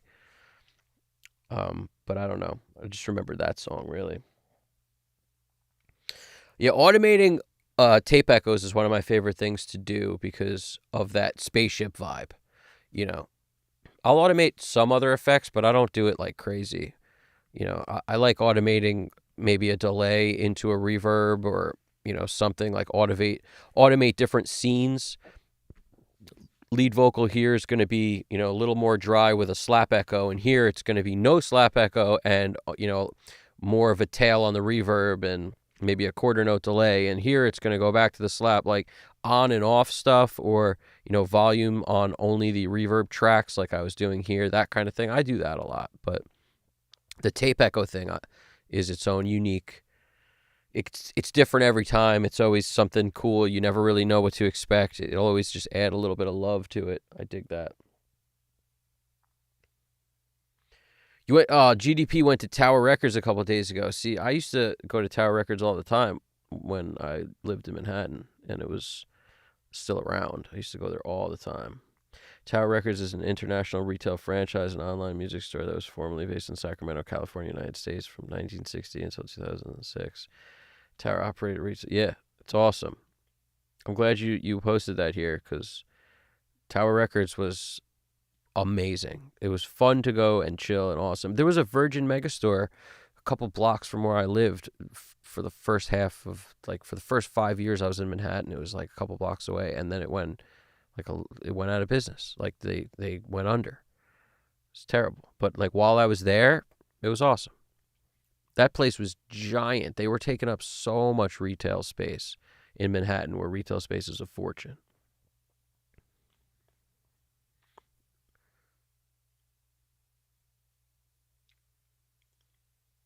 Do. That is a really good riff in the Len song, though. Yeah, dude, that Superfly tune, off the whole album, like Superfly was a movie, and Curtis Mayfield did the soundtrack for it. So the song Superfly is amazing, but Little Child Running Wild, or whatever it's called, is amazing. The song that the Beastie Boys stole to do Eggman is amazing. One of the coolest Beastie Boys albums ever is Paul's Boutique, and on there they sample Zeppelin, Johnny Cash, Curtis Mayfield. I mean, it's some of the best sampling ever done, ever, is on Paul's Boutique. The Beatles, they sample freaking everything. And they find the coolest, moments of time that I'm like, oh, this is the best part of that freaking Beatles song. The medley at the end of, what album is it? Is it Abbey Road? Where they do that There's like a medley at the end, and one of the tunes in the medley is this awesome bow now bow now. They sample that in one of the tunes on Paul's Boutique. It's like where there's the drum do do do do do do do do do. It's freaking the drum break in there. It's amazing. But anyway, they sample the coolest stuff ever on that beat. But anyway, they sampled Curtis Mayfield on there. Pusher Man is on that soundtrack. Some of the best songs ever. He did them all, and they sound ridiculous. They're all great. They're all fantastic. Like, you could listen to that album from front to back, and it's amazing. I'm glad you dig it, Neurotech Music. Laser Lasso said LFG. It was a Ninja Warriors meets Horrible English overdub. Oh, I love those. Now I remember, dude. MXC. Of course I remember it. You're talking about... I'm glad... All right, now I get it. You're talking about where they'd be like... They'd show somebody and they'd be like, Gabby J, yay! And then they'd freaking, run on a thing and get knocked in the face by a giant flinging beanbag or whatever and fall in the water. Yeah. Those shows were amazing. We all watched them. That was a little later on, but who didn't watch that? Everyone watched it. That stuff is the best. Yep, Bright Sound Studios. You nailed it on the head with that. With the Billy. Gastric bypass. There we go. Little miss, can't be wrong. And the bone and the beat and the bone on the bone to bone. I remember them showing that song over and over, and when Spin Doctors drop. Yeah, when Spin Doctors drop, it was always it was two princes. And if you want to call me baby, just go ahead now. And if you, that song's everywhere. I'm marrying him, I'm marrying me. I'm the only one a little bit to see. There ain't got no beautiful fantasy, but I don't want a prince lover ought to be. I don't want a prince lover ought to be. To say if you want to call me baby. Freaking amazing. Now let's go.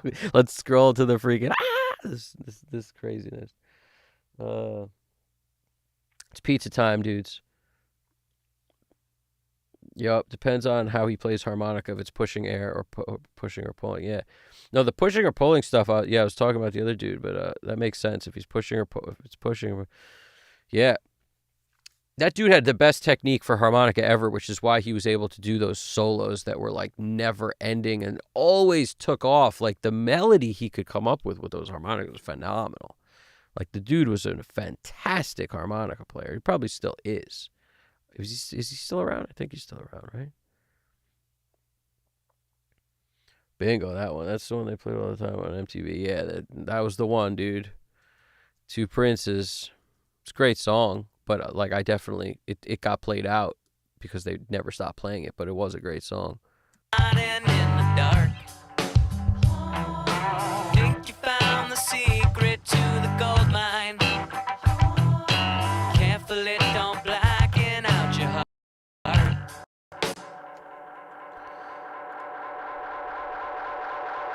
In the dark.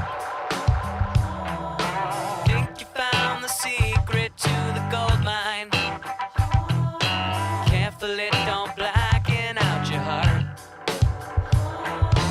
It's better to take your gun with you.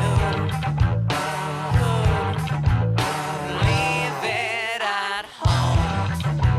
Safer to come prepared than to wish that you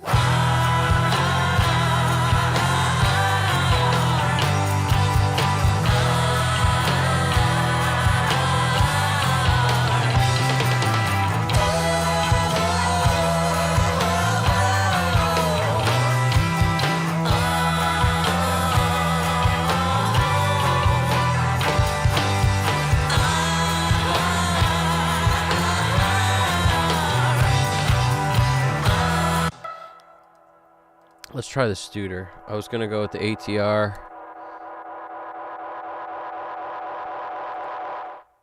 Don't worry about our Galaxy tape doing its thing.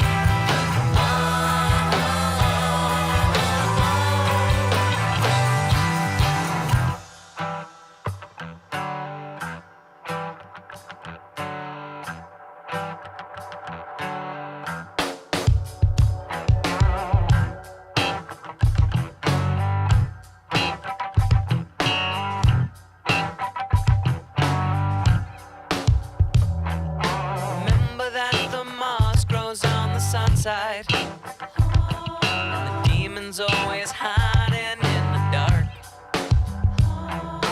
Think you found the secret to the gold mine. Careful it don't blacken out your heart. 'Cause it's better to. We got to make sure that the cymbals don't bug us out.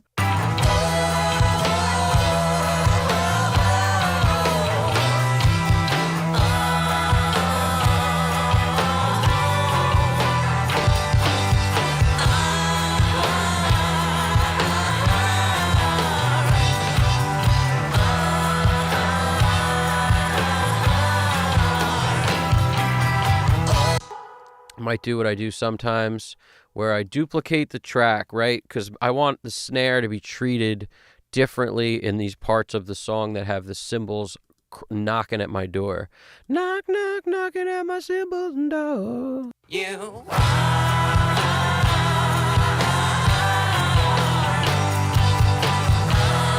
So I'm going to basically keep this track on top for everything but those choruses. And then when this track happens, the same thing. Come prepared that. Wish that you. So like right here, we'll do a splice and dice just the same, okay? And we'll switch. You. Now this will allow me to do several things. One, I don't have to be so fussy about the freaking gate. If I want to set it different, I can, because it's just doing the chorus part where it needs a tighter gate. The rest of the song, let it be relaxed. And then in this part, maybe we'll add something else like silencer or something to sort of tame the cymbals even more. You know, use a little bit of more substantial gating here. You.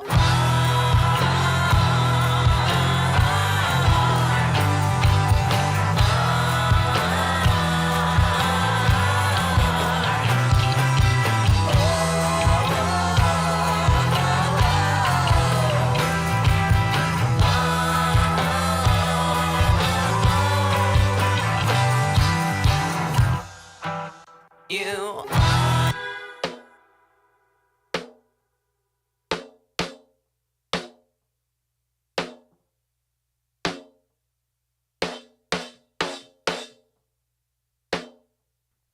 You.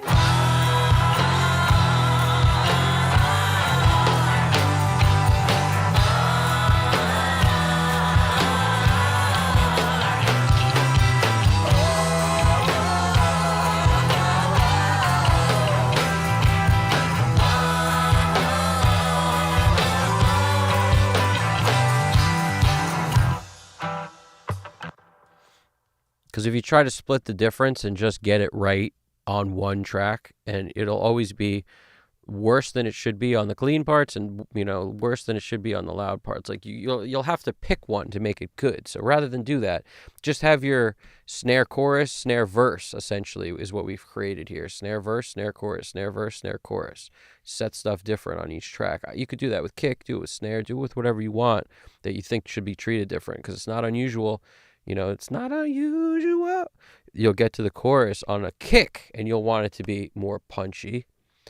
It's not unusual. Tom Jones. Call the Cobra Charmer.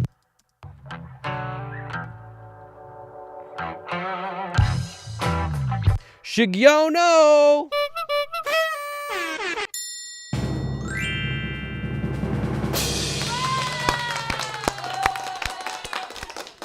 How you doing, Shigyono? Shigyono TH Music in the house. Hope you're doing well over there, bud. 'Cause I know some.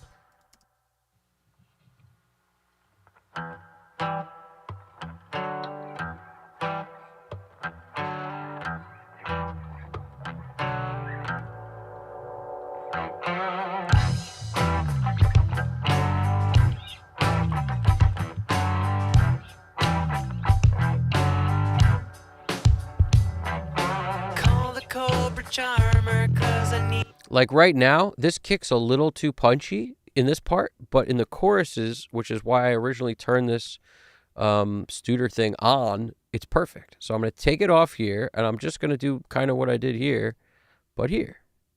I'm going to do a little jam like this, and we're going to keep this off. Then it goes on, this goes off. Same thing over here, since we already know where our choruses are. Same thing. This will be off. This will be off. Now we got a punchier kick in the choruses.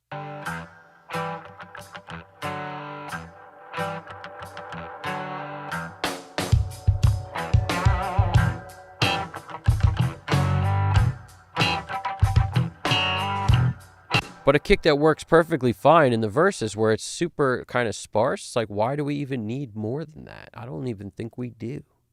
Like, I feel like that's plenty in a way. If we're going to do something, maybe we could, twin tube it, or potentially, that's the wrong twin tube. That's the wrong twin tube. We could twin tube it, or a little bit of goose, As the moss grows on the sun side, and the demons always hiding in the dark. Think you found the secret to the gold mine? Careful it don't blacken out your heart. 'Cause it's better to take your gun with you. Leave it at home. Safer to come prepared than to wish that you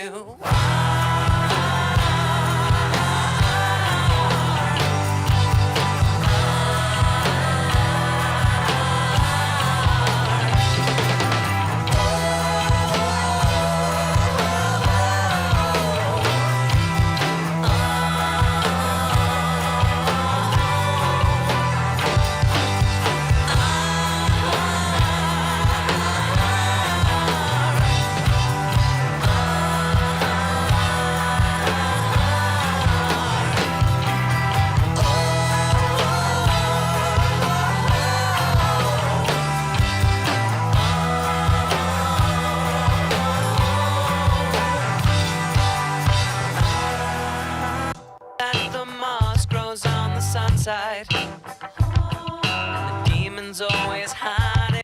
So I'm battling the snare against the cymbals right now. This is actually like the kind of thing that makes me want to try Oxford's Drumgate 2. This kind of thing, which happens sometimes when you have especially a drum track with 4 drum mics only. We have kick, snare, overhead, left, right. That's all we got. So we're trying to make it more than that. And the overheads sound okay. I'm not really worried about that. It's just to get what I need out of the kick and snare, basically aggressively attacking them, which is also bringing up the cymbals. Now, a lot of that also comes down to how stuff's mic'd up. Like if you mic your kick drum and you put the kick drum mic a little bit too far away from the drum with no blanket over top of it, like create a little tunnel. That's a very common thing, is to put like another kick drum behind it and blanket everything up and create like this tunnel so that your cymbals stay out of the kick mic. It's a very popular thing to do. You could also just put, a kick in mic inside it. That mic should be way cleaner, so you could use that for the attack, and then take all the top end off of your low end kick mic. So your kick out could be top rolled off, almost all of it. And that's an interesting way to go.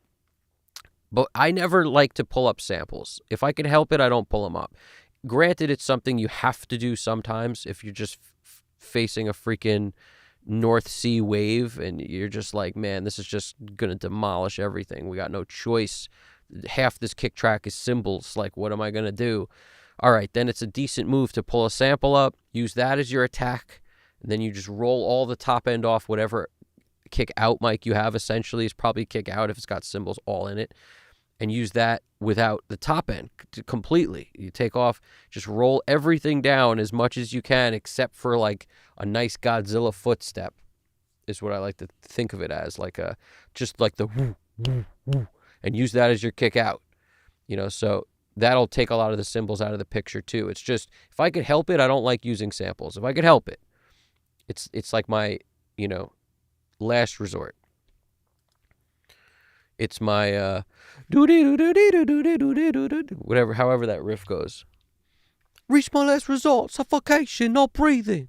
Don't give up if I cut my arm bleeding. Do you even care if I die bleeding? What does he say? Breathing, bleeding there? With every wrong, with every right. What until my life tonight? Chances are that I might.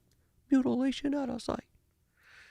That song was interesting. It was all over the radio. It's actually a really good song, but it got so played out that I could see why people would hate it.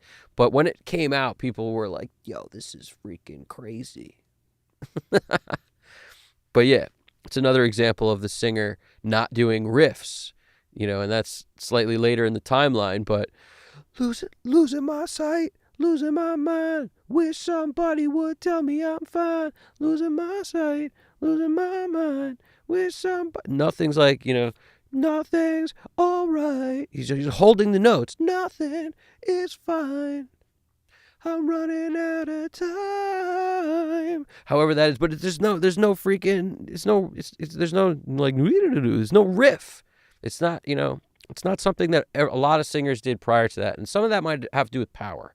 When you belt and when you add rasp and like when you do certain things with your voice, those riffs become harder to do or not possible. So you heard more of those when that kind of singing wasn't really happening as much.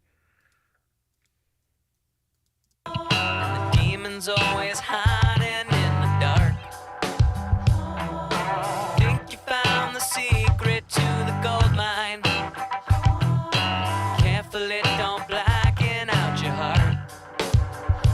'Cause it's better to take your gun with you. Leave it at home. Safer to come prepared than to wish that you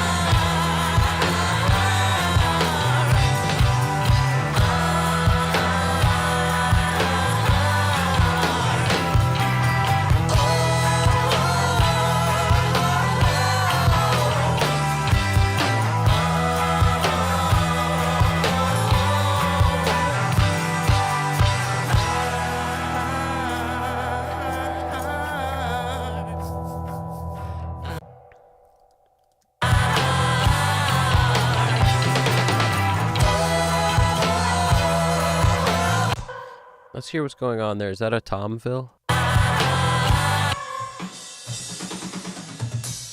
Yep.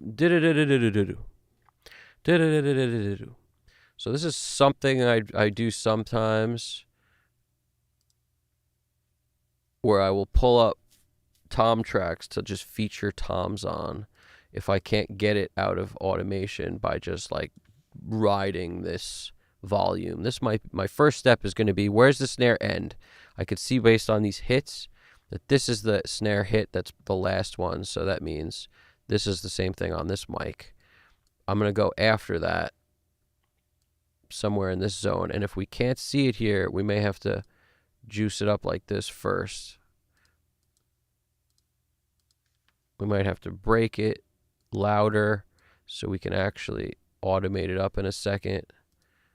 If it sounds unnatural, I'll just undo what I just did, but we're going to raise it by like 4 dB. And now we're bringing up the tom fill.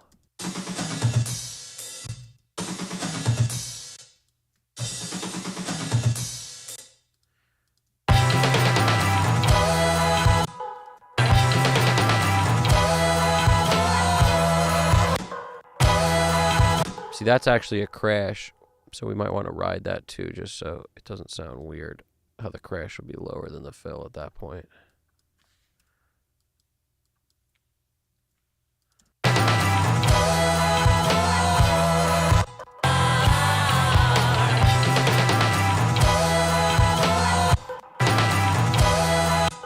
That's actually not terrible, but our other option, which I've done before, is I will dump these onto another track that's a tom trigger track.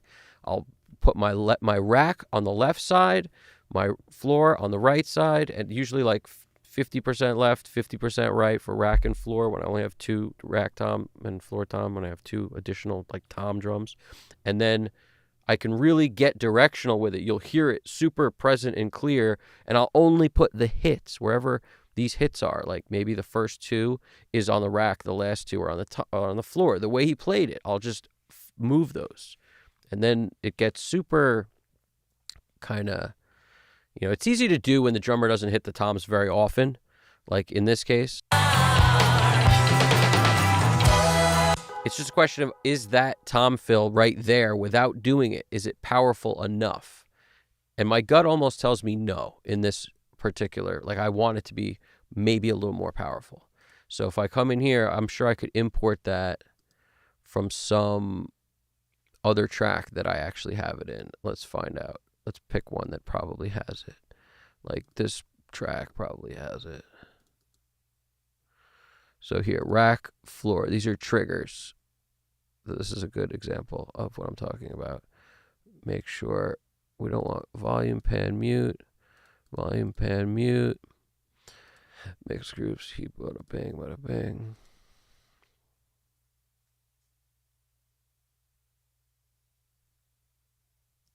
So you can kind of see what I did in the other track. So I basically copy the overhead left to the rack, the overhead right to the floor, and then I only unmute wherever a hit is. This was for that other song. So there's moments, most of the time it's off, and then when the freaking tom plays, there's a tom fill for you. That's what I'm talking about, just so everyone's kind of on the same page. And in this particular song, I would have to do it again. The last, where the toms are in the last song, it's not going to make a whole lot of difference in this one. But I'll take my overhead left track, paste it here. My overhead right track, wherever I broke it won't be part of it, so paste it here. So that's our floor. Now on the floor tom, I actually have my 14-inch tom jam for floor, which happens to sound really good. Some people like a 16 or an 18 on the floor, but I have a tendency to prefer the smaller the drum in terms of the numbers, like 10-inch, the more it actually cuts through. Like, people love the giant drums and this and that, but they take up more space and they don't cut and punch through as much. So like the 10-inch for the rack, you try to match what you used. So in my case, I know the floor was a 14-inch and in the rack it was a 10-inch. So these work well, but you can get away with being close even if you didn't know exactly what it was. If you're like 2 inches off any direction, it's not going to be a huge issue. It's just keep in mind when you use like 18 or 20, you're going to lose a lot of the power of that tom, is what I find. Big giant toms are good in theory, and then when you try to make them cut through on a dense track, they're not as good. Whereas if you have like a 3-piece band playing and it's just like a live kind of thing, like Zeppelin, you can get away with however big you want. But once you got density and multiple layers and layers of stuff and harmonies, and like all of a sudden, where's the space? It's like, do you have space for it? Because you probably don't. Bottom line. Hope you're doing well, Shigiono. Yeah, man. Neural, I really appreciate you saying that, dude. Thanks for stopping by and being part of the jam. And come through anytime, man. I try to post as much notice as I can on these things, and there's tons more videos to come. So thanks for stopping by. I appreciate it. And that awesome beard of yours is always welcome over here, dude. You got this gangster-ass awesome beard. It's pretty cool. My beard's never been that long. I don't know how you put up with it, honestly. Once my beard gets to a little bit longer than this, I just get annoyed by it and I have to cut it down. That, like, the longest it's ever been was like 2 years ago. You guys have seen it on my videos. Was about the longest it ever was. And I can't get past that without my whole head just bugging out. I appreciate it, Neural Tech. Definitely appreciate that. Shigiono TH Music. Tom Jones is a great singer, even if you don't like it. He is a great singer. I agree. Great singer. He invented he was kind of ahead of his time on a lot of his stuff that he did. The dude he had a great voice. Great voice. Right Sound Studios digs Tom Jones also. Nice. Doing well, Shigiono. Doing well over here, man. Just kind of getting it done, you know. We're 4 hours in right now. I like to keep these things roughly 4 hours too, so I'm going to try to get to a place where it's a good time to wrap, maybe as soon as I'm done with these Tom things. And then if there's any finishing touches, I'll do that tomorrow or the following day. I might drop a video tomorrow and then the following day finish up the stream. We'll see, depending on the schedule, what time I get done. I'll throw up the notice as soon as I know, so I can let everybody know early. Shigiono, yeah, Right Sound Studios likes a little automation on the drums for sure, dude. Then Verb, Alex Christoph drums said, oh dang, then Verb and delay get me. I'm easy to please, a little flanger trem. Oh, nice, we're talking about the effects, the great effects of greatness. Gotta love those.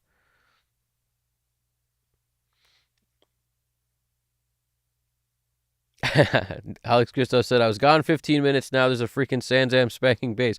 To be honest, I don't know if I've touched the bass in a little while, but I added the twin tube on it. Was one of the last things I've done. But what'll happen is, as the mix starts to take shape, you know, things kind of move out of the way slightly in one place. They might, you know, a little bit here, a little bit there. Just lowering the guitar a little bit could contribute to that. So little things like 1 dB moves on all the guitars. If you just take them all, that like all of a sudden the bass sticks out more. Or if once you get the kick to kind of, you know, in the chorus, for example, I had felt it was a little too round and not pokey enough. Making it more pokey and cleaning up some of the bleed made the bass stand out more. It's like everything is so connected when you're mixing. That's why it's kind of it's really impossible for people to give you an opinion on your mix. It's impossible without getting under the hood. Because when you get under the hood, you can actually try things and figure out what works or not in real time. But unless you're under the hood, you really don't know the interaction of any elements. You can kind of try to guess, but you're just literally guessing. Everything's intertwined in such a degree. When you pull on this, it moves this. When you pull on that, it moves that. And everything you do then changes things. So you can't even predict like 4 moves ahead what's going to be needing to move. It's all connected. So it's a very interesting spider web of events that happens when you're mixing. And the only way to get into like what could be achieved different in a mix is getting under the hood and getting super specific and like, you know, in your DAW.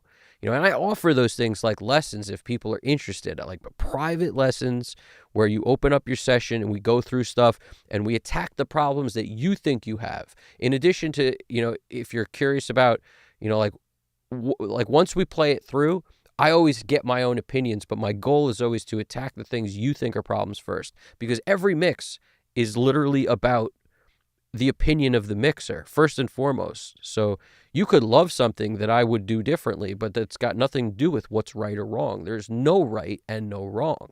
So it comes down to like, what is it you think you're missing, or what are you trying to do different, or what problem are you having? And then once we get under the hood, we could figure out ways to solve it, because that's what it comes down to is like, you got to know a million ways to solve things, because odds are the first 2-3 things might not work. And then you got to figure out what else is there. They could, but often the things that are really tricky, you got to try a few things before you come up with the answer for them. And it's always about least obtrusive first.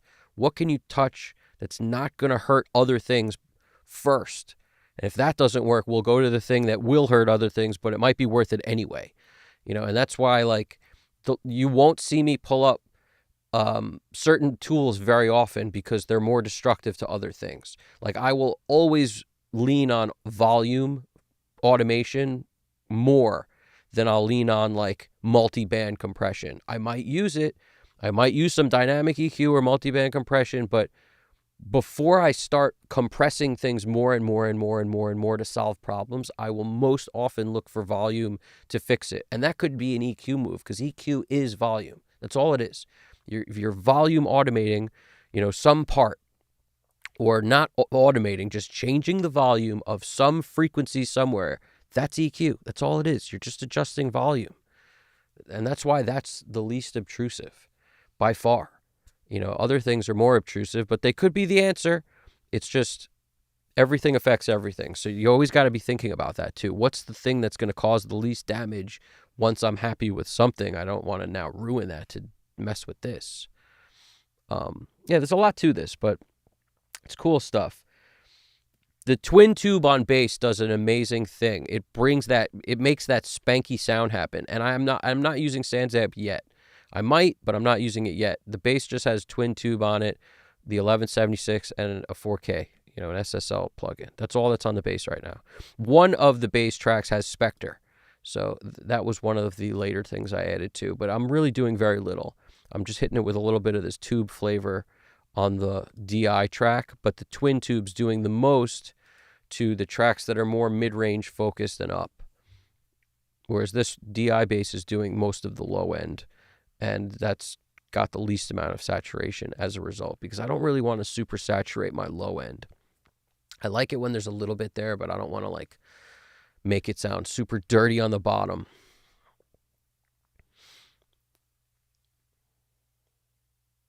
Clank bass is definitely stank face, 100%. Alex Christoph drums, that's correct. Alex wrote, your stuff really all comes together and alive at the end. I appreciate that, dude. And in this track, like, my goal is not to rush it, and my goal is also not to have a 10-hour session if we could spread it out. Because we know, you guys and I know how much we love our, weekend mix sessions, and the weekend's approaching. So a nice Friday mix session to finish this up might be the move. Might be the money in the hand right there. That might be the juice. So I might move to that momentarily as soon as I get to a place that I love it. When I say I love it, like a place I could stop means I have to think it doesn't suck at that point. That doesn't mean I'm not going to do some volume automation tomorrow. I'm going to show you everything I do. I don't do anything without showing it, because to me, that's a big part of it. It sucks for how many, how long, 30, 50, 60 years, people were making mixes and you couldn't see it all. Even if you like showed up to like watch over somebody's shoulder, it's really annoying to kind of stand over someone's shoulder and watch them twist knobs, or you don't really know what they're doing anyway. So this is, in my opinion, the most under the hood look you'll ever get at people working on stuff. So the last thing I'm going to do is do anything without showing you. So wherever I stop, I'm going to be leaving myself in a position to do volume automation, probably finishing touches and any little, remaining little tweaks here and there on what I call like finishing day, which in our case will be a few hours on the next stream. In this case, where I'm at right now, I don't want to leave this for the next stream because that would be annoying. So if I do decide to do some Tom stuff, I'm probably going to do it before I end this, but we'll see, because that'll definitely kill some time. But there's not a lot of toms in this song, so let me just sort of figure out where they are real quick. The kick tunnel is where it's at, by the way. Right Sound Studios, 100%. Got to have the kick tunnel. Yep. A lot of people would take a second kick drum, if you have it, and put it like right up against the first kick drum. Don't let it touch, but put it up on it almost, and then put another mic in that so that it's farther away. And you'll get like all the resonance of that, one kick drum into the other kick drum. And you drape blanket city over the top. Moving blankets, towels, whatever you got. Over the top. Bathrobes, curtains, whatever you got. Over the top to deaden. You don't have to put everything in sight, but some stuff. So in other words, you're really getting the cymbals out of there, and you're getting this like tunneled resonance. You know, it can create a cool sub kick thing. There's a million tricks that I know to get ridiculous kick sounds. Another one was a Mark Rubel one, which is awesome. Where you take an empty 5-gallon water jug, you put it in front of your kick drum, you put a mic that's really small, like a lavalier mic or something little enough to fit inside that, and you literally just, you plug it in and just hang it on down in there. Make sure there's no water in it, obviously. It's got to be dry so you don't ruin your mic, but putting that inside that 5-gallon outside your kick drum, welcome to the world of you just got an 808. You basically got this awesome, like, whoop, whoop, gangster ass, big, thick, weird, cool that you can blend in with your kick. And super sub, I like to think of it as, but it's one of those rare, weird tricks that you might do sometime and maybe just have the option of using it. You might not. The first couple times you do it, you might have to mess around with placement. Mess around with exactly how close to the kick you want it. Because I've found differing results, like you would think at first, like the closer you get it to the kick drum, the better. But it's not always that way. Like there's a sweet spot.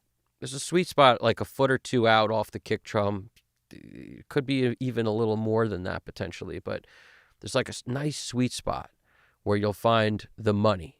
And once you do, you'll be happy. It's very weird and cool. If you have a mic small enough to fit inside a 5-gallon, one of those water jugs that they put on the freaking coolers, one of those. Sometimes you can find those things. I know I've got a couple in mind. What do we got?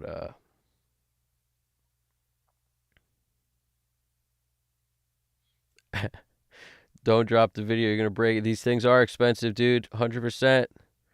We got, for every action, there's an equal and opposite reaction. That's 100% true, Shigiono. The water jug one is crazy. Never tried it, though. Right? It's an amazing... I love that one. That's Mark Rubel right there.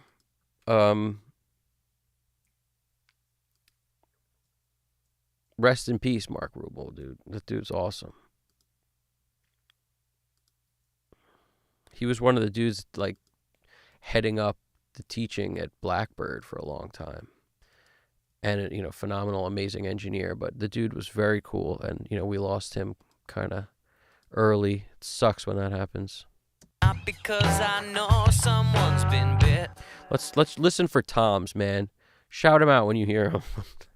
Where's the toms at?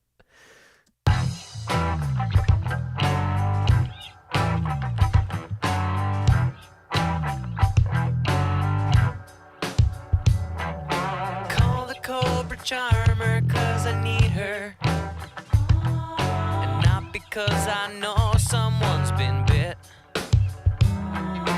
Keep her in the inside pocket of my go-to leather jacket, in case I ever need her funky spit. It's better to take your gun where you go. Leave it at home.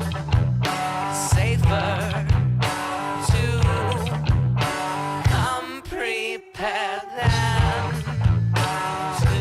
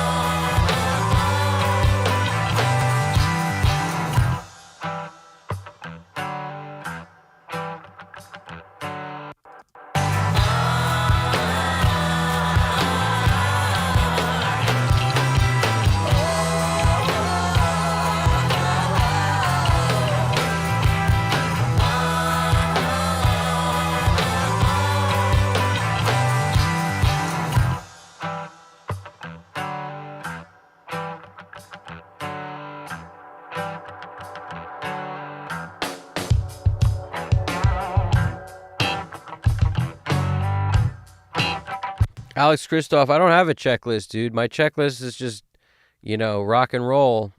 Where I'm at right now is listening for toms so that I know where I'm going to put them in. And I think we're going to get lucky, and there's only one tom fill in this entire freaking song, to be totally honest with you. Unless I missed one here, and I don't think I did.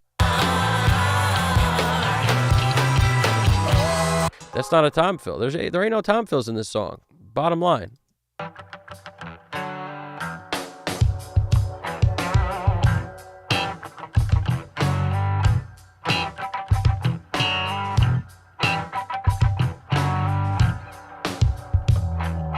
Remember that the moss grows on the sunside, and the demon's always hiding in the dark.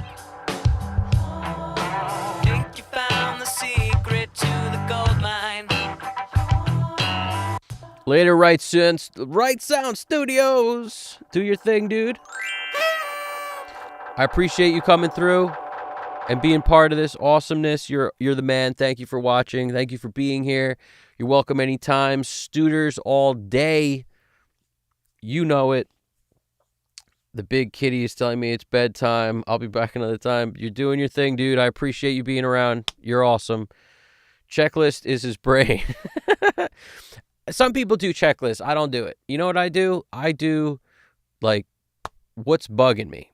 What's bugging me pops up one at a time like whack-a-mole. And as it happens, I just whack it down. Now, what popped up last, if you're curious, was I heard a tom fill that I couldn't really hear. And that bugged me. So I imported these tracks. We talked a bunch, and I got a little distracted. But I'm about to find any remaining toms. There's really only, I think, here. We could probably just get to it. There's no toms in this song except for this one moment, I think. And that's the only time I got pissed off that I couldn't hear it. So I want to hear the toms, and once that's done, I may just print it because it's sounding pretty good. But we haven't automated yet. So I should say, what's on my checklist? It's usually just, have I automated yet? Because I know after I've automated, I always feel like the song now has all the life I want to give it. If I just call it done before automation, it's always missing something. Like during automation, I make sure I can like get all the vibe squeezed out of the freaking thing that I possibly can. So I haven't done that yet. That's still on my list. And then once I'm done with that, there's always like something I hear I want to tweak or this and that. I'll throw on the headphones. Like what's the, any specific moments of like, ooh, the low end needs a little bit of tuck and roll there, a little bit of pinch here. Let's freaking tailor that up a little, flip that collar over, done, spiffy, good, beautiful. It's all like it gets tied up like a bow at the end. You know what I'm saying? But until then, right now, we're just dealing with this tom thing. By the way, listening to you guys talk about these boy bands is hilarious. I was cracking up just now while I was reading it.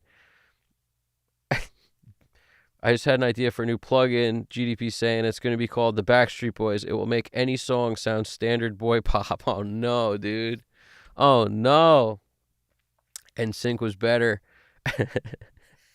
Backstreet Boys were the OGs, though. NSYNC was after that, though. So, like, call it what you will. I know there were boy bands before that. Please, don't remind me of that stuff. Sometimes it's like I try to forget that era. I try to forget that era sometimes, man, because it was so prevalent.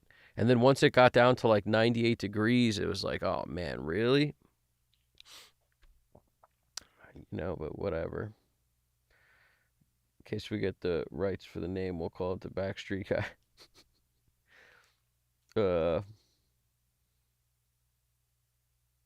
I'm still hoping the Capcom guys come through GDP because I got ideas for plugins based on Street Fighter stuff that I'd love to be connected to in some way. So if you can hook that up, I think we got it made in the shade, collecting 25% for all time. Let's make that happen, dude. I got Street Fighter plugin ideas. Let's put it that way.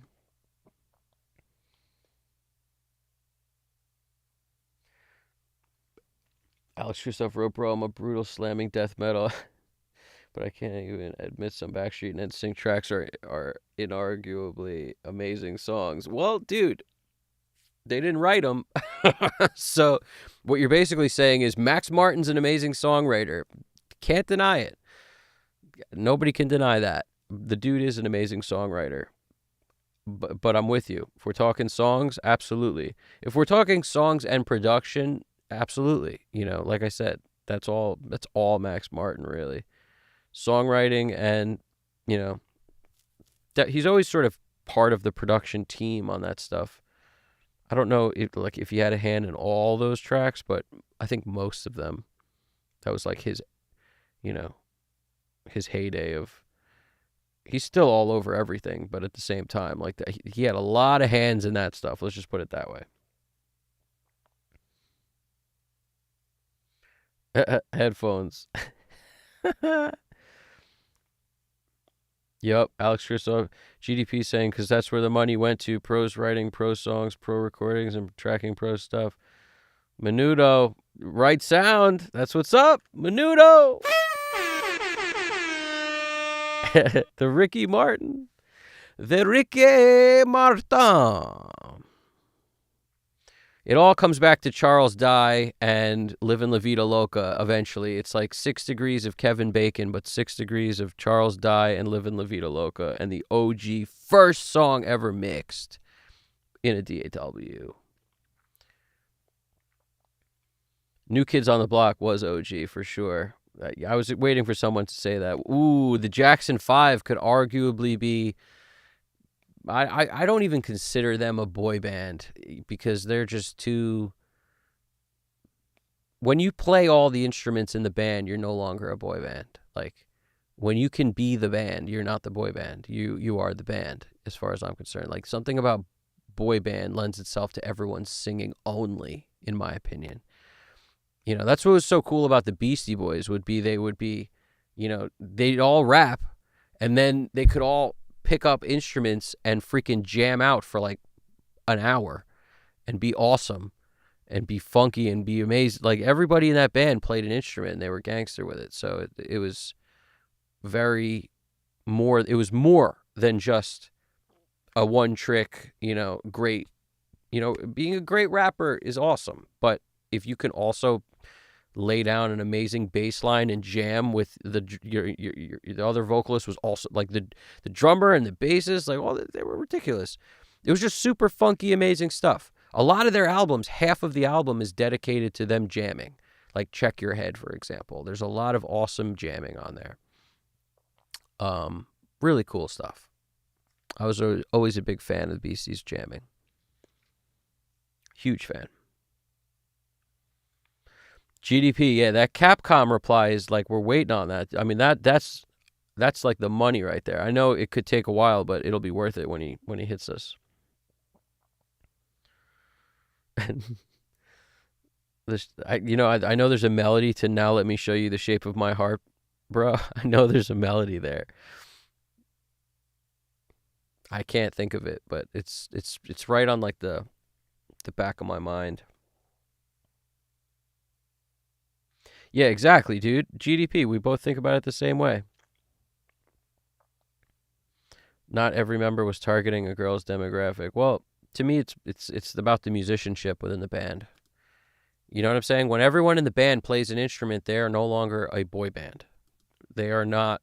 A boy band, by definition, to me, is 5 people singing or 4 people singing. That's a boy band. Even Hanson is not a boy band because Hanson played instruments, and like that was, that's not a boy band to me. A boy band is 5 or 4, even 3 people who are only singing, and that's, there's backing tracks behind them or a band behind them, but their thing is singing and dancing only, nothing else. They can't do more than that. That's a boy band.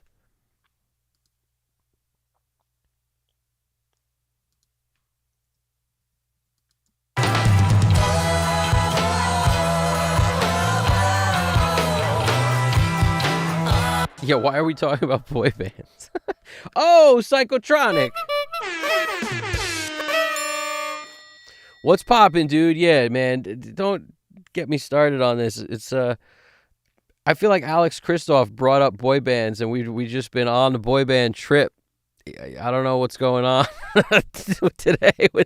We were just on we were on the definition of is the Jackson 5 a boy band? And I'm saying no. I'm saying 100% no, because they're the band. That's not a boy band. A boy band needs a band to back them up, or a backing track to play. That's what a boy band would be, in my opinion. And we're going to run a boy band franchise.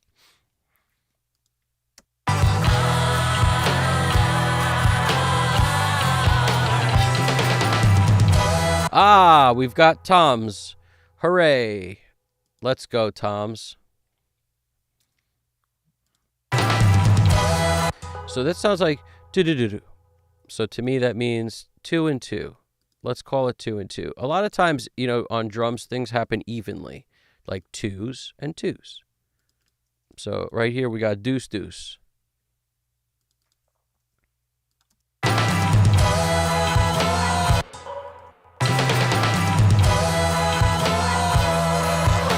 And very often it goes from high to low. That's just very, very common on drums. So in this case...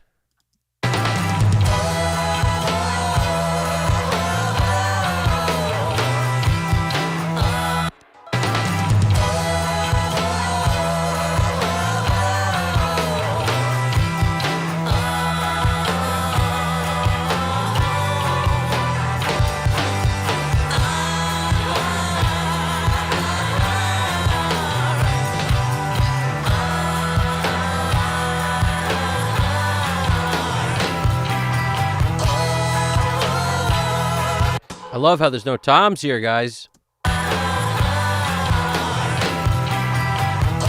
Ooh, there's something. There's something there. Spoke too soon.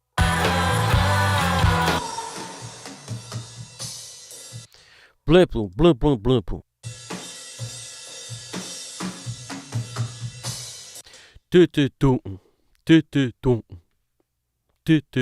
Rack, rack, floor. Rack, rack, floor. Kick. Rack, rack, feels like it's something like that. If you're not sure, look up here. If you see a kick, odds are there's no tom on that kick.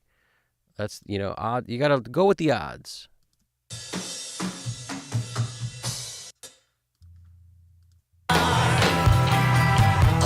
That doesn't sound right to me, actually. This might be floor, floor.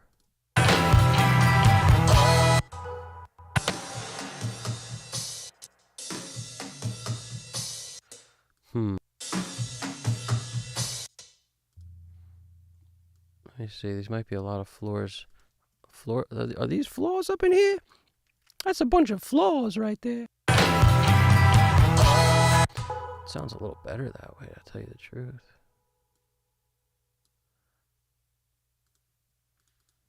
Maybe it's that.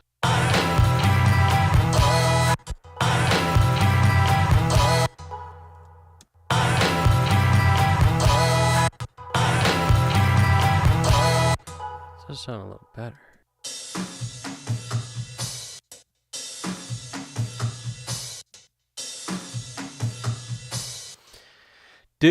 Doom. It does sound like the last hit's a floor to me.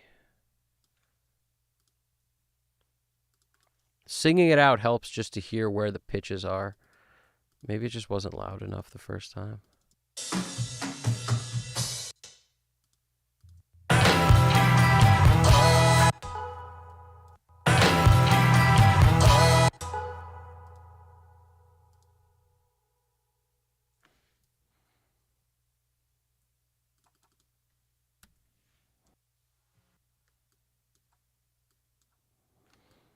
Don't go over 0. Keep in mind, little discipline, guys, little discipline. 0, that's it. The reason you don't go over 0 is so that when you go down here in our, part 2 of this, you see all our VCAs, they're at 0. Well, I want to be able to automate up at least 12 dB, which I can do here, no problem. Look, plus 12, bada bing. What do you see? Plus 12. As soon as you make one of these tracks over like plus 2, 3, 4, whatever, over 0, now you don't have that ability. You've lost it. So it helps, in my opinion, to just have a little discipline. You never need to really do it either. If I'm thinking to myself, I can't hear this, I need to whatever, I'll just bring everything down all the tracks down, not the stuff being sent. Like this gets sent here. I don't touch this because sending less level into this is the same as bringing this down. It's going to send less level in here, and that's going to lower this accordingly. Whereas if I lower this 2, I'm lowering it twice because that's a bus. See what I'm saying? That's why this is just like a reverb guitar. If this was pre-send, if this a pre-fader here, then I would actually probably lower it because then the fader is not involved. So I would have to lower it, most likely. However, in this case, I'm not going to worry about that. I just grab all my tracks, which I already actually have. It's always the first thing I create is all for bring down. And that allows me to just bring everything down however many dB I need. If I'm too hot going into the master, see this over here? You could bring this down or you could bring all your tracks down. I usually save this for after I'm done VCA automating anyway. So after I've done VCA automated, let's say I brought everything up a couple dB. By the end of the song, it's maybe 3-4 dB up on everything. Let's just say. That's going to mean too much level here. That's when I bring this down. So I save this stuff for like different stages. Prior to using VCA, I'll just go to all for bring down, just bring down every track in my session. That way I can regain headroom if I need it. And then I can make something louder and I won't have to make it above 0. To me, that's a big thing. And once you start using a little discipline in your mixes, you'll realize you can do it too. Don't paint yourself in a corner. And that would be what you're doing if you go above 0, in my opinion. If you're working in the way I'm working, in other words, if you're not going to automate at the end at all, then it's probably, who gives a shit, right? If your mix is done at that point, great. But if you need room for automation, then leave room for it. At you.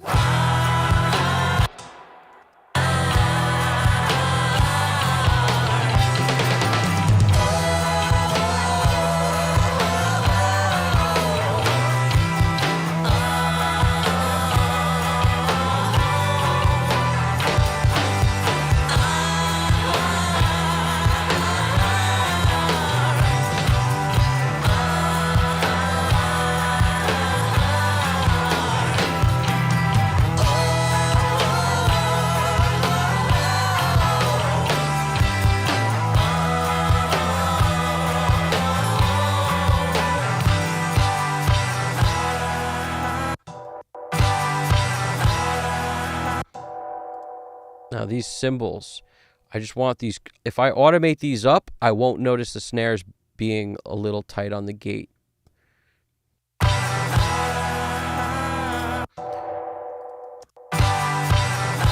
See how it sounds like shh, shh, shh, sort of squeezing it? Now, just automating this up a bit should distract us from that. And it's the last couple hits. This is something I would typically do towards the end on VCA automation also, and I still might, but right now I have an issue I'm trying to solve. So since I'm not VCA automating yet, I'm going to see if I could solve it this way. A little more overhead volume, hopefully distract me from that freaking gate on the snare a little bit. And since there's no snare hits here, there's also like no rule against just like floop. You know what I'm saying? Now I'm noticing it's not on the snare. It's actually on the kick. That's what's annoying me. That freaking kick jam. Let's see what we could do instead maybe with a silencer. The only thing stopping me from getting Oxford Drum Gate 2, guys, the silencer on the kick. That's the only thing. I mean, not on the kick, but on anything. The silencer plugin is actually a very cool plugin. It's the only thing stopping me from just getting Oxford's Drum Gate 2. But I'm going to try it. If the Drum Gate 2 beats it, then I'll get it. But ultimately, I'm not sure if it will, but it might.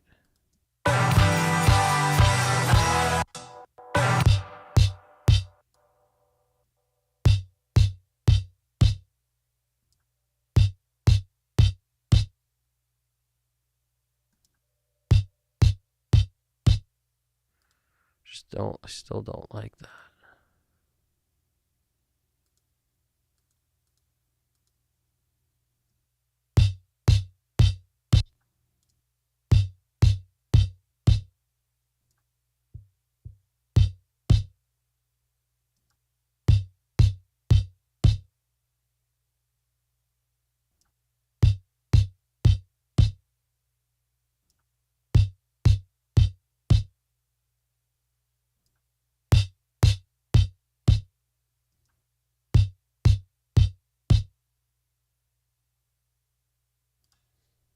I may just cut the goose out because it's really only here.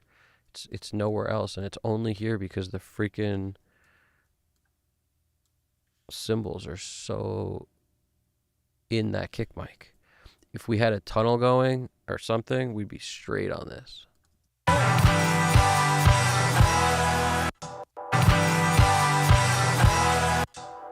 You know, if we do that, we don't even need that.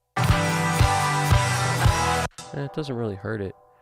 We could even make it turn on out of nowhere if it's getting in the way of other things. Just hit them with the bypass. Hit him with a bypass. The other way. I always do this the reverse way first. You'd think I'd learn after all this freaking time, but no. I always do it like as if it's I want bypass on, but it's opposite of what you would think. Bypass means off. So you want bypass on? Well, it's opposite. Great. Perfect.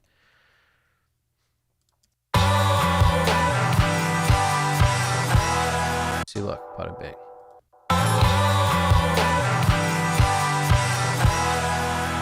At least that helps a little bit. I could probably bring this down to normal now.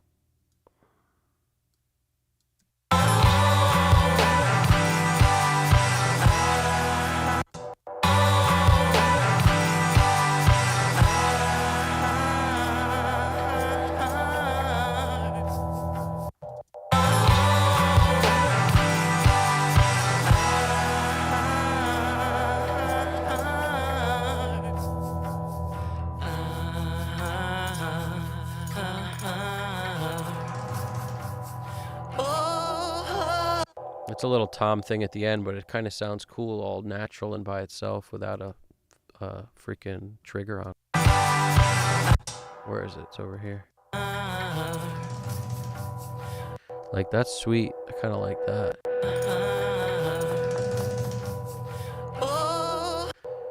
Let's see if we can get any more juice out of it.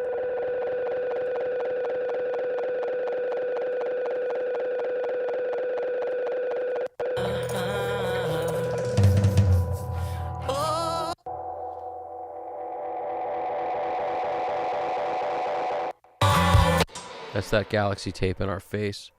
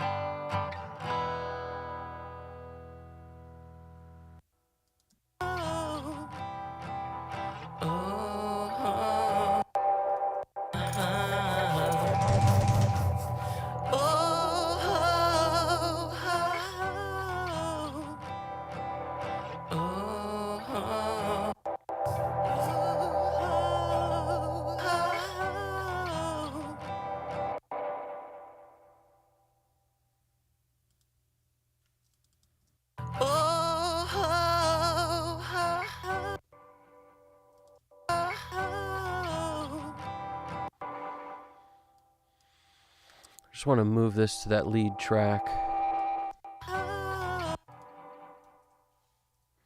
Because the EQ's different, like a couple things are different. And it might sound better like that.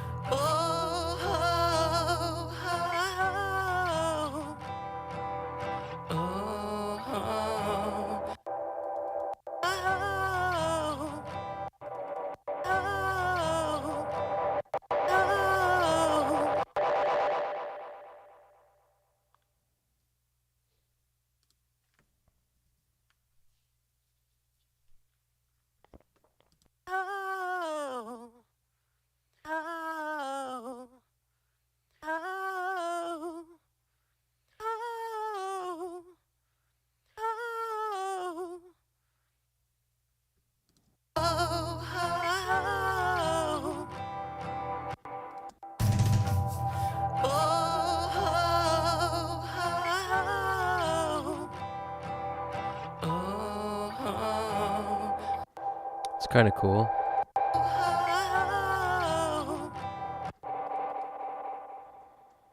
When in doubts, do thirds. Alice in Chains. Ah, ah,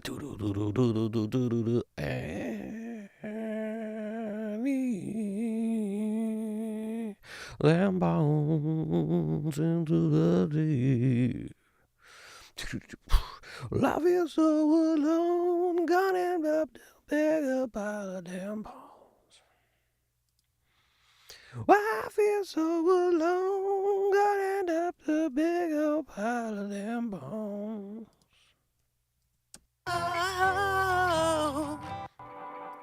Like if we did fifths or something, it might be okay, but thirds, dude, thirds. Thirds, dude. It's not gonna sound as good as the third.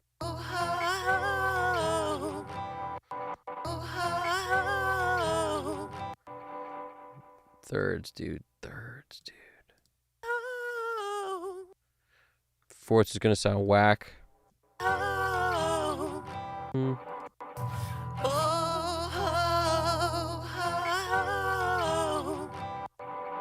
This is a third situation, guys.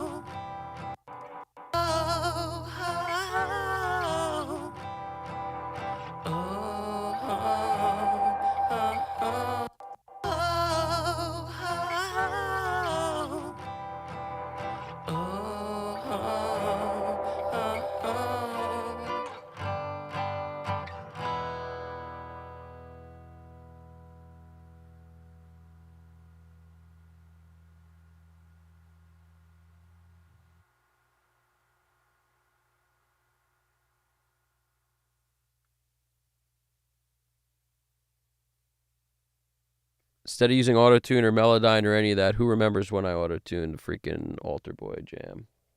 I used Altar Boy to rock it. Who remembers that? I love Altar Boy. I'll be the first to say it. Guten Morgen. What do we got? We got catching up on some stuff here. Catching up on some stuff. But Mr. Psychotronic, you've been posting some really cool stuff, dude, by the way, on our Discord. You're awesome with that. Some of your builds, like, what are those freaking crazy cards, man? Like those imported cards and stuff you got. That's pretty awesome stuff.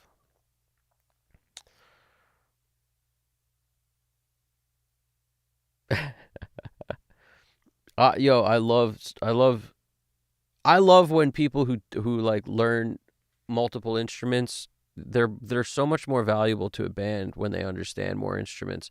Like every drummer should definitely understand what it's like to sing in front of a band, and because you would be a different drummer if you learn that, and everybody who doesn't play drums should learn how to play drums so they could sympathize for a drummer and understand what they're going through. There's all sorts of like, symbiotic relationships happening that most people just never see the other side of when they don't like take an interest in understanding what it's like. Like, it's hard to play drums quiet. It really is. And not only is it hard, it's less enjoyable. But that doesn't mean it's not the right move in a small place. Like, it's the right move every time. And it's not even hit everything quiet. It's like you need a volume knob on how hard you hit the cymbals. Everybody does. Nobody's exempt from that. The bigger the place, the less it matters.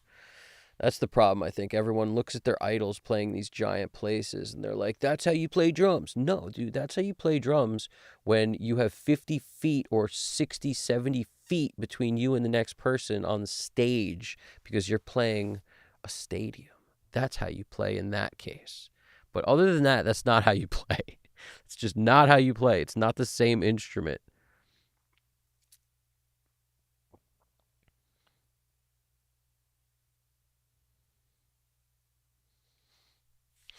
Are we forming a boy band? I hope not. What are we doing? At least we'll make some good money. GDP spent a lot of years writing music for boy bands. That's insane. Doing that Swedish math, GDP.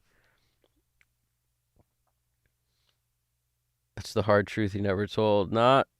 You told it now, dude. Everyone is a lead singer in a boy band, Mr. Psychotronic. That's absolutely right. You're absolutely on point with that. Oh, man. You debuted in the K-pop market in 2013? Dude, I didn't know any of this about you, bro. This changes everything. I'm just kidding. Shigeona Music, yes, you would correct in your assumption. Is it still a boy band if everyone has long beards? I'm not allowed to shave my beard. The missus has forbidden it. That's actually hilarious. That would be the best like SNL skit ever. Would be a boy band of all like, you know, burly freaking long beards. That would be the best. That would be hilarious. Everybody must be lead and able to sing lead in a boy band. It's a must. You have to write a part for each of them. Well, but they don't have to sing lead well. Look at all the Japanese all-girl bands, or not Japanese. What are they? Are they K-pop or what is it? What are all those all-girl bands that are clearly all like lip syncing and not doing much? They don't have to sing well. They just have to sing. They just have to dance is the truth, right? And the rest is all dialed in. For idols, it works different. It could be two girls singing at the same time. Mediocre, too bad. That's okay. So now we're on the same page. Now we're talking, guys. That's crazy. For K-pop, the oldest guy sings first, and the order goes by age from old. This is insane. I didn't know any of this stuff. I didn't know there was this hierarchy. Good point. This is insane. The GDP's dropping the knowledge right now. K-pop boy bands are extremely hierarchical. Or hierarchical. That's insane. That word is insane. Hierarchical. What? I know hierarchy, but like I've never heard hierarchical. But that's pretty awesome, yeah. And I had a big problem in this. Oh wow, the singers are better than the other guys. Oh damn. Niles Pache.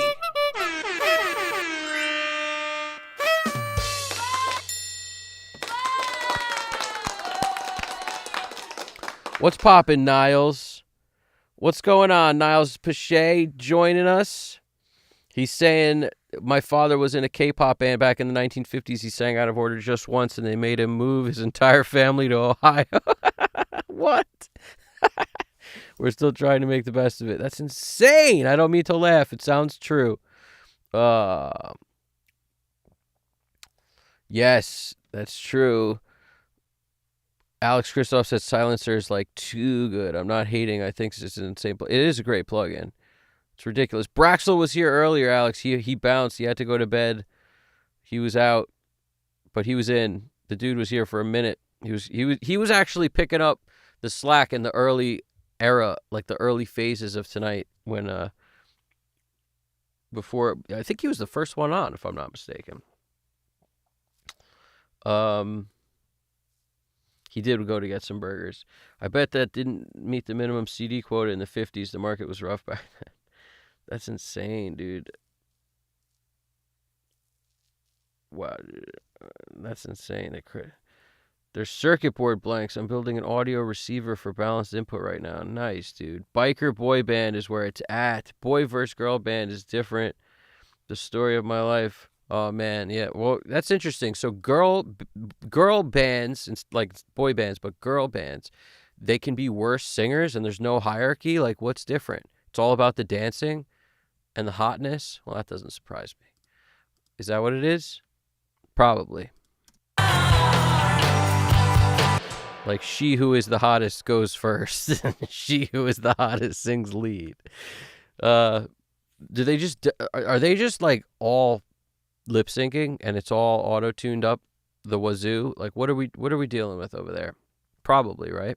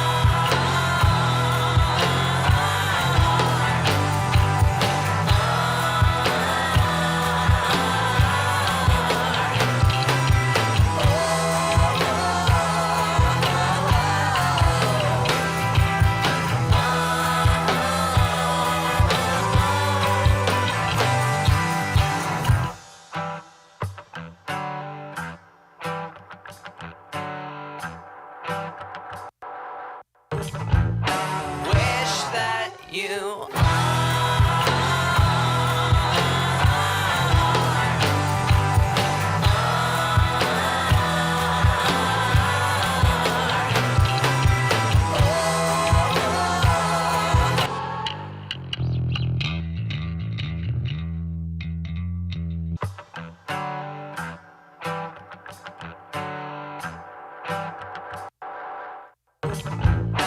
wish that someone's been bit.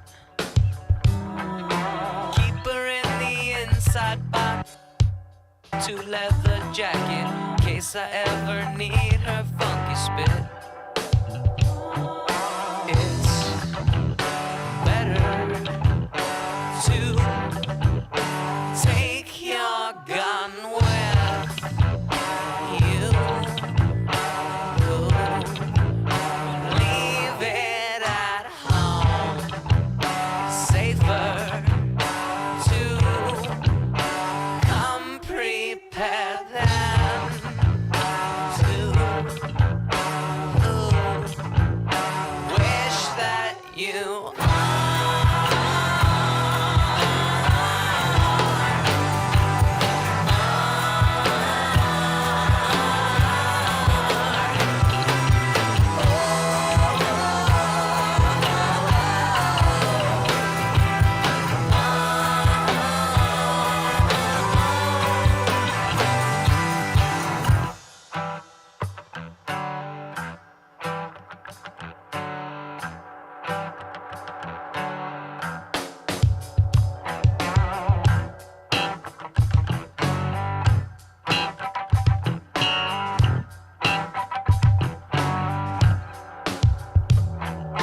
remember that the moss grows on the sun side, and the demon's always hiding in the dark. Think you found the secret to the gold mine? Careful it don't blacken out your heart. 'Cause it's better to take your gun with you. Leave it at home. Safer to come prepared than to wish that you someone's been bit. Keep her in the inside pocket of my go-to leather jacket in case I ever need her funky spit. It's better to take your gun with you. Leave it at home. Safer to come prepared than to wish that you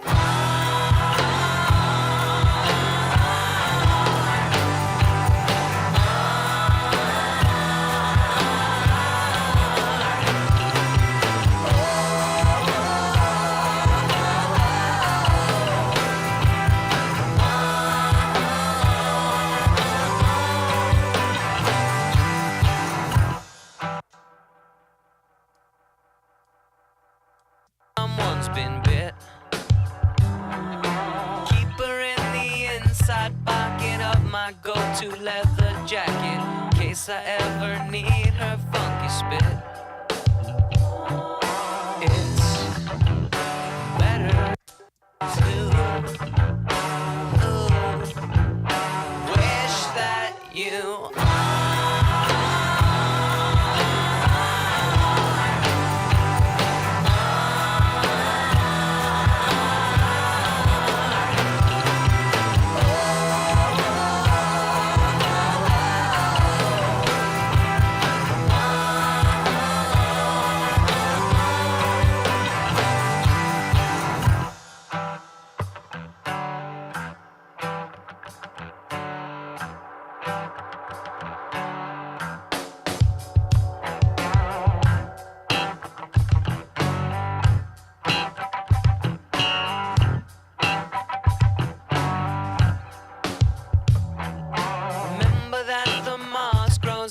sun side. And the demon's always hiding in the dark.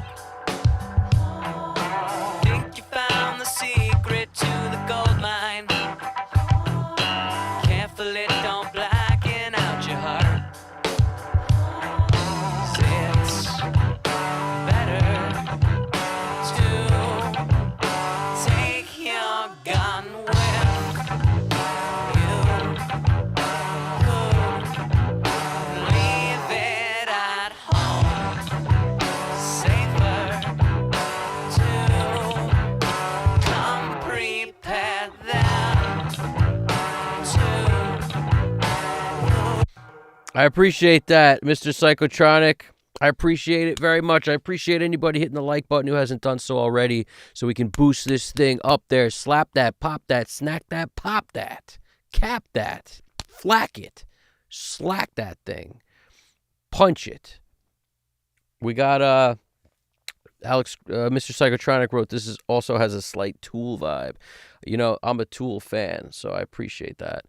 This is it's a very sick, you know, I don't know where I would even put it. I don't know where I'd put it in the realm of stuff, but I love the bass line, to be honest with you. I'm all about the bass line in this song. It's like freaking amazing. Bass player's ridiculous. It's so funky, such good feel to it. The drums are phenomenal too. There's like a less is more thing happening here. Like the turnaround, the part the drummer plays here, such a tasty fill, this thing.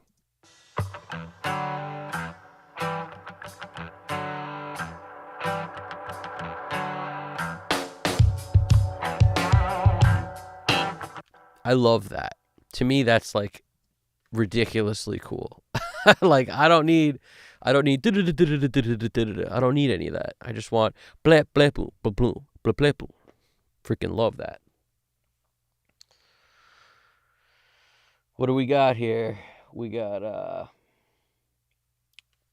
I'm already starting to sing the background vocals here. Serious earworm here, like a lot of the real easy tracks. I appreciate that, dude. Yeah, that's what this my favorite part is definitely the high vocal in the pre-chorus.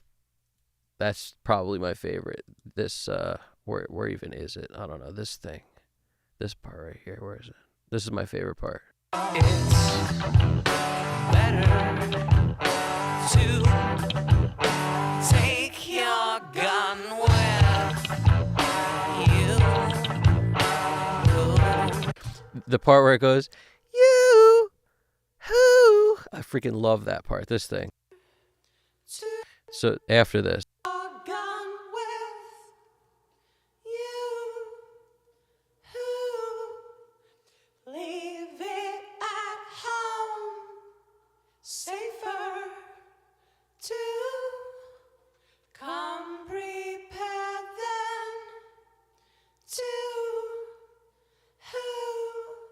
Freaking love that. Love that. Trippy. Trippy. To take your gun with you. Love that. I'm gonna make sure we hear that nice and clear when I do the automation on. To take your gun with you.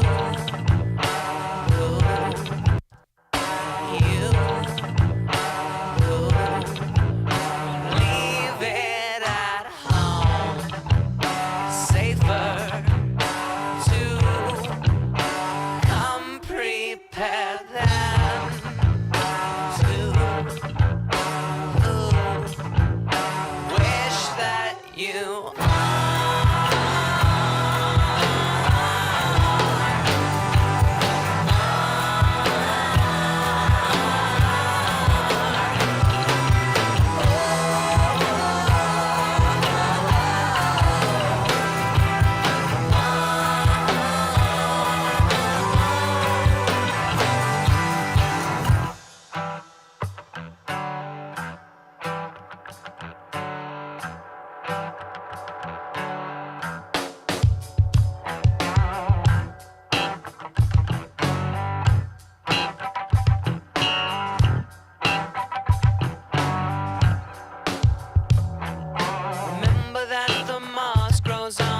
side. And the demon's always hiding in the dark.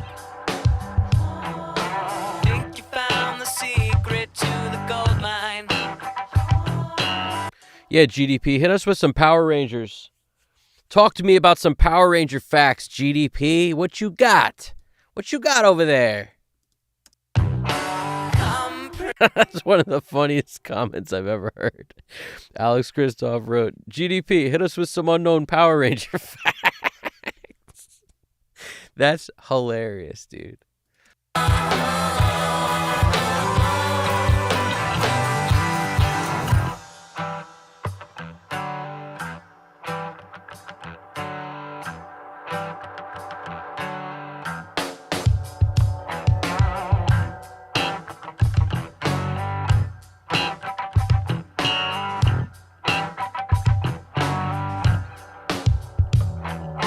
Remember that the moss grows on the sun side. And the demon's always hiding in the dark.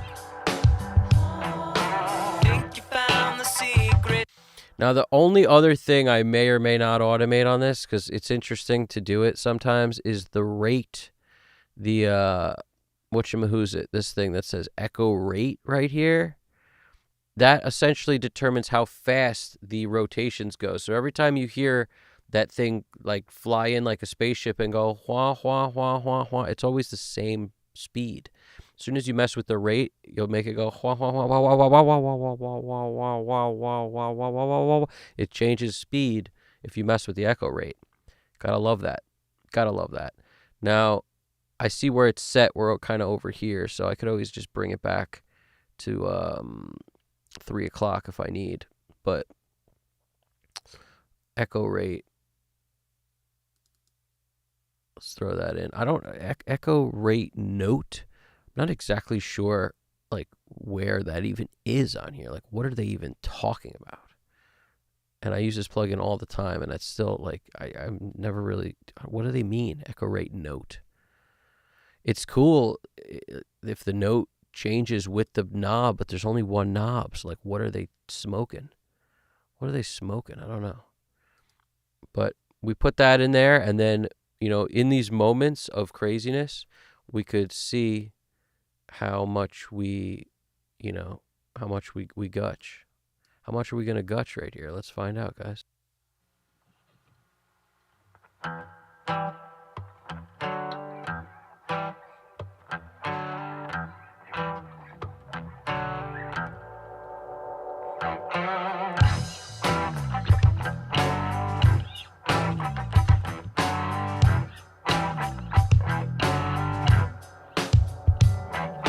Call the Cobra Charm. Nope, not doing shit. Perfect. We don't need that. For what we're doing, it doesn't seem to be gutching. Echo rate gone. We don't need that echo rate. Maybe what we need is echo note. Let's find out. Let's find out.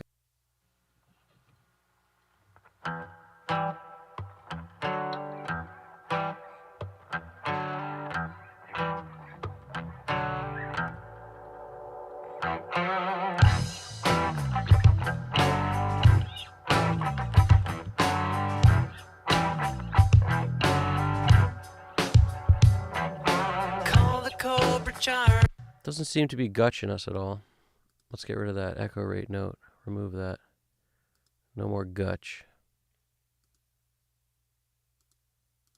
Forget that gutch.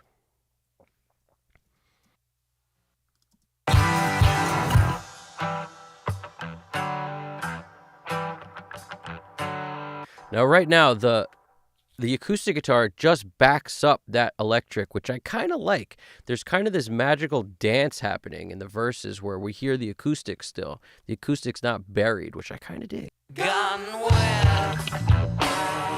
And then the pre-chorus, we hear that electric, and then the chorus, we hear the thunder.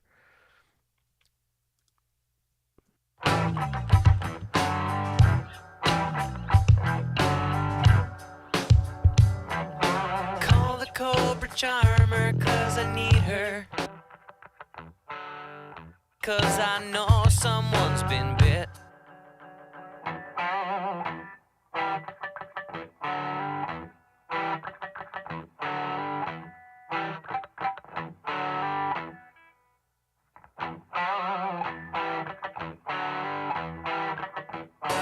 to take your gun where. Mono compatibility is going to be on 10 for this song, like awesomeness, because there's a lot of guitars down the center in addition to the juice out the sides, but we've got plenty of stuff down the center. We've got a whole lead down the center and a double down the center, some close and some far. These two are close, these two are far mics. The acoustic guitars smack down the center, and the pre-chorus is down the center. Our chorus is the only thing that gets wide. Now, I'm doing that because there's room for it, honestly. Otherwise, I would maybe kick some of these guitars like 25 out one side, 25 out the other side, like clear up some room in the middle a little. That would be a thought if you're messing with a mix and it's like a little too dense in the middle. Get the guitars out of the middle. Just like a little bit would be okay. It's not going to hurt stuff that much.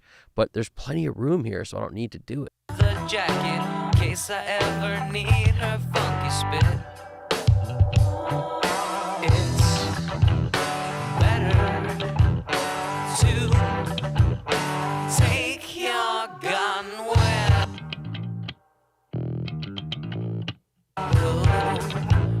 Leave it at home. Safer to come prepared than to wish that you are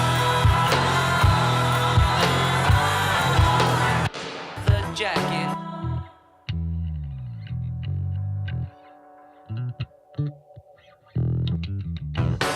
Better to take your gun with you.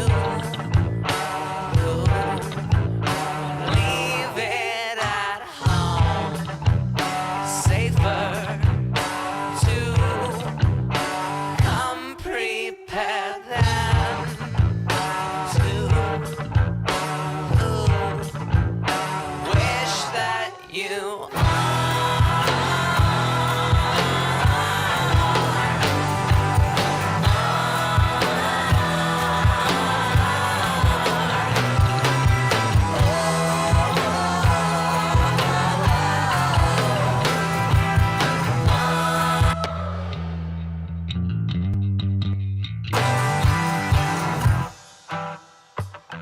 Something about that 200 just gives me the warm and gushies, man. it at home. Safer to It might be a little overload on it right now, but I just love that 200, dude. it at home. Safer to come prepared than to wish that you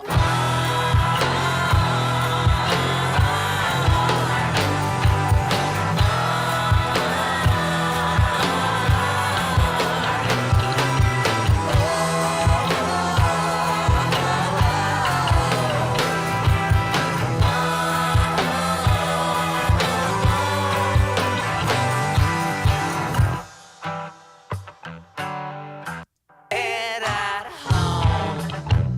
Safer to come prepared than You notice you could use this as a clipper. If you take the output trim down, it won't clip no matter how much I goose it. it at home. Safer to I'm not saying you should do that. Just like use it sparingly, but it's there. It's an option. it at home. Safer to come prepared than to wish that you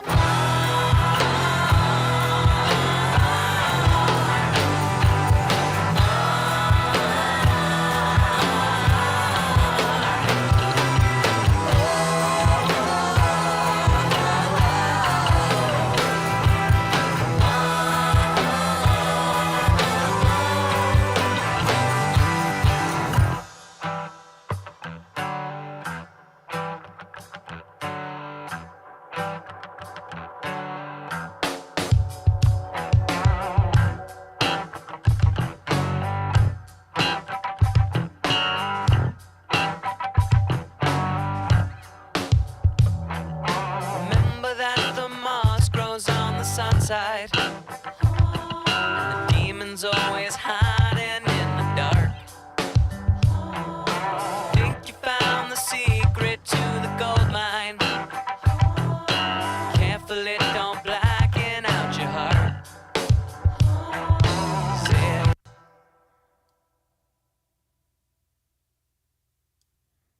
I'm just trying that 21 thing. The more things I try today, the less I'll have to try tomorrow. Or the next time we finish this mix. Probably tomorrow. Either tomorrow or the next day. But we're going to call it in a minute.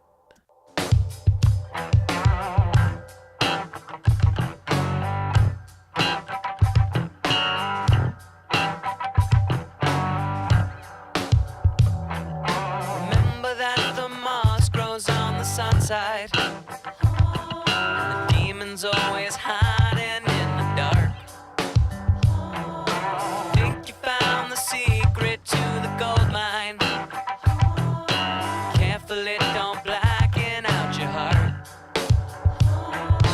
It's better to take your gun with you. Leave it at home.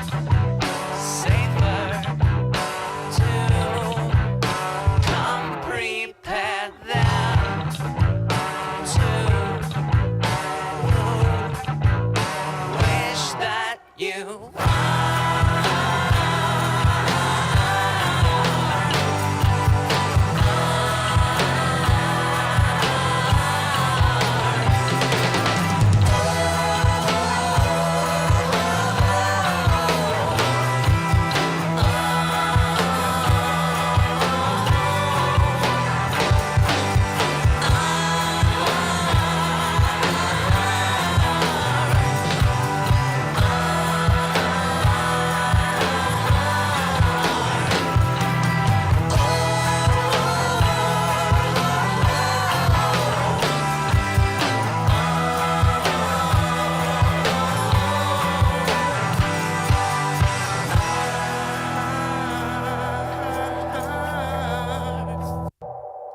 keep her in the inside pocket. Where's our intro? Where's our start? Let's label this freaking.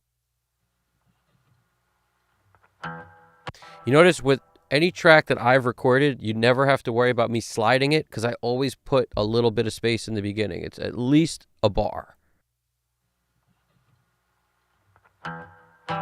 Always do that. Don't ever start from here. Like it shouldn't be 0 is blint. Like why? Put a little light. Give it a little air. Give it a little couple beats. Give it some beats. Give it a beat.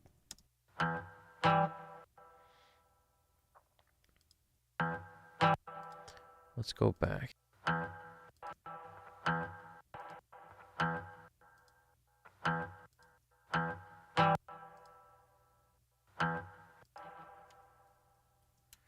Now, usually I get meticulous about like 400ths of a second, but at the moment, we'll leave it here. I'm sure that might be fine. We're going to take a gamble today on that. Let's find our ending. Where's our ending? Juice. Juice.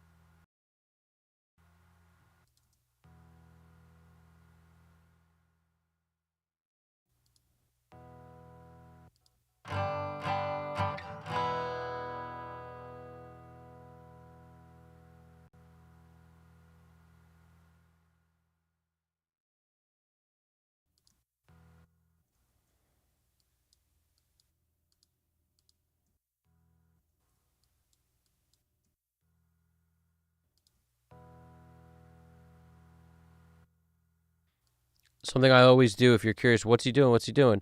X noise is what I'm doing. In other words, at the end of the track, when there's just an acoustic fading out, it gets a little quiet for our liking. Like the music is very low, and as a result, the buildup of tube processing and tape and all the stuff we might have on it is going to be noticeable. So the way you remove that noisy stuff is throw something like X Noise is an OG Waves plugin that's been around for a minute. You throw something like this on as soon as stuff gets quiet. Like you pick your moment and you kind of do it as gently as you can, but like pick your moment. The last moment of loud is where I start. Like all this is still kind of loud.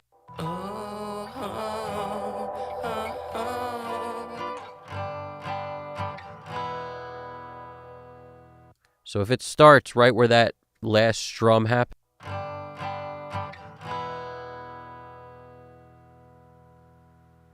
it should be copacetic. Now, the thing I want to note is, why is it turning off?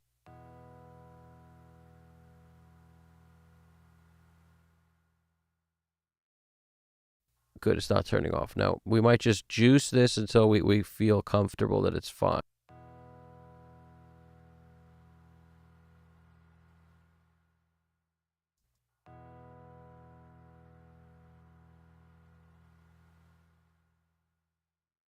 Make it as little as possible. That's what I like.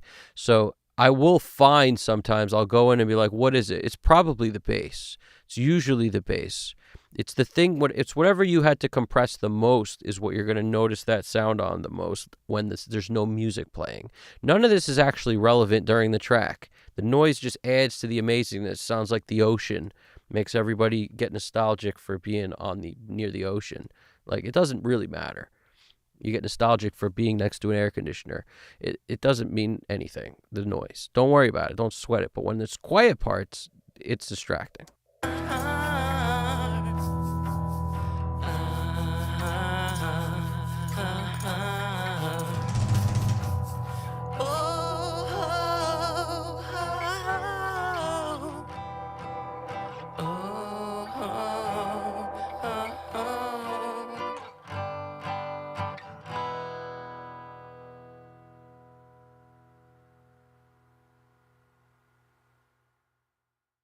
It's not bass. It's probably on the acoustic track now that I hear it. Let's hear it. Let's hear the acoustic at the end.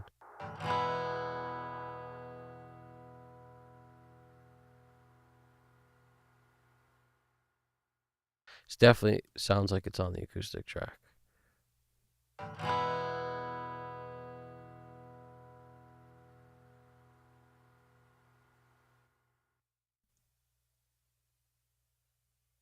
Yeah, because as soon as I mute it, it's not there. So there's not going to be a whole lot we're going to be able to do with this, except maybe I could put the same kind of noise reduction plugin on here, but it's going to mess with the fidelity of that acoustic too much.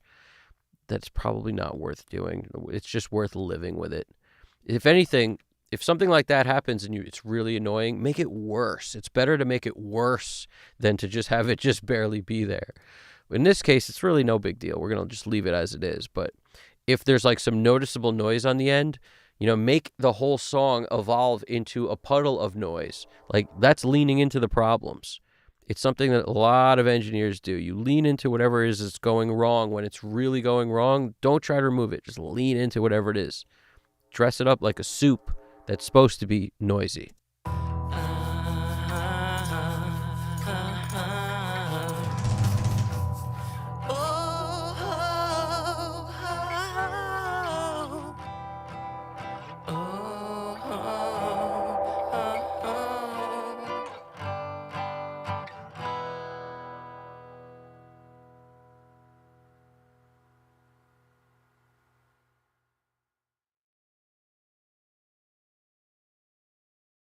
This doesn't actually bother me anymore. I'm okay with this.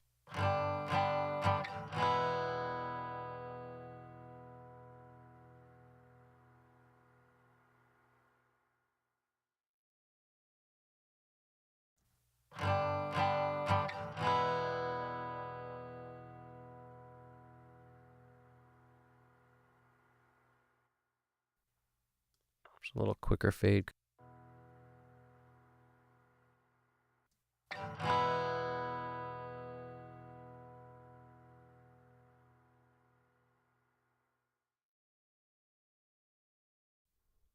All right, now at the end, we're going 400ths of a second.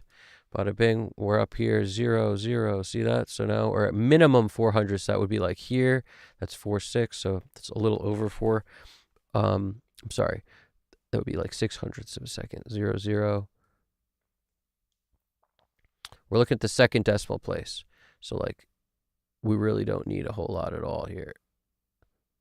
Like, that would be enough, like right there. It's way more. That's more than enough. It's 900ths of a second. So, my nose is bugging out right now. Hold on. Come on. Stay there.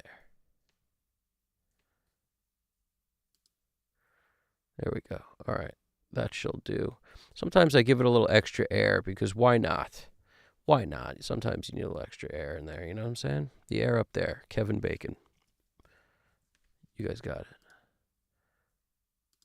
All right. Now we're going to hit the fusion up. These are just some little stuff I like to do, like when the chorus happens. My go-to leather jacket, in case I ever need her funky spit. To come prepared then to wish that you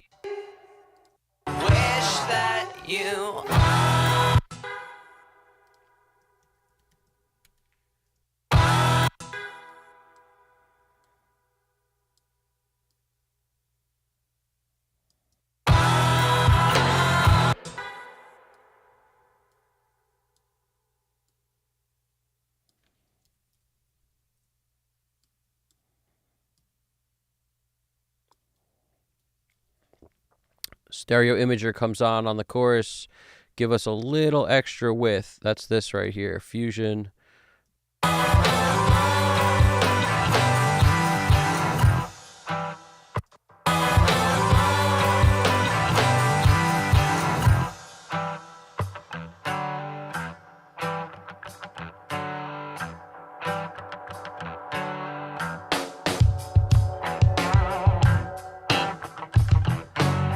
Probably take it off as soon as the chorus ends.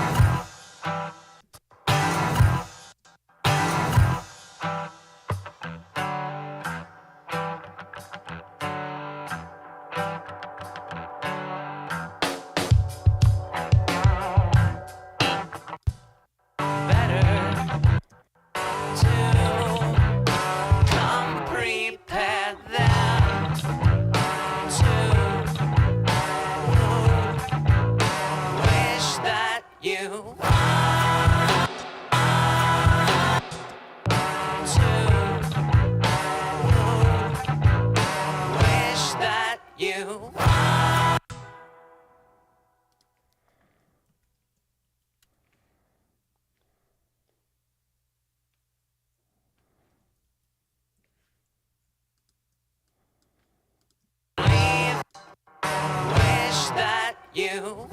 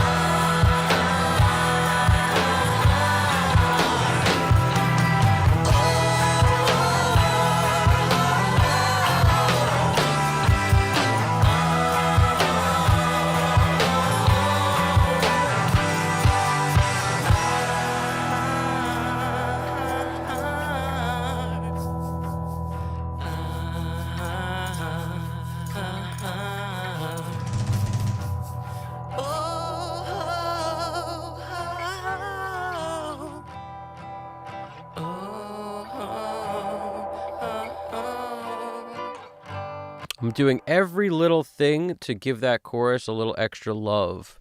So the little widener thing is good, but it's also subtle. We're talking about a little bit 2 dB, 2.3 dB of width, a little bit of space on the widener. I'm also going to take the entire volume down about 1 dB.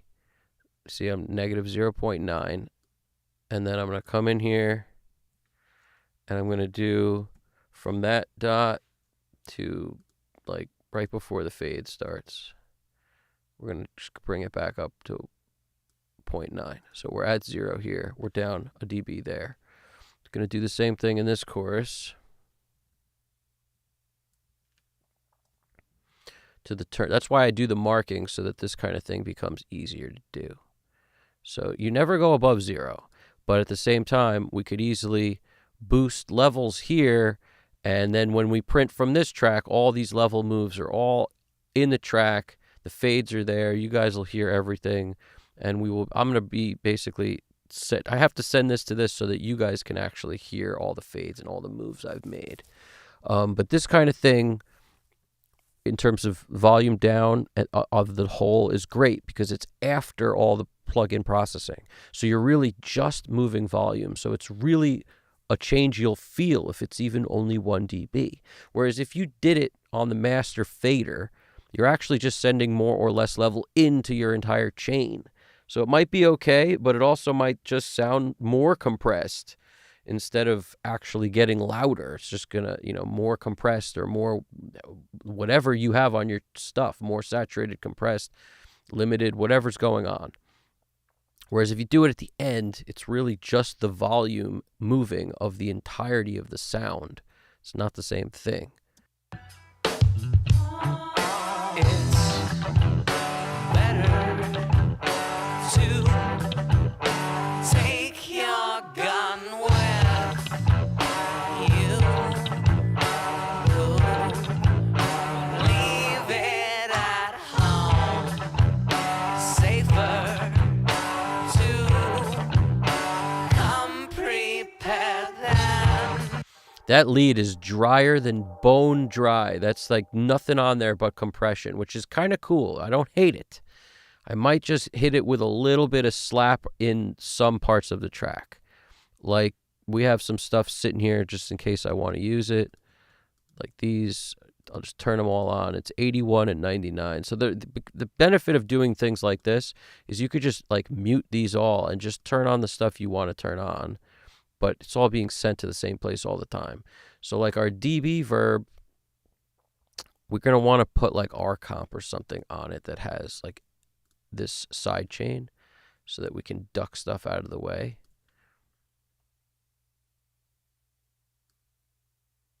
What is it bugging about? It's bugging about the black spring. We don't need that. Get rid of that. Okay. Now that's way too much and crazy, so we're going to lower it like a ton. But also, I only really want it in some parts of this track, maybe just the choruses, as a matter of fact. Let's find out, because I kind of like the dryness. I really do. It's kind of cool.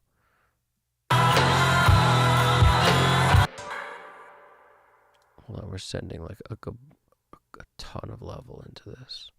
Oh, that's why. Perfect. I don't know how that happened.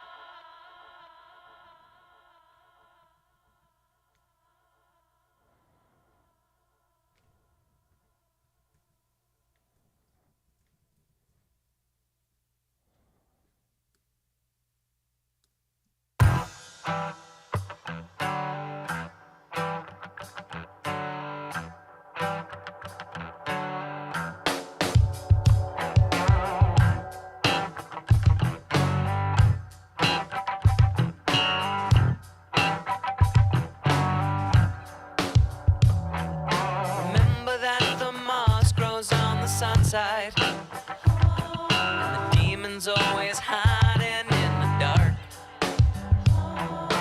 Think you found the secret to the gold mine? Careful it don't blacken out your heart. There's like the faintest little tape echo, which I like. That's on this track. So this is our tape echo track. The faintest little tape echo. Make it even more faint. To take your gun with you, leave it at home, safer to come prepared than to wish that you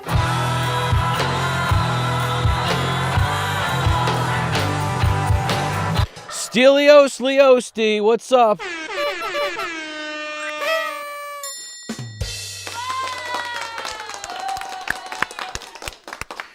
What's poppin'? Be part of our family, dudes. If you haven't been in the chat yet, jump in. We're engineers all over the world, connecting Japan to Sweden to Texas to Brazil to Africa. We got everybody all over part of this thing. If you got a session open, you're one of us, feel free, jump in the chat, say anything. It's all good, music related. We appreciate everything. Stelios Leosti 1108. All skill levels are welcome. No high horses over here. These are our mottos. What's going on, Stelios? Stelios is apologizing because he was quite busy the last week. So no problem, dude. Yo, you're always welcome over here, man. You and that Telecaster, always welcome. It's a solid Telecaster. It's like a natural finish with a black pickguard. That actually looks a lot like my Strat. I got a Strat that's natural finish, black pickguard. It's my favorite guitar, probably. Love that guitar. What's popping over there? Stelios. Stelios is in Greece. I don't know if you heard about Bob Powers passing away. Oh, no, man. He was a legend and one of the most important engineers in shaping the sound of hip-hop. Of course, dude. I know all about Bob Powers, man. That's a shame. It's really unfortunate to hear. He was one of the pioneers of low end. Like, absolute pioneers of amazing low end. That's really a shame. It's really unfortunate, dude. He came up with a lot of good tricks to make low end really punch.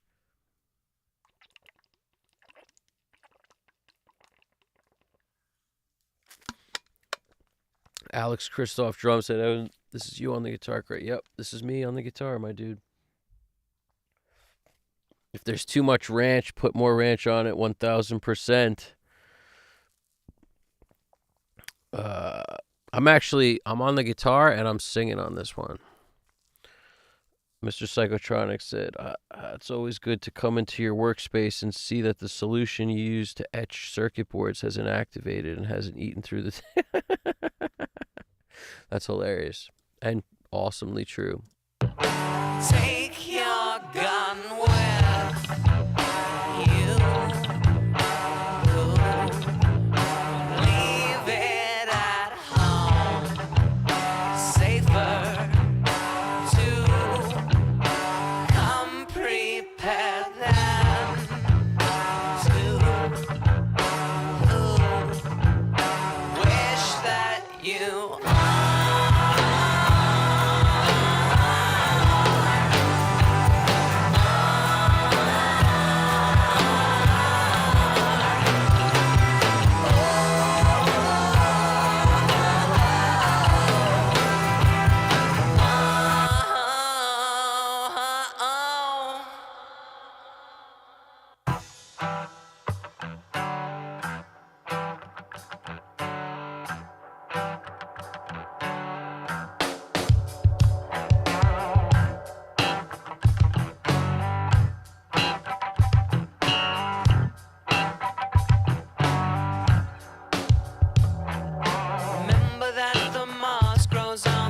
side. And the demon's always hiding in the dark.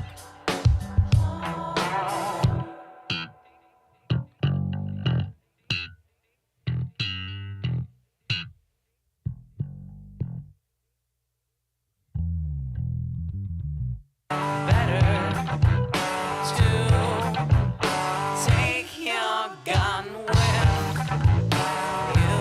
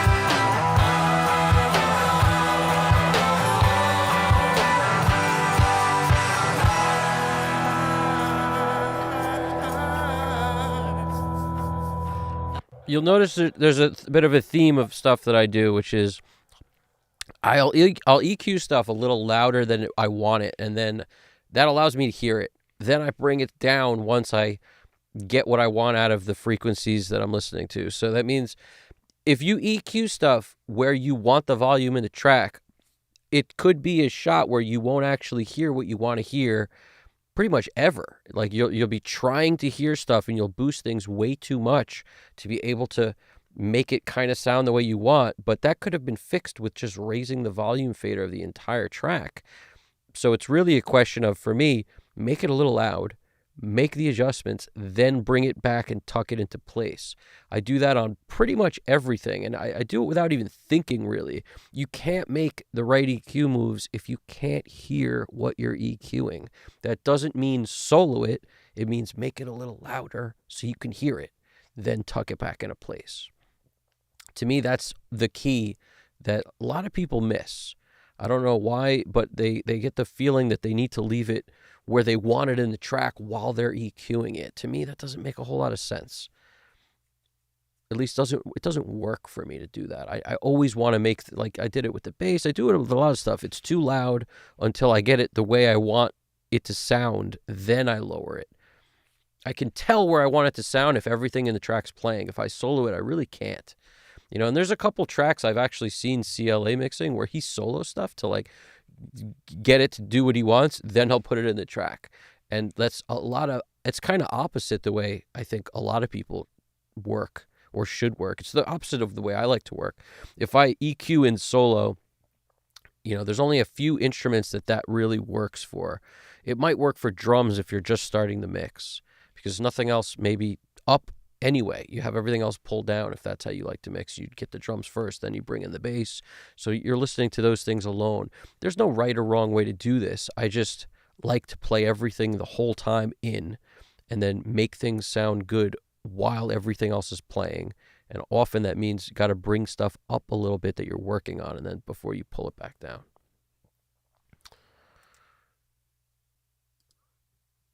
And also another tip, don't feel like you need to touch every EQ. If you want more like just hair on something, that could be the only move you need to make.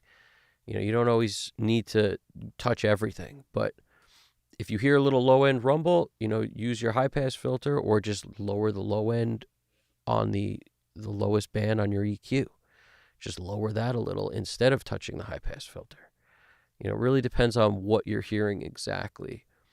You know, if you're trying to tighten the sound of the guitar up a bit, use the high pass filter. If you're just trying to get rid of a little bit of low end on it, use the lowest band on your EQ. Yeah, I would say, you know, solo is actually the most destructive thing you could do while you're mixing if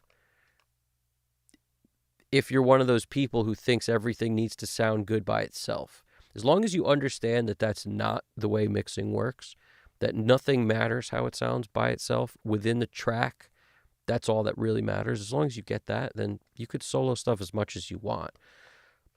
There's certain things that really benefit from it, like setting a gate really benefits from it. As soon as you hear an annoying frequency that you're trying to find, that could benefit from hitting solo to find it. You know, there's always going to be a benefit to soloing certain things.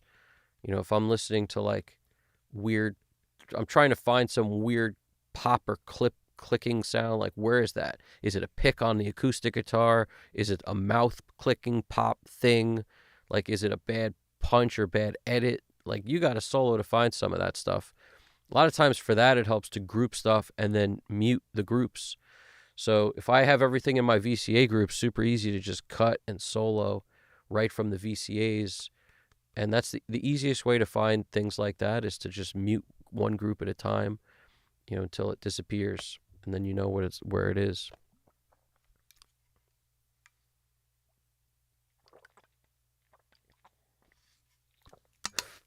It's like anything else. If you zoom into each track individually, it'll take you forever to find that problem, a click or a pop or a bad edit or whatever the thing is you're hearing. But if you do it by groups, you can narrow it down to at least it's something within this group of only bass tracks. Okay, then which bass track of those is it? It gets much easier than soloing like one track at a time.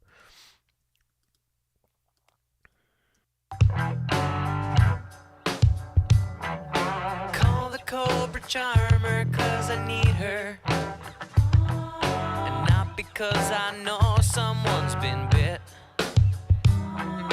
Keep her in the inside pocket of my go-to leather jacket in case I ever need her funky spit.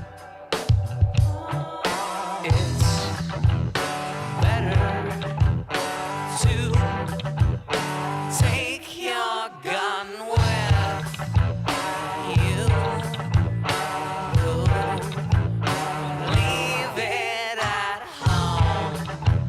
Safer to come prepared than to wish that you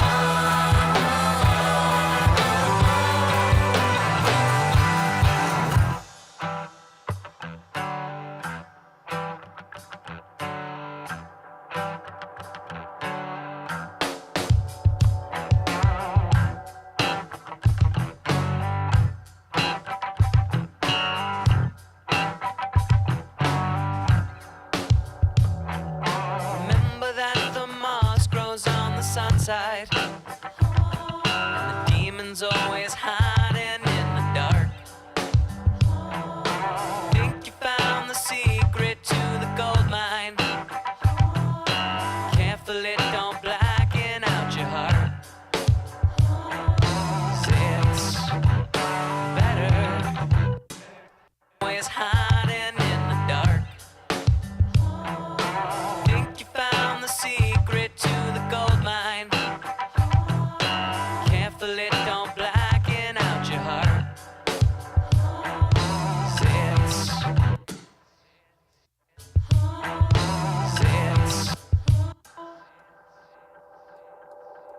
your heart. 'Cause it's better to take your gun with you.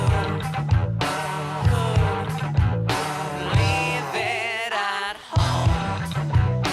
Safer to come prepared than to. 'Cause it's Just took out the last huh. careful it don't blacken out your heart. 'Cause it's better to take your gun with you. Leave it at home. Safer to come prepared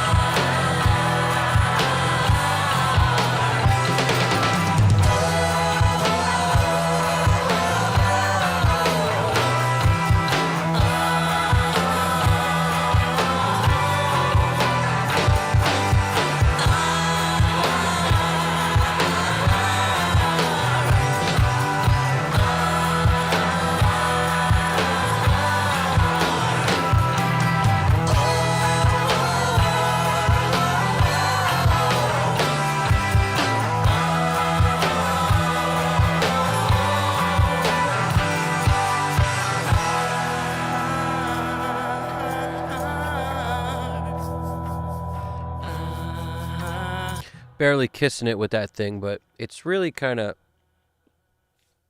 a very interesting tool. It's just like a Vice de-esser kind of thing on a mix bus, just to kind of tame the top a slight bit, like hardly at all, but it's interesting.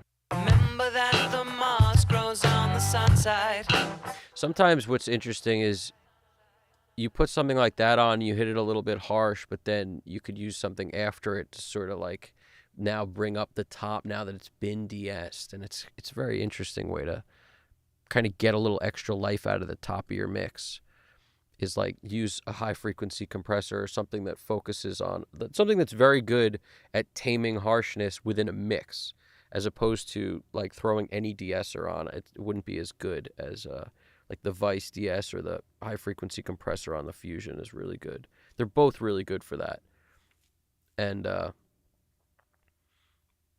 basically just squash those like annoying peak moments down a bit, and then you can use something like an inflator or something like that to boost up the overall saturation level of stuff, but it's a tamed version of it at that point instead of like a harsh version of it. So you can kind of squeeze a little more life out of it if that's what you're going for, but you know, it depends what you're going for, right? Remember that the moss grows on the sun side. And the demon's always hiding in the dark. Think you found the secret to the gold mine. Blacking out your heart. It's better to take your gun with you. Leave it at home. Safer to come prepared there.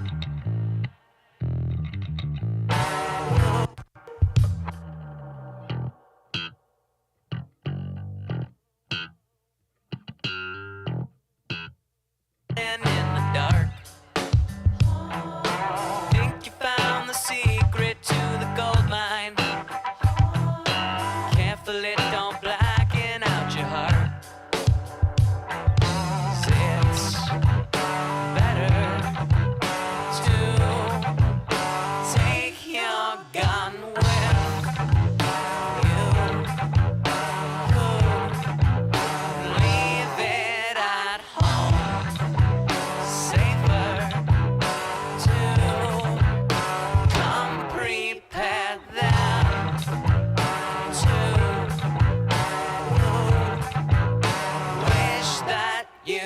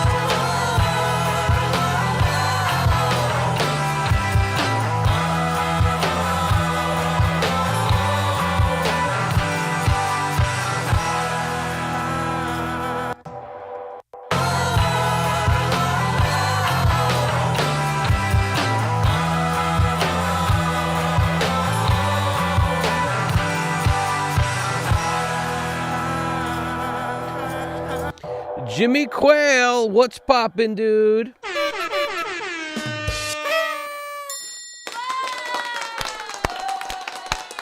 What's poppin', Jimmy Quail? How we doing? Morning, Fader Queen. Pong Master 123, the Studer Man.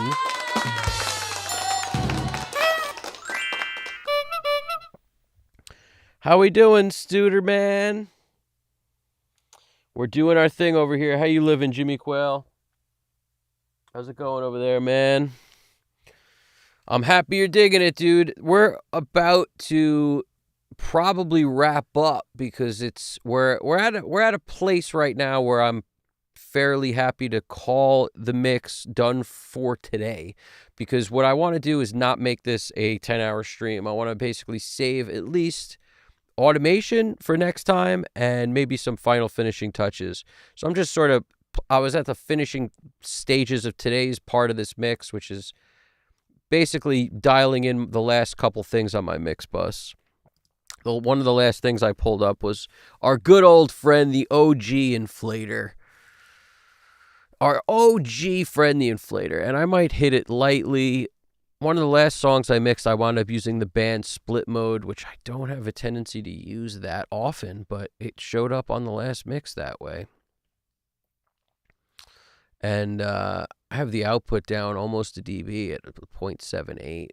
Which is a little lighter than I usually. A lot of times I'll lower the input a bit just to sort of maintain where we're at. Let's take the loudest part of the track. Let's look at what's happening on the ML4000.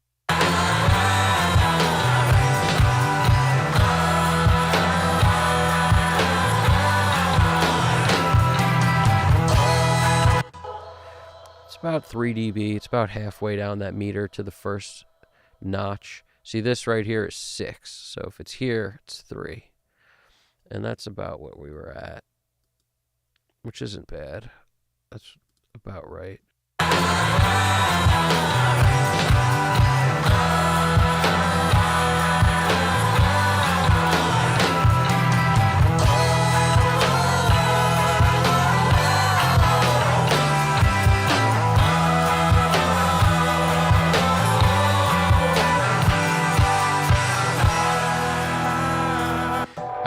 I like to do it from the loudest part of the song because the rest of it's going to sound fine wherever it is. But once you get to the loudest parts of your track, that's when your compression is going to act the most up. So if you don't want the song to sound like it's going backwards, that's usually the place you got to look at with a fine-tooth comb to just make sure you're not hitting things too hard. If it sounds good, it's going to be fine. Don't worry about it. Don't sweat it. But that's if I'm going to check something and be like, how many dB of gain reduction am I getting across the board here? That's what I would look at. The high-frequency compressor is barely doing anything. We're just kissing the little crazy. Anything crazy is just being kissed gently. And none of this other stuff has compression on it, including this. The compressor's out. It's just EQ, and it's barely doing any EQ. It's because it's at the half multiplier. So we got 2 dB, 1 dB, 1 dB, 1 dB. It's like mostly for the filters and the flavor in the line amp and the converter kind of simulation thing that it does.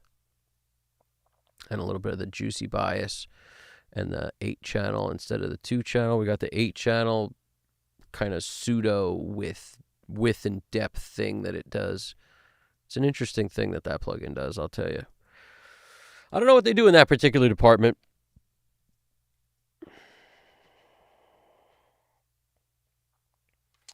Yeah, it's good to have you chilling. I appreciate the compliments, dude, and I appreciate all of it. I appreciate you stopping by, Jimmy Quayle. You're the man, dude. I remember seeing you on the comments of the jam. So it's cool you found us over here. This is like our secret spot. This is our and the funny thing is it's not secret at all. But at the same time, the way the YouTube, algorithm or whatever works, I don't think it shows everyone when you have a live. That's like I don't know how it works. I just feel like there's like some sort of disconnect between the videos and the live stream, where it's harder to find for some reason. I don't know why. It's just how it works. I noticed it myself with channels that I subscribe to. Was like, I'd be like, oh, where's, they haven't posted that many videos. And then I'd click their live tab, which I was never notified about. And I realized there's all these live streams that I could see that I haven't seen, that like Billy Hume channel stuff. I was like, oh, this dude's live streaming all the time. And I never was notified. Why? I don't understand it. It's weird how that works. I don't quite get it. Call the Cobra Charmer 'cause I need her, and not because I know someone's been bit.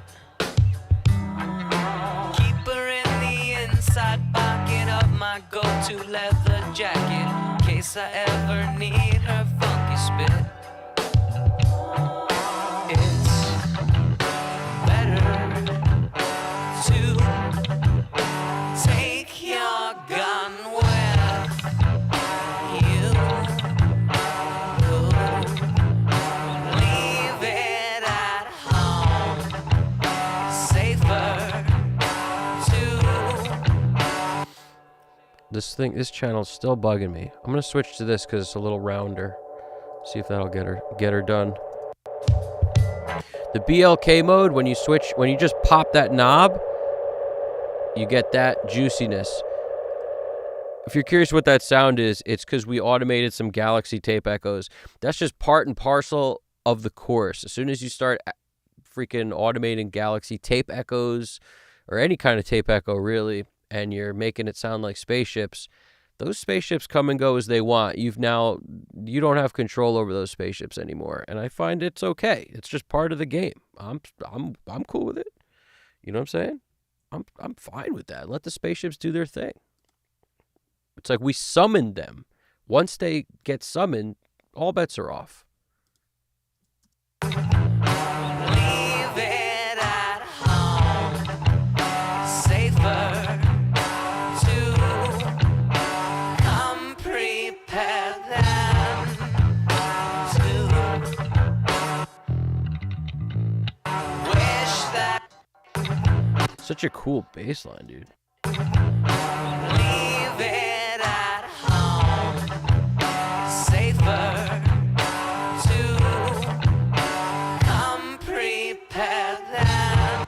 It's a good point, GDP. That's where we're at. This ain't the mix is done, and now let's go over the mix that's finished and show you what worked. Great. How'd you get there? You know what I'm saying? How many things did you try first? And how did you know that those things didn't work and all that stuff? It's like any questions are fair game. Throw them in here as we go through and we handle real problems in real time, like GDP said. You know, some things can be learned. Sometimes it's just, oh, I didn't think to try that. And sometimes, you know, you're working on something that's totally different and you'll throw a question in here and it might spark some cool idea on my end of something I didn't think to do yet either. Like you're adding to the game, you're adding to the puzzle, you're building it as you go. You're part of this whole freaking flying plane, or flying saucer in this case, because it's got some alien elements to it, this track. And you're all part of that. It's pretty awesome. Wish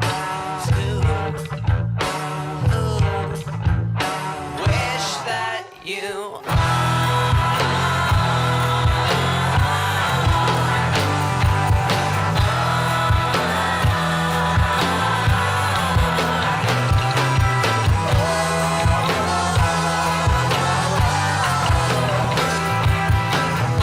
I like how when you use the Ocean Way, it sets things back kind of nicely. It sets them back.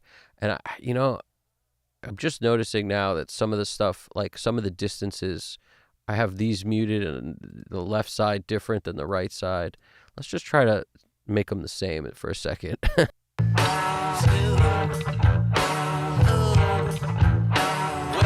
that you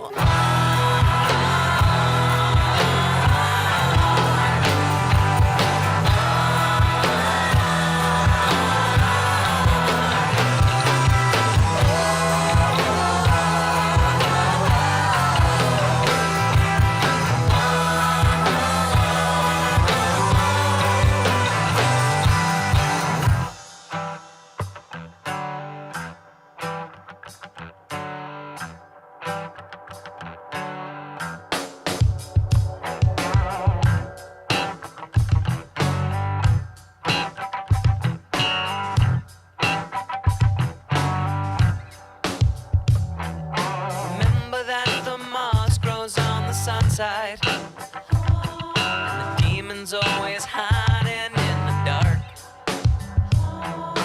Think you found the secret to the gold mine? Careful it don't blacken out your heart. 'Cause it's better to take your gun with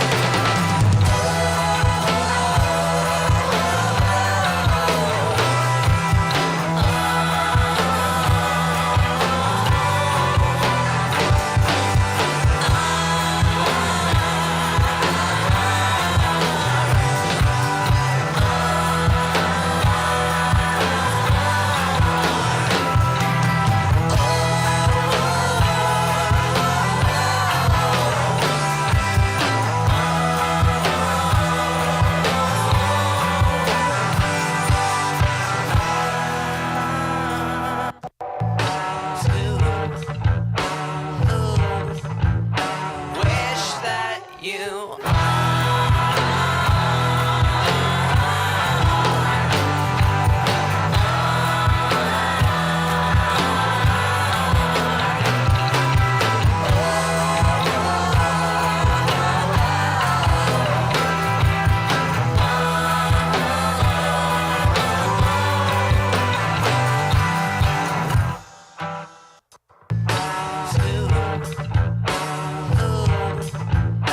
wish that you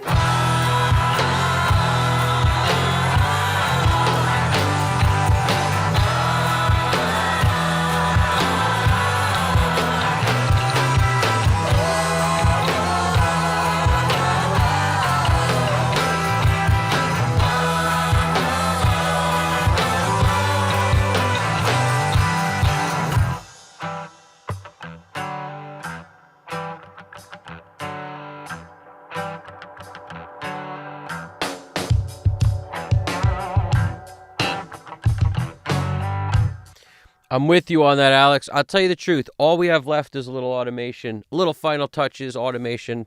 We're going to do that in the next one. But for this one, we are going to call this fairly soon. Next 2-3 minutes. There's only one last thing on my mind. Georgia, Georgia, you were always on my mind.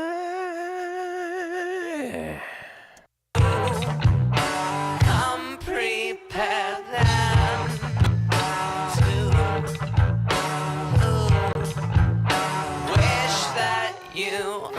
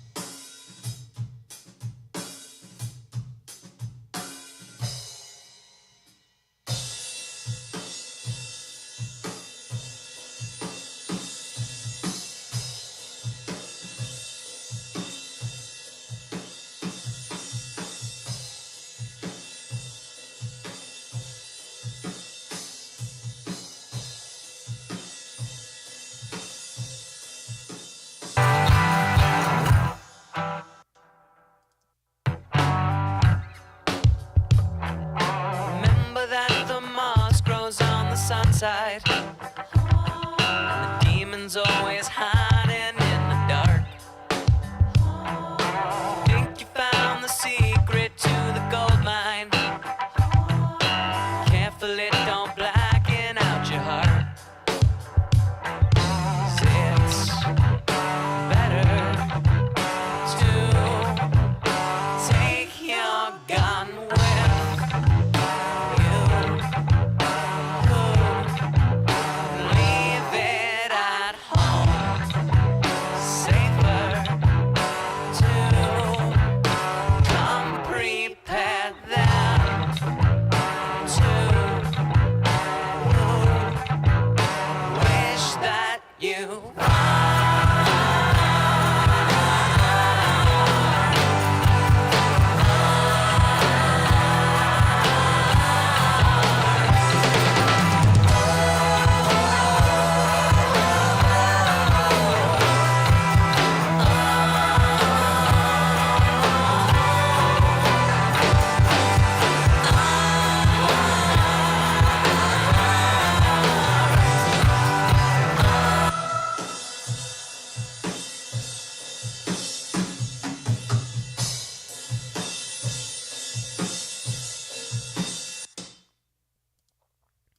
It's just a frequency that's absolutely destroying me in here. It's freaking like 11K.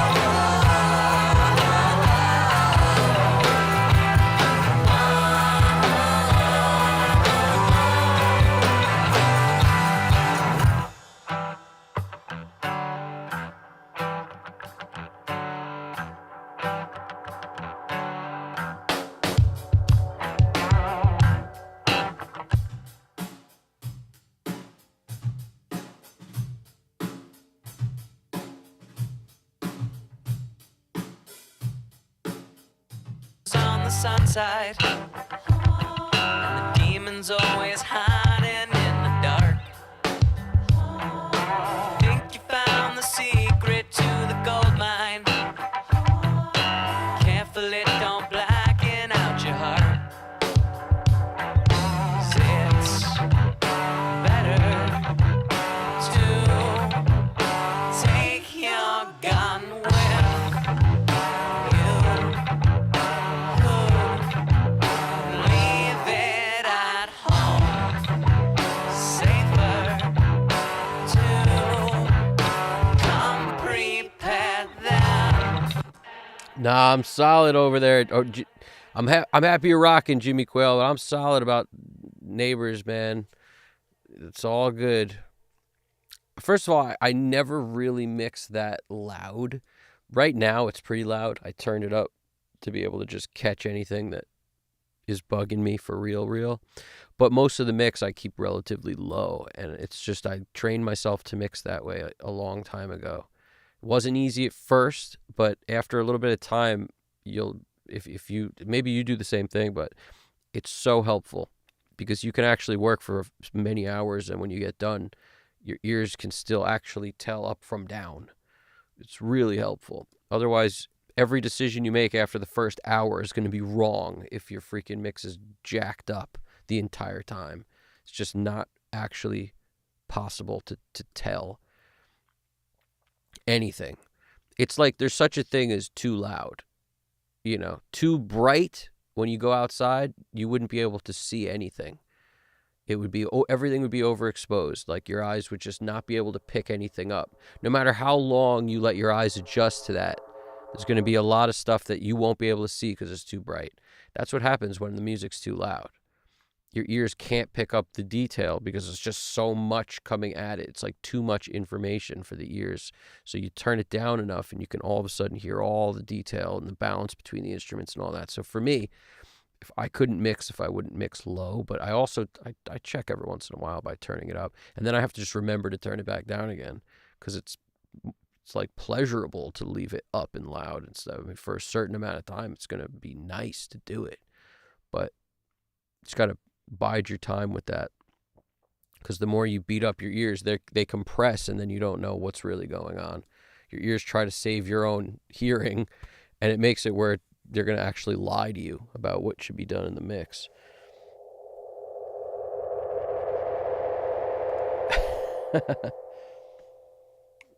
Mr. Psychotronic said, serious headbang. I really want to buy this on a record. Like I said before, with the other Easy's tracks, consider me a customer. I love that, Mr. Psychotronic. You will be the first to know. I will post a notification on our Discord with some awesome album cover that will let you know that it's time. I will send you that notification, and we'll make it happen.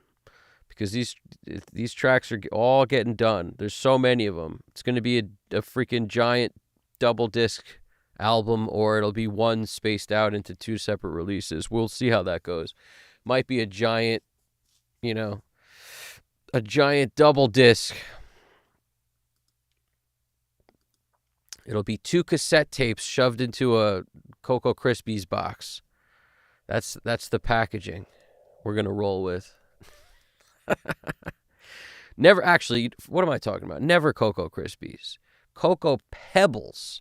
Anybody who's ever tried Cocoa Krispies and Cocoa Pebbles knows Krispies lose their chocolate flavor after like 3 seconds, maybe 4 seconds.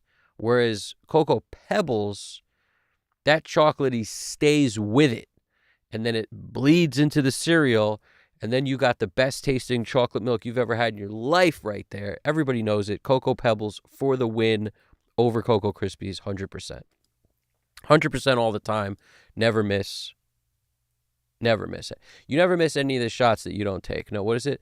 You always miss 100% of the shots you don't take. Wayne Gretzky. I don't know how we got into him from Cocoa Pebbles, but I'll tell you, it's good stuff. Shigiono asked, do you find it more difficult to mix your own music? No, to me, I try to make it the same I try to make it the same process because I don't look at it as my own music. See, the reason I can do that is because it wasn't recorded yesterday. If you just finished working on it, like you're the guy who produced the stuff and you recorded everything, you're the engineer, the artist, the producer, the mixer. If you're doing all the jobs and you just finished it yesterday, I would say you're way too zoomed in to start mixing. Like you're way better off if you put other tracks in between and kind of, wash your brain of whatever was happening so that you can attempt to have a fresh perspective. You can only attempt because no one will know your stuff better than you anyway. But if you have a little bit of distance there, you can really look at it with fresh ears, fresh eyes. Look at it with fresh ears. That's going to be tough to do because your ears can't look at stuff. However, you'll hear it with fresh ears. You know what I'm saying? Just do your best to, even if it's produce other songs and get those in your head till you forget about what you did with it, then jump in and start mixing your other stuff. Just don't finish it and go right to mixing it because your brain's going to be remembering the last thing you were just battling with in the production phase. And that could have been something you were tracking, something you were editing, the tuning of a vocal. It could be all over whatever. You really got to have some distance there. And I don't think everybody can do it. There's some people that can produce the record and then mix the record. Like a Brendan O'Brien was really known for that, being both the producer and the mixer. But it's rare. There's a lot of guys that could produce, do all the awesome production work, but then they work better with another mixer coming in and taking over and making their vision a reality. It's not everybody is suited to do both jobs because not everybody has that ability to really zoom out. Everybody's lens is not that, zoom worthy or whatever you want to call it. It's some lenses, if you ever shot video, are prime glass. They're great at one focal length. And then some are zoom. And guess what? The zoom ones are typically, they can be anyway, not as, good in low light. There's always some weird thing that will make them less good in some circumstances. But the prime glass only works when things are a certain way. They're not as versatile. So you get the versatile benefits and then you get the prime glass. It's got its own specialty and way less versatile. You can't use it as often, but when you can use it, it's the money. So it's kind of similar to what we do in a way. There's certain people that can kind of do both. It's really about mixing is so mental that it's all about your freaking brain. It's about how zoomed out you can get. And if it's because it's your own stuff, you can never zoom out. If that's the kind of person, then it's very tough to work on your own stuff. But if you can zoom way out, no matter whose stuff it is, you'll be fine. That's the truth. It could be your stuff, but you won't treat it as it's your stuff. The thing that I do on my stuff most often is I make the guitars. When I'm playing guitar, I make the guitars a little low. And when I'm singing, I make the vocals a little low. That's just something I always do. Because for me, it's more important to hear the supporting instruments that might be, in this case, the bass is kind of playing lead. It's like a lead bass, like Chili Pepper style, lead bass, right? The drums are holding down a solid groove. It's very important for those things to be super clear. Almost at it's not at the sake of, but sometimes it's more important for me to hear that stuff super clear and punchy and powerful over something else that I played. And I find a lot of people look at it the opposite, where they want to hear their instrument. That's what a lot of artists want, their instrument to be the loudest. I'm actually the opposite of that. I hate when my instrument's the loudest thing, unless it's necessary for the track. So I try to come at it from the point of view of, does this sound like a good song as a whole? Not, can I hear my instrument? I'm never thinking about what did I play when I'm mixing. And the same way, if I'm mixing a song for somebody else, I'm never thinking about, ooh, I love the guitar, so let me make sure I can hear the guitar. I'm just trying to listen to it from a perspective that's super zoomed out. And what does this thing sound like as a whole? That's really all I care about. And that's why breaks are helpful, because as soon as you start working on something, now all of a sudden that's your focus. For me, making sure the bass is heard is like a constant thing as you dial in volumes and this and that. All the little nuances of the bass are so easy to get lost. It's really easy to lose them. So you really gotta, I find that's the thing I tweak the most as I'm working, probably, because I need to make sure the bass is constantly being heard. Because I really like when the bass is heard. I hate mixes where you don't hear bass. It's a big pet peeve of mine. I love bass. I want to feel it because it rumbles my chest. I want to feel it in the room. I want to feel it in the car. I really want to feel the bass. But not only do I want to feel it, I want to hear all the nuances of the playing. Because to me, the bass is so cool and such a percussive instrument that I want to hear all the little hiccups, the pickups, the rickups. I want to hear all of that. So much nuance in a good bass player's playing. It'd be sacrilegious not to hear it, as far as I'm concerned. Sorry to blast you out there. It was super loud just now in the room anyway. Demons always hiding in the dark.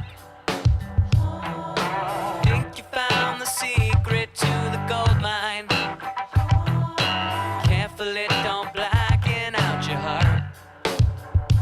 'Cause it's better to take your gun with you. Leave it at home.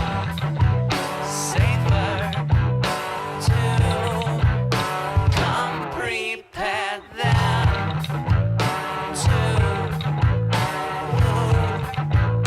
wish that you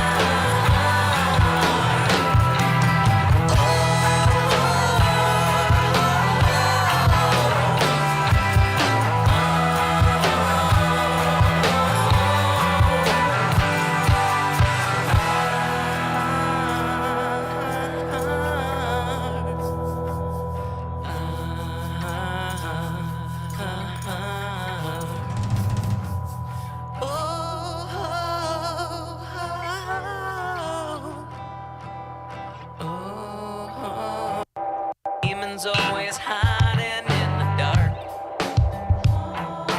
Think you found the secret to the gold mine. Carefully don't blacken out your heart. 'Cause it's better to take your gun with you. Leave it at home.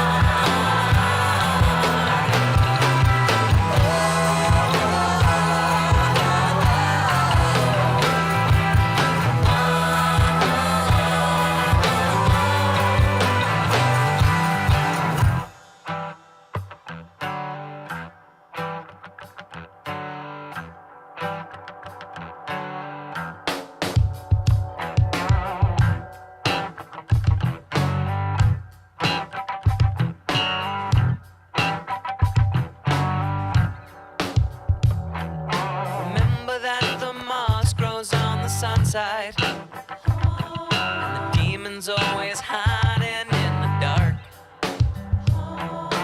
Think you found the secret to the gold mine. Careful it don't blacken out your heart. 'Cause it's better to take your gun with you. Leave it at home. Safer to come prepared than to wish that you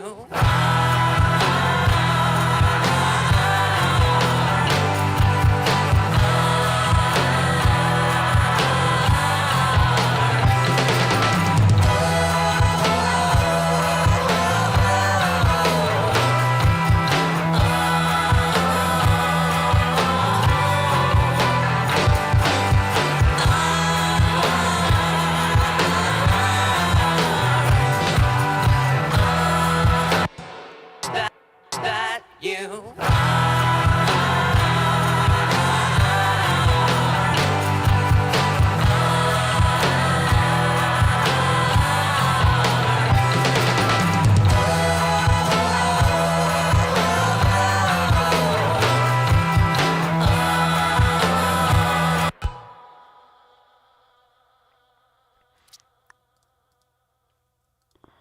I just want to see something. If I take this and send it to bus 1516, that's this, and we just leave the sans amp on it. you Let's first adjust it, because the freaking low end is booming. you you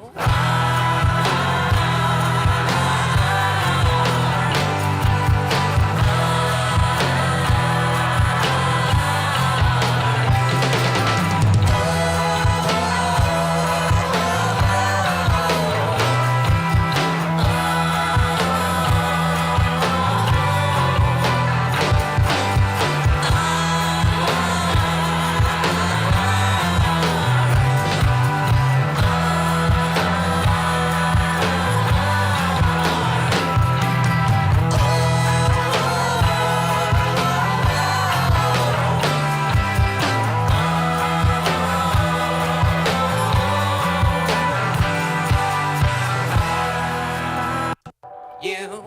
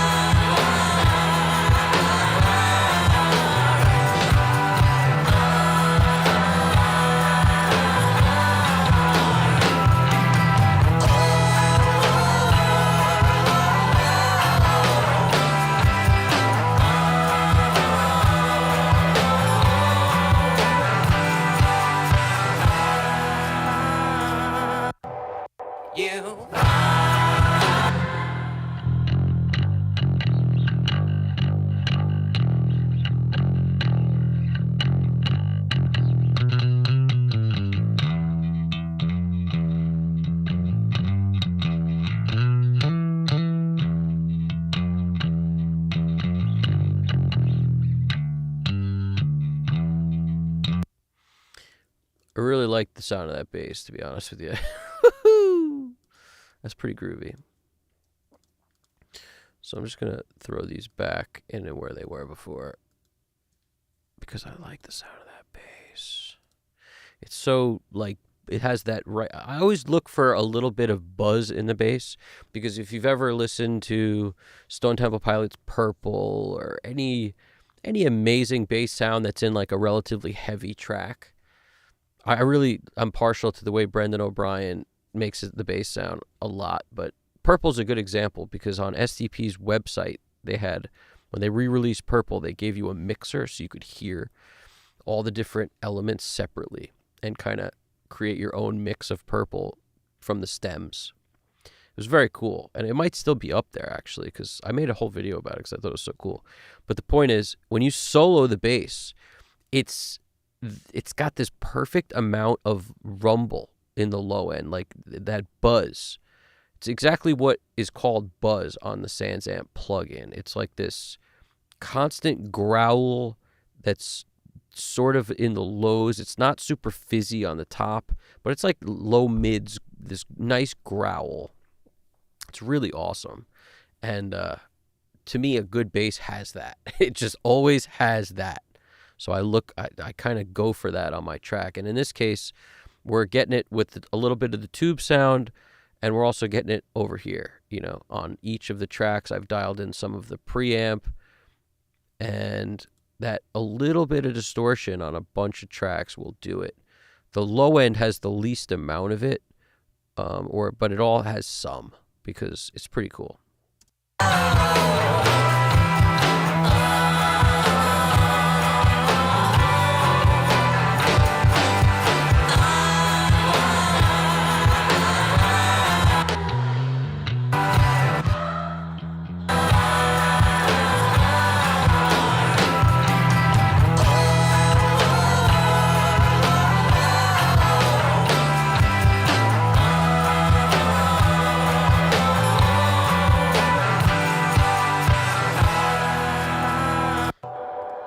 Because this track has a little less low end than the rest, like I'm sort of rolling off everything below 117. And I'm not boosting a ton down here, but I am boosting a bit of 200. So that's what I mean. That like tucks it in, and then you can kind of bring up some of that awesomeness underneath. This track can be a little bit louder than the rest, and it's not going to bring up as much of the low end as it will just the punchiness of the bass.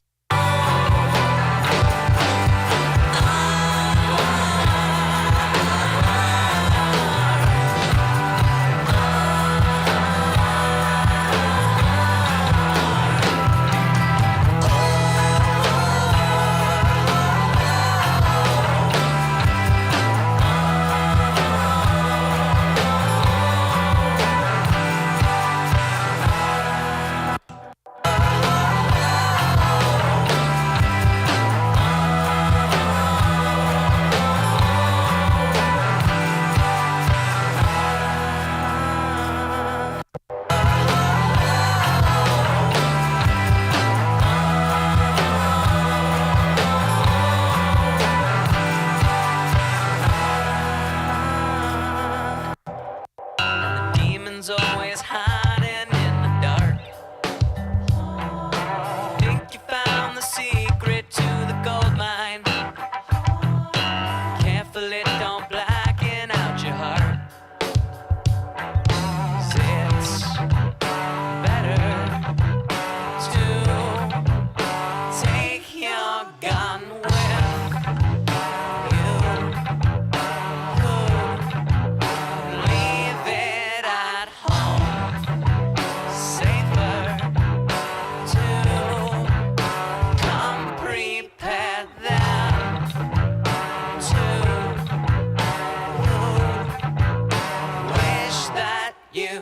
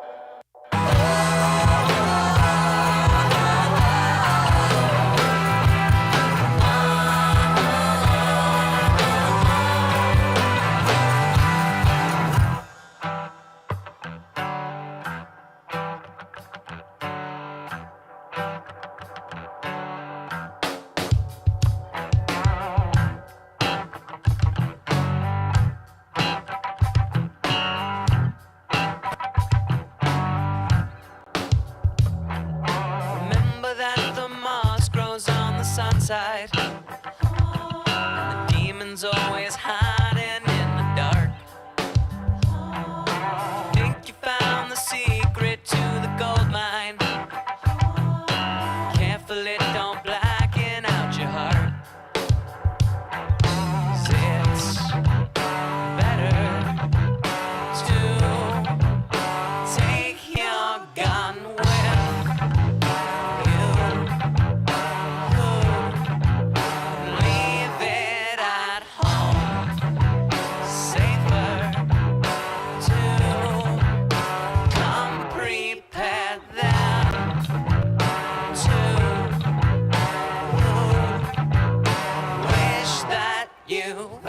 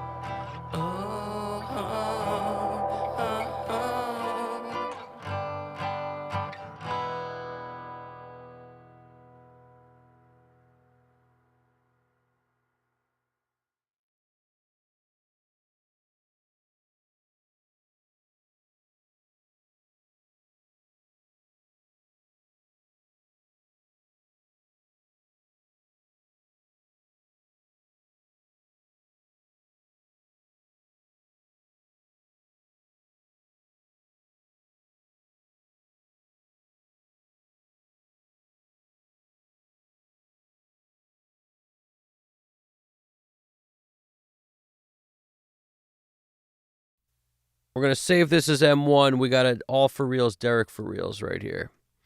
Derek for reals. I'm just monitoring this. I think we're fine. I don't think we've achieved, if I have to before I do the next mix, I'll bring it down a smidge. But at the moment, we're okay. And when I say next mix, I mean final touches with automation on the next session we do a stream.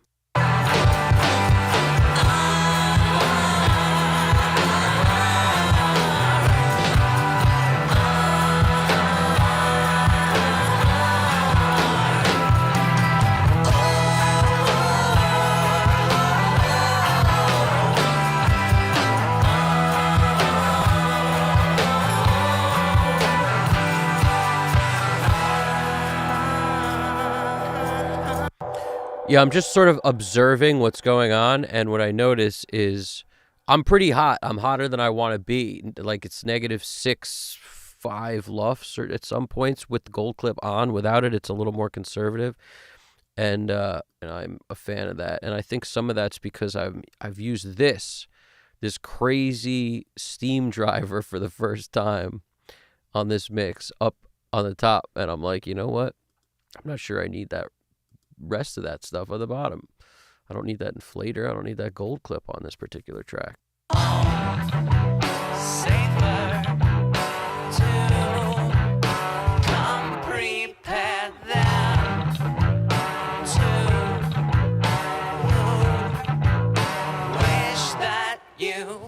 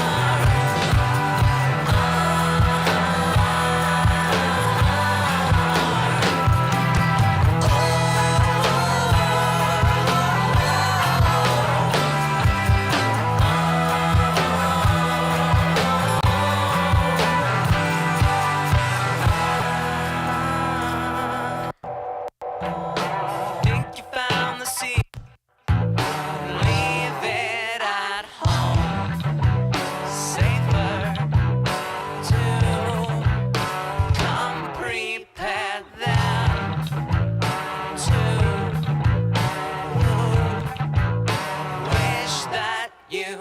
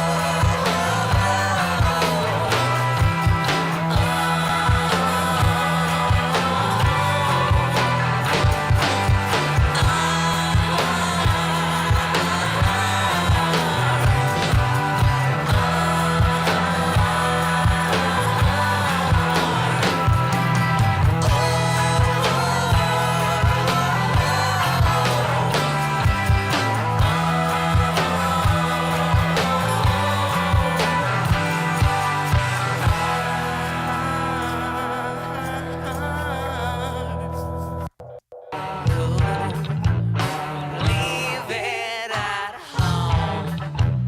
Safer to come prepared than to wish that you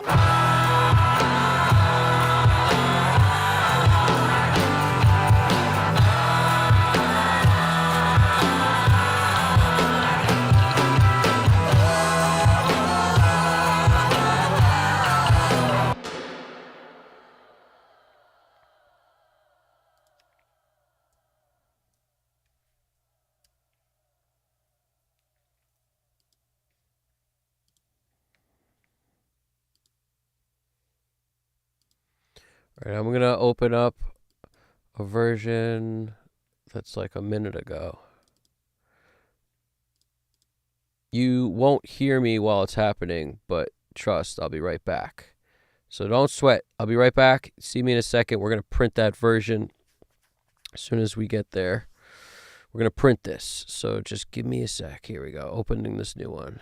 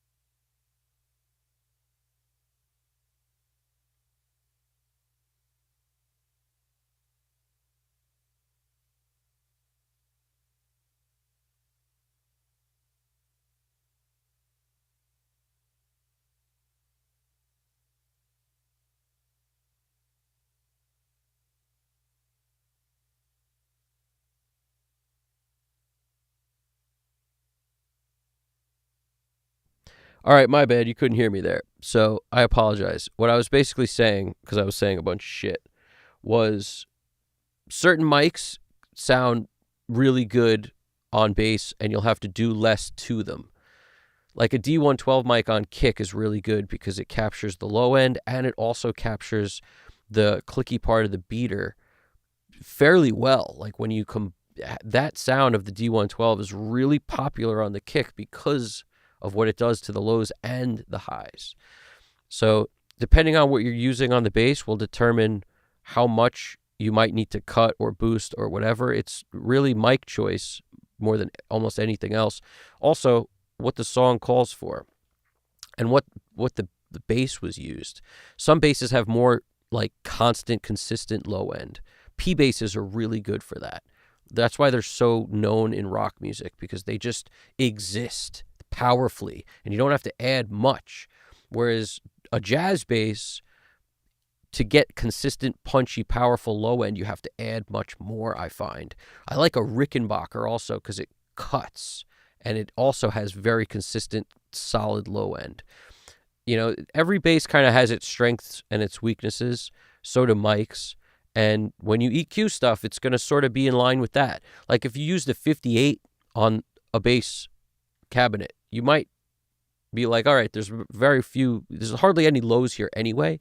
So I'm just going to use this 58 for like the mid-range and towards the top to give me some, the fingers and the string kind of pokiness.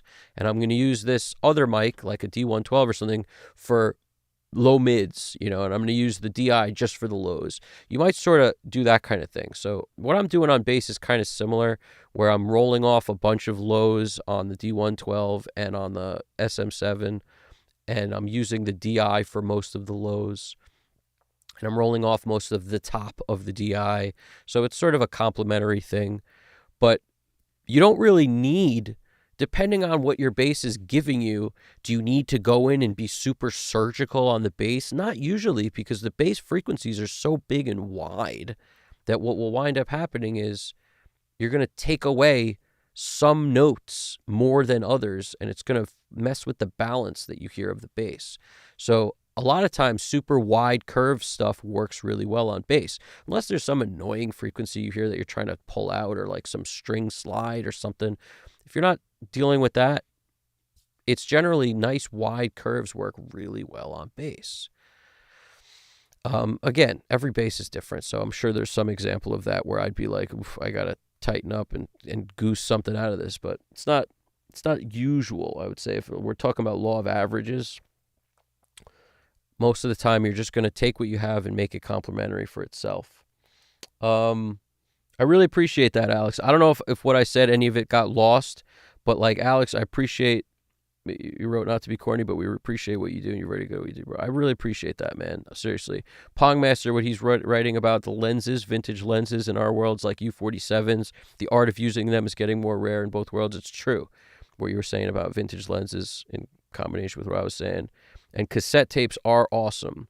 If I could put out a cassette tape, I'd be very happy, because I've only ever released CDs. Like, ever. So a cassette would be amazing, honestly. There's something about a cassette that's just money.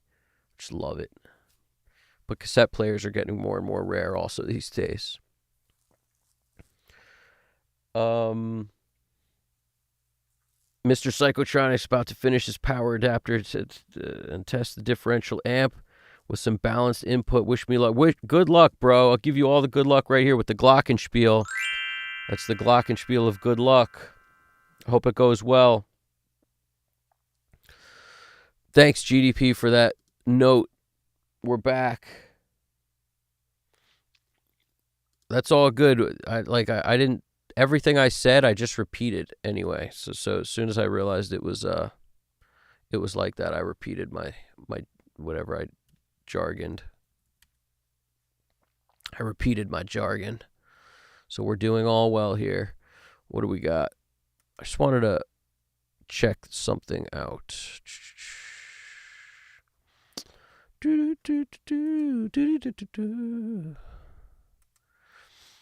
One thing I don't usually do on bass is boost lows like 40, 50, 60, 70. I don't usually boost. If I do boost, it's a little bit. Like I said, law of averages I'm talking. Sometimes you need to.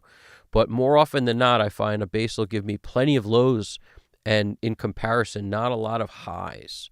Like, so it's really the high stuff I want to.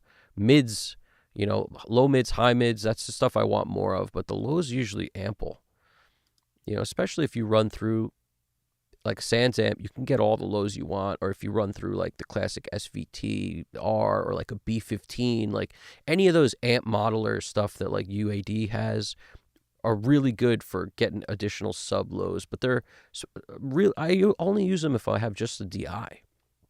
If I'm sitting with just a DI sound, I want to beef it up. That's what I'll use. Something like, ampy. I call it ampy, like, an amp sound. Classic SVTR is a really good one. That's the one I use the most. But I used to use stuff like R bass. I kind of found it sometimes untenable. And sometimes I'll use stuff like VOG, like the UAD Little Labs VOG plugin is kind of cool.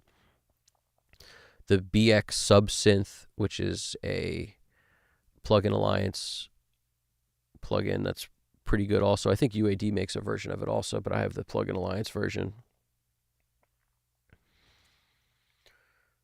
Mr. Psychotronic has a glockenspiel. To take your gun with you, leave it at home, safer to. And sometimes if I find like I'm a little, the bass might be a little boomy or something, I'll just take down the amount I might be boosting on some of these amp channels. But on the DI, like I'll leave it full bore on the DI, full bore at 200 or something if that's what this particular song called for. And maybe just on the amp channels, I'll take that down a bit, and maybe take it down all the way. But that's the kind of thing I might do. But, if necessary, you might need to cut. It's just a lot of times, like, just not boosting is often just as good. But like up here, you see, we're rolling off a lot of the low end because it all exists here. We're taking off just 40 hertz on down here, boosting a ton of the lows as wide as we get. To take your gun with you, leave it at home, safer to come prepared then to wish that you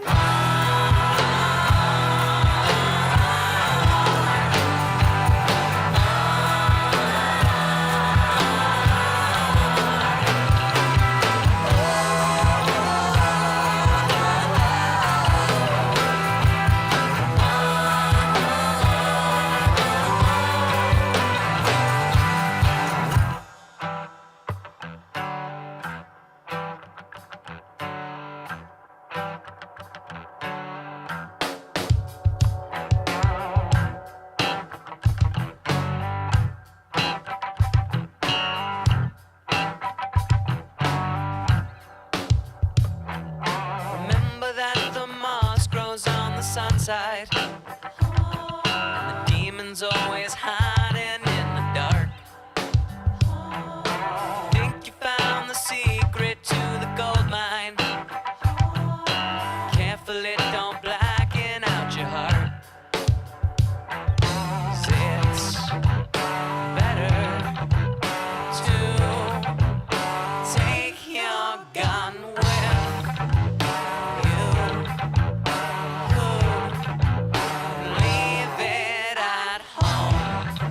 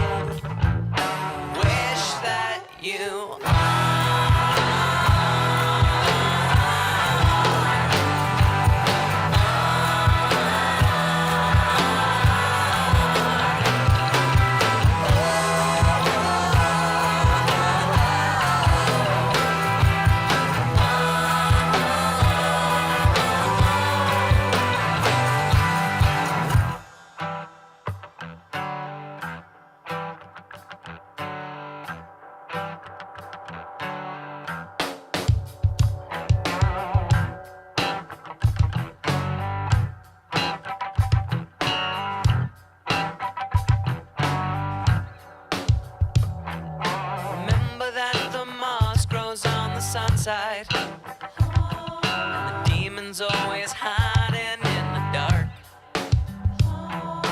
Think you found the secret to the gold mine? Careful it don't blacken out your heart. 'Cause it's better to take your gun with you. Leave it at home.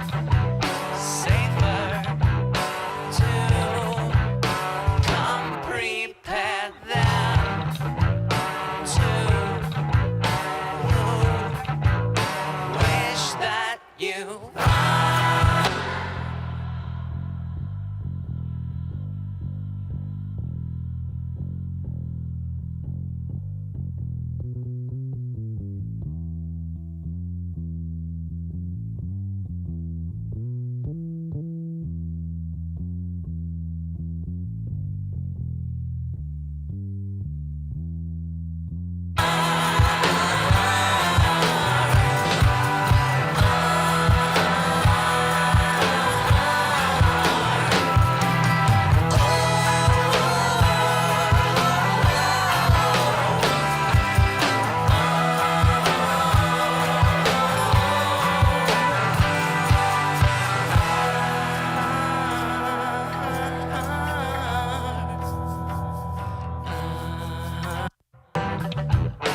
take your gun with you.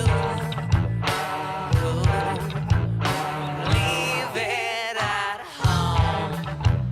Safer to come prepared than to wish that you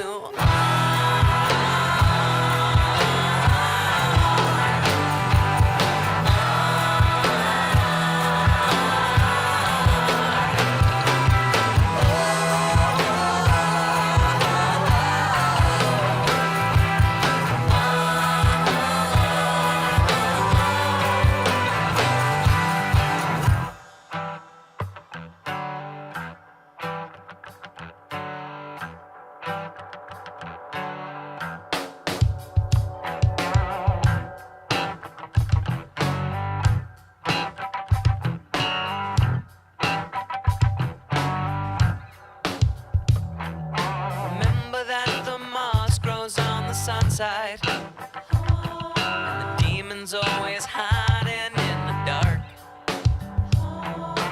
Think you found the secret to the gold mine? Careful it don't blacken out your heart. 'Cause it's better to take your gun with you.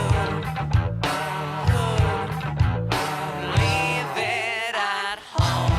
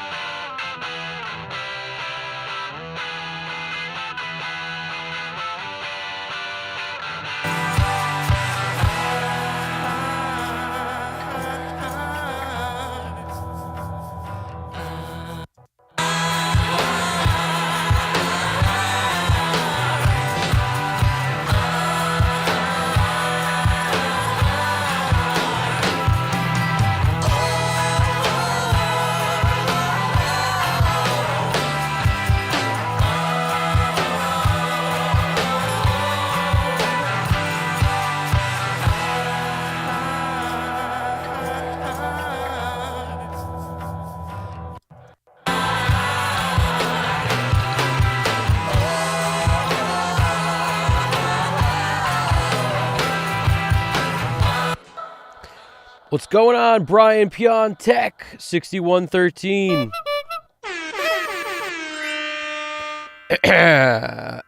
What did I miss?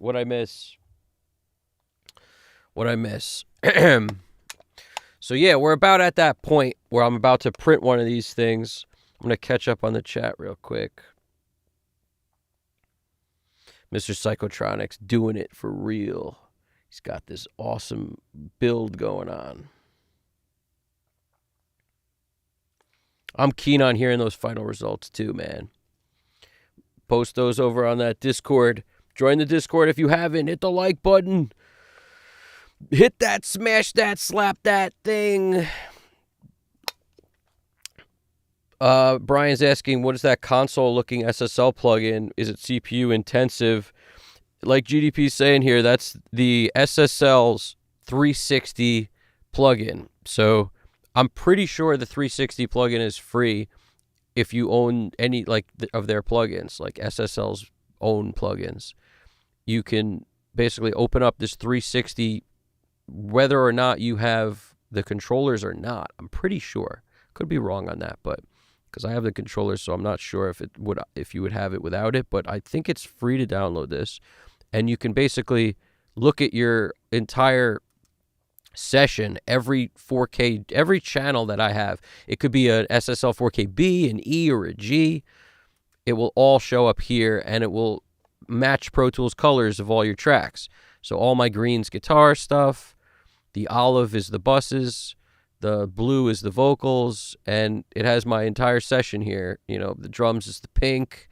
This is the auxiliary percussion stuff, shakers and whatnot, bass, acoustic. So it all maps it out here, which is pretty amazing. You could literally do the entire mix from here.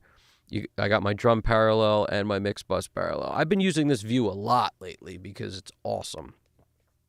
It's a lot easier to mix like this than like this, if you ask me, because this brings it back to the old school, you know, taking it back to the old school, because I'm an old fool who's so cool. If you want to get down, I'm going to show you the way. Whoop, there it is. Let me hear you say. That's basically where it's at, because you twist the knobs in here, and you're not, like, visually thinking about anything. And especially if you have the controller, it makes it even more intuitive. But you're basically just listening. As soon as I get over here, I'm no longer just listening. I'm like staring at lines and meters and all sorts of stuff. When I'm over here, it makes it, you know, the way you would want. Your meters are at the top like you're used to. Everything's right in front of you. You could see everything all in a line. You could see how things relate from one track to another. Just makes things real easy to sort of dial in. In my opinion, it's a whole different ball game. It makes things way better to work this way, if you ask me. And if you load the mono stereo versions on your mono tracks, and you load, if you have stereo tracks, you load stereo, you could do all your panning and everything right in here. And you don't have to do any panning or anything in the DAW. I still usually use this for panning and some level balancing stuff, but I use this for the majority of the mix. Probably like 70% of the mix or so. I'm over here.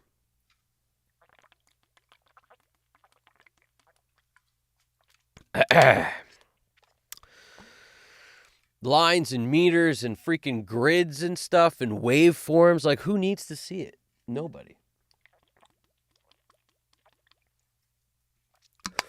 Especially when you consider all the best albums of all time, as far as I'm concerned. All the stuff I reference, like most of it, was mixed without looking at waveforms, without looking at these grid lines, without looking at all this nonsense. It was mixed looking like this. But this is what they were staring at. That should tell you something. It's not just about wanting to do what they did. It's about when you have less information, your ears take over more. Your eyes aren't so involved, and it's way more intuitive. Like, I'm not just saying that. I'm not sponsored by SSL or nothing. This is just the thing that works the best for me. No question about it. Hands down. And I haven't been using this forever. You know, I know, Brian, you've caught other mixes, and I wasn't using this. If you're going to use all SSL plugins, it really makes sense to use this. If you're going to use Neve 1081s and stuff, then, you know, a whole mix of API Vision stuff, then you can't use this. But if you're going to rock all SSL stuff, this really makes sense. Like, makes a lot of sense.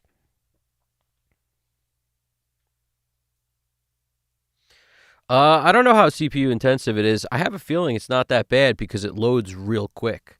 I loaded a Mixland plugin today, and it took like 5-6 seconds for the freaking thing to activate from inactive. So who knows? This doesn't take anything like that, is my point. It just pops right up. If I had a guess, it's just the visual aspect. Like, this is a skin for every single plugin here, that exists like this. So I can't imagine it would be more in CPU intensive. It's not like it's running more stuff other than the visual part of that. It's really just takes those and puts it all in one place. I think it's just a very smart design.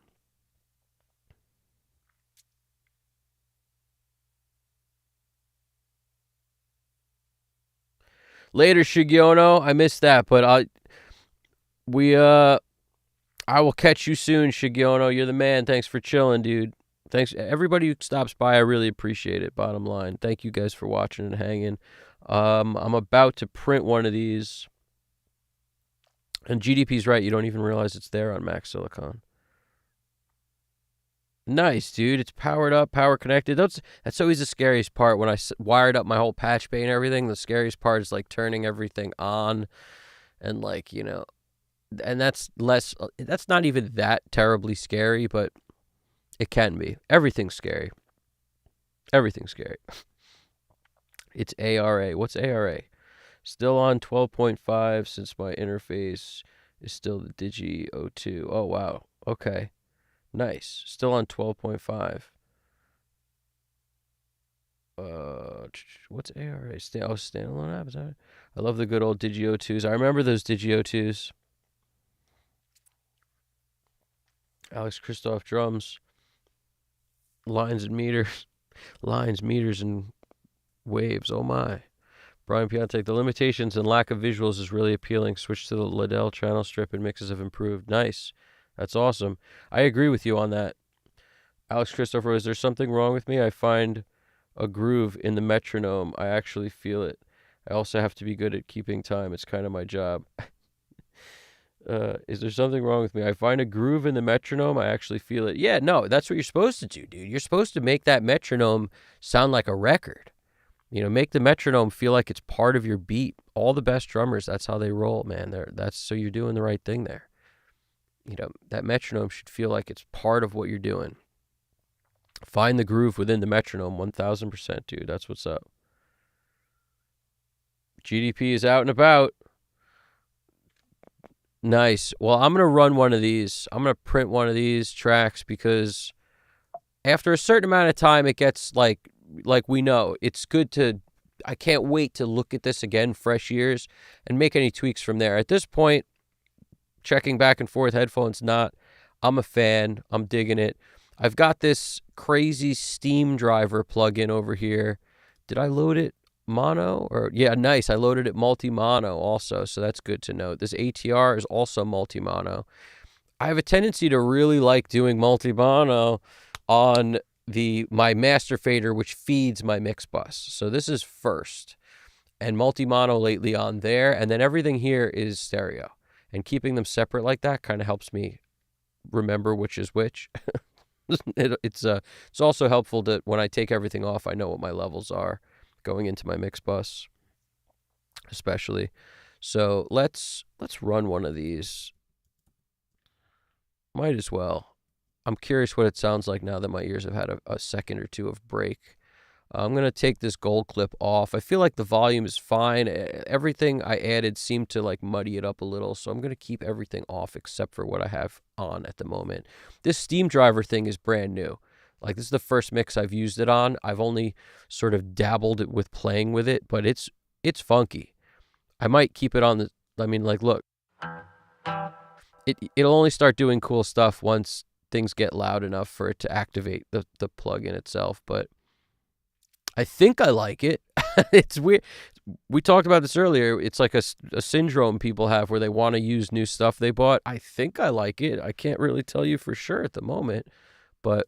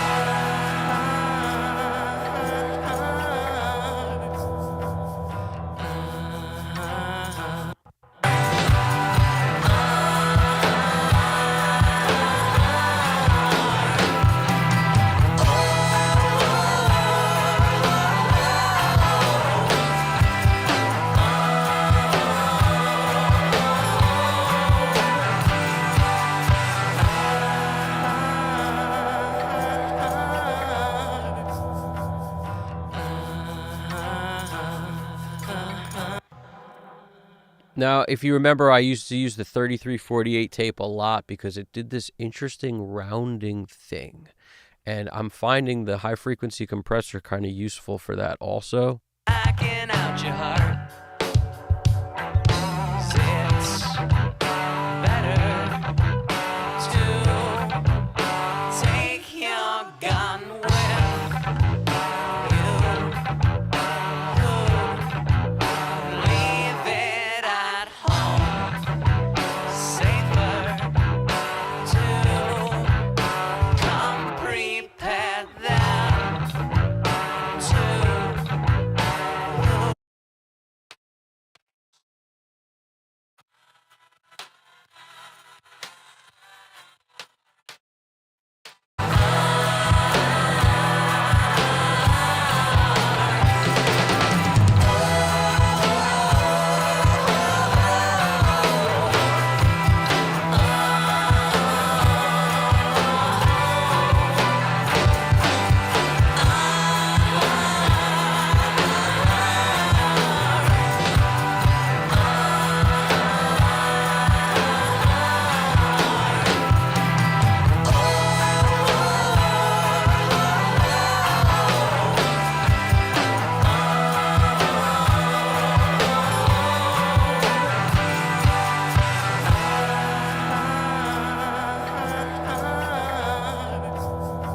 Backing out your heart. It's better to take your gun with you.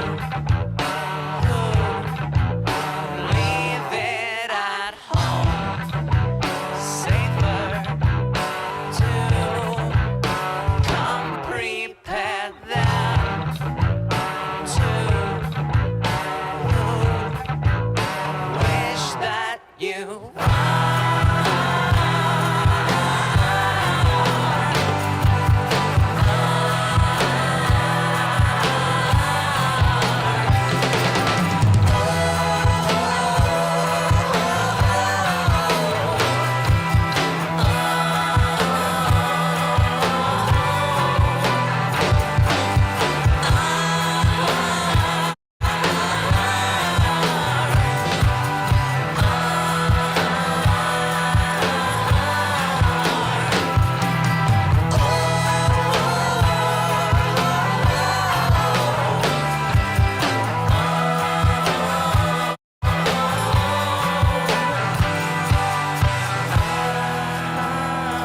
backing out your heart.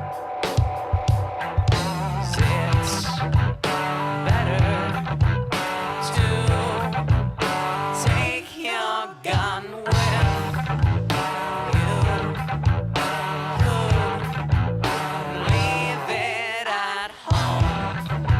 Safer to come prepared than to. Wish that you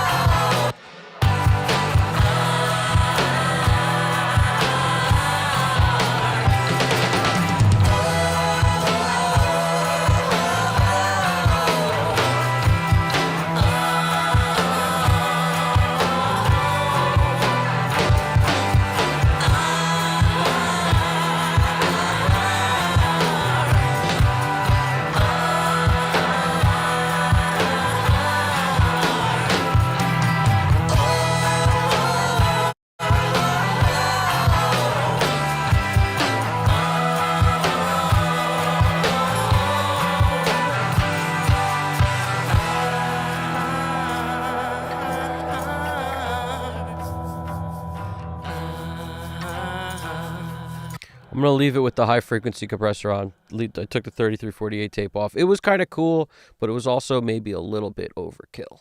So we're just going to roll with this today. We're going to print one of these. We're going to rest our ears. We're going to come back to this to finish automation, which has not been done at all. No VCA automation. That's next. And final finishing touches. We will do that all in one session on the next one. So this song sounds like a Jag Stang is right. The guitars used in this, if you're curious, we have a G&L.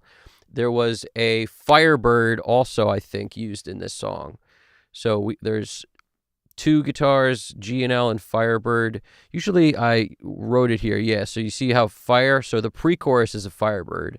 The G&L is the chorus is G&L, and then 58 G&L, the chorus double. Yep. So sounds like for the chorus, I used G&L, probably 2 different pickups.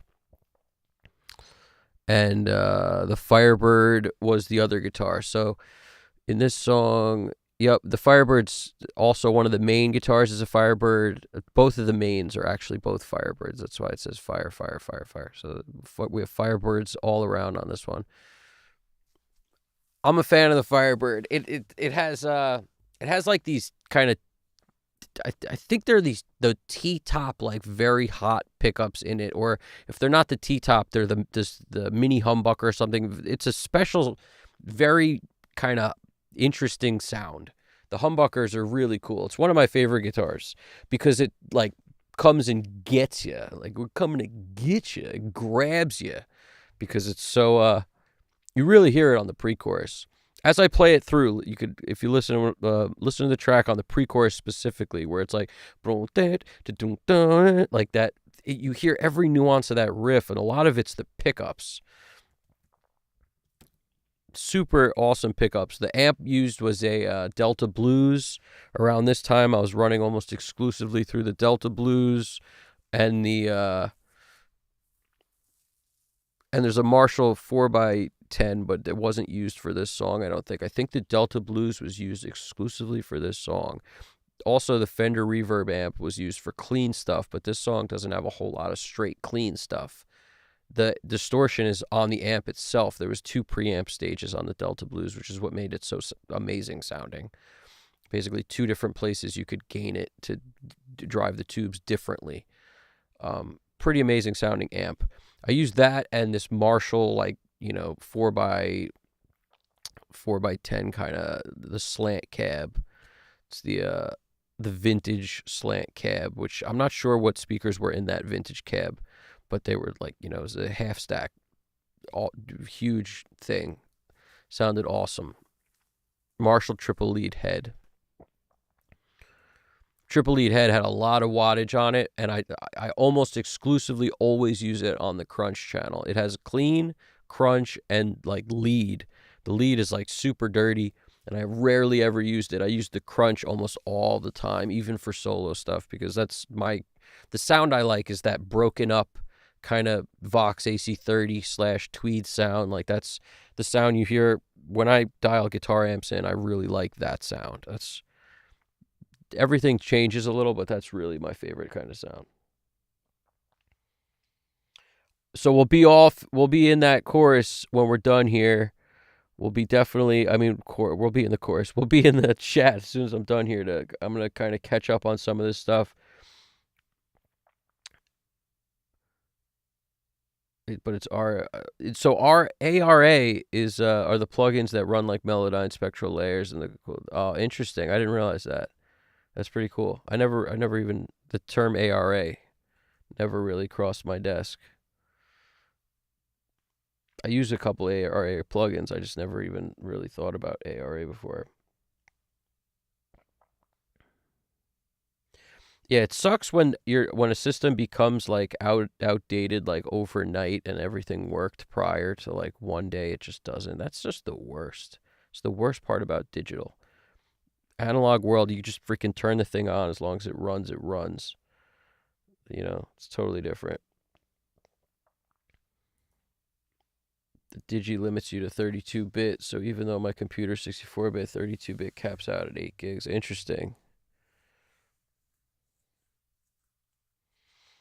Firewire, the old school Firewire. Yeah, Apple ditched it. Is right. That's crazy.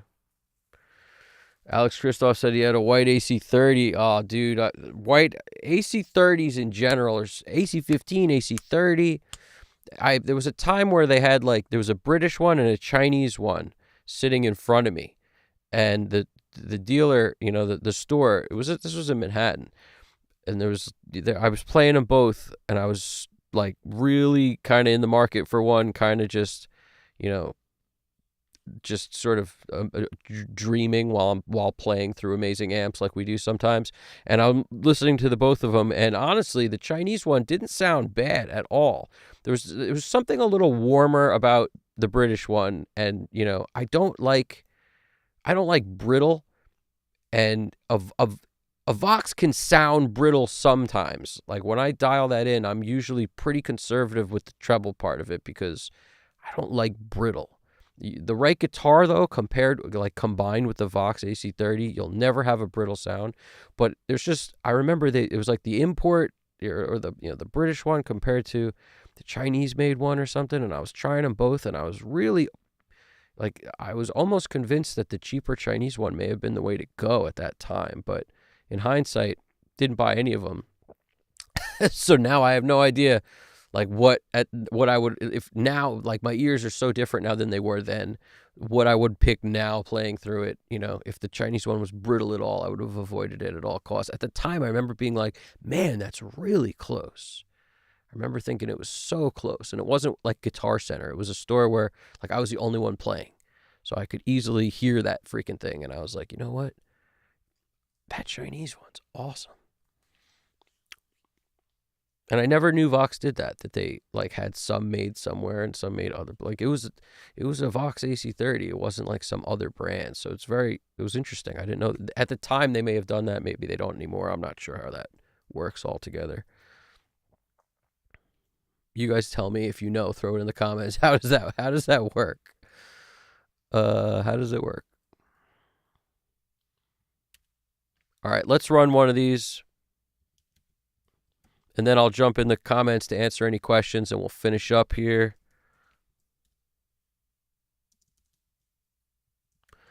And we'll finish up here until real soon, very soon, probably tomorrow. Either tomorrow or the next day, depending on the work schedule tomorrow. But we all know I like a Friday, Saturday mix. So if you guys are around tomorrow, check in because we may be rocking and rolling to finish this thing up. Output. Interleave 2496 at MP3. Import to bounce. Good. This is off. Make sure we put it in the right place.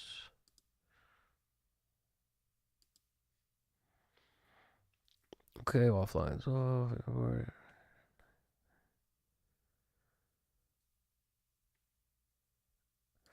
right, let me rock and roll here.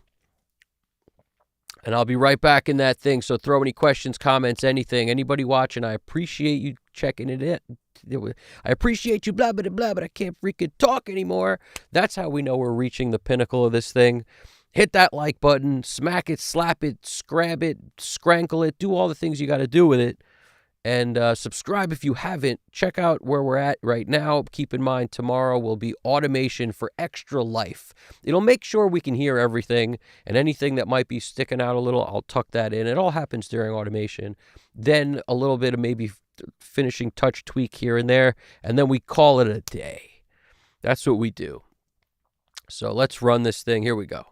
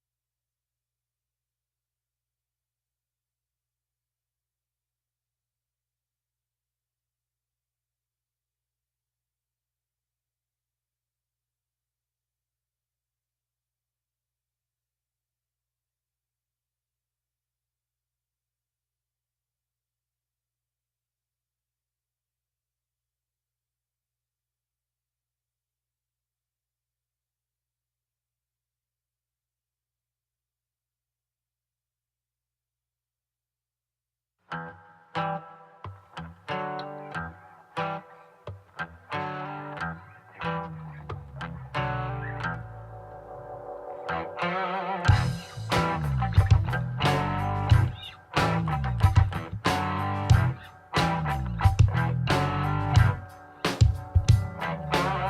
the Cobra Charmer 'cause I need her, and not because I know someone's been bit. Keep her in the inside pocket of my go-to leather jacket in case I ever need her funky spit. It's better to take your gun with you. Leave it at home.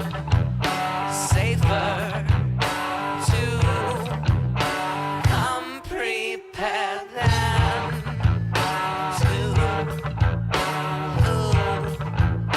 wish that you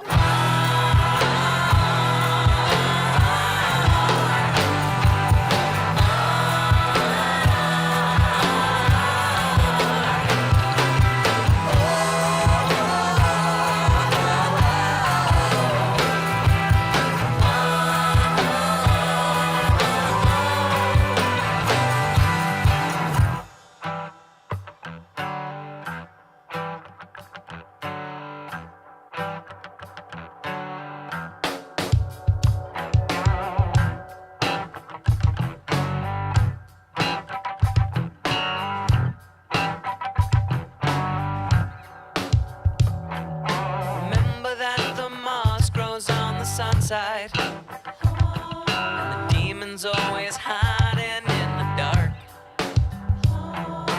Think you found the secret to the gold mine?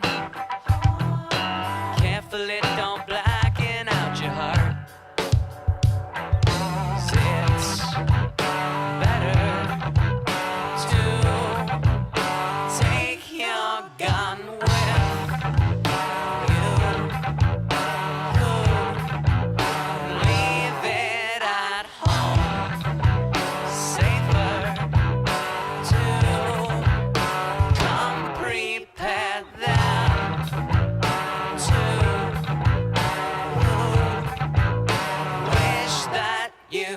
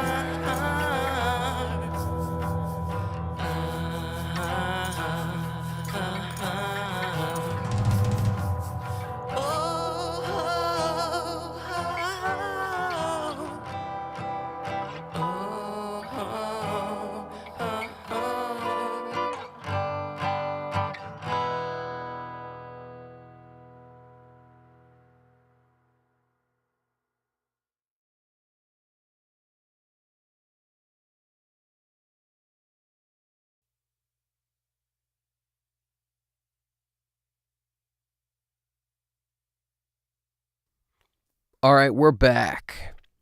We have our print, and we are chilling with our print right now. This is our print over here.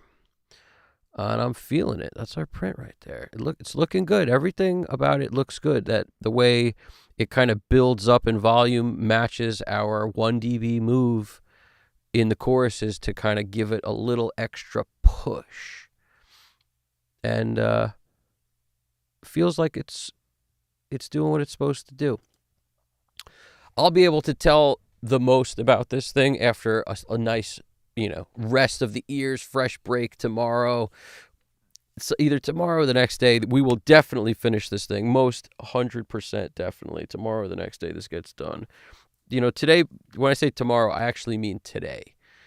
Because the time, yada, yada. I mean, once I finish other stuff, what time today will we get it done? That's what I mean. So what do we got here? Alex Christoph Drums says, I have done Blink Blast at 182 BPM. Nice.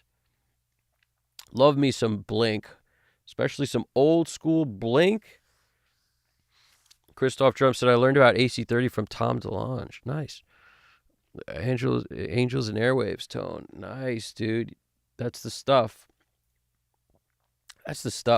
My AC30, Vox love comes from Stone Temple Pilots mostly because he used to rock a bunch of those behind him. And, DeLeo used to play through a bunch of Vox stuff. And that's part of the reason why the guitars on STP sound so good. Like, they sound so freaking good. I know he went through a Jimmy Page phase where he used pretty much everything Page used. I don't know when exactly that was, but if you notice the similarity in the playing and the sound specifically of, Dean, DeLeo, and STP, if you notice some of that and you think it sounds reminiscent of Jimmy Page, it's because he was a huge Jimmy Page fan and did a whole deep dive on like his tone and his sound of so he's like, there's a reason he loves Jimmy Page, and who doesn't? Every amazing guitarist, I think, loves Jimmy Page. It's just anybody who plays guitar, whether you're amazing or not, probably loves Jimmy Page. The dude's amazing. Angels and Airwaves with Blast. Don't give me any ideas, Alex Christoph said. I dig that idea, Brian. Alex, you gotta do some of that. Post it on the Discord, bro. Join the Discord if you haven't already. We got a Discord up, and it's just a bunch of engineers just like yourself from all over the world joining up to be awesome. The same way when we do these live streams, somebody asked, I think Brian, you were asking, how often do I do these streams? All the time. Recently, the last week's been really pretty hectic with work, so I had to deal with all that. Now that, there's a weekend coming up and everything, I plan on definitely getting another stream in. Absolutely. It's usually like every other day is roughly the schedule that it's been. It's been roughly every other day. And with the exception of the last week. So I plan on doing that more and more because I love doing it. It's like the best way to get mixes done, in my opinion, is this way. And I recommend everybody do the same thing. Like, open a session up when you see that notice go up and just work on it, whatever you're doing. Even if it's an hour or two, like, you don't have to put in all the hours I put in. Put in whatever you can put in, and just being a part of the stream and the chat and the life. Share what you've got going on, like what you're dealing with, the problems, the good stuff, something that worked, something that you just tried, something that's not working, any of the nonsense, any of this stuff. It's awesome. That's the great part about it. It's nonsense. It's typical. It's stuff we've all dealt with. It's some of it's fun and exciting and cool. Just be part of the zone, as if we're on two sides of the hallway in a giant building with nothing but studios. That's the idea one day. It'll be that. It'll be everyone in their own rooms connected, but we'll have the simulation of being all in one giant building with nothing but studios on both sides of the hallway from all over the place, connected. So open up a session, get your stuff done, be part of the thing. Trust me, it helps a lot. The ear breaks by being in the chat is probably the most helpful, because when people ask me, do I prefer to mix on stream or not on stream?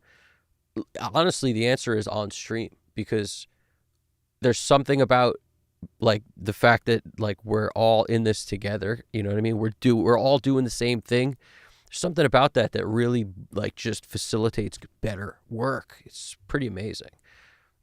It's just like, could you mix without it? Of course you could, but there's something amazing about just being part of that that life source. It's a life source. It's pretty amazing.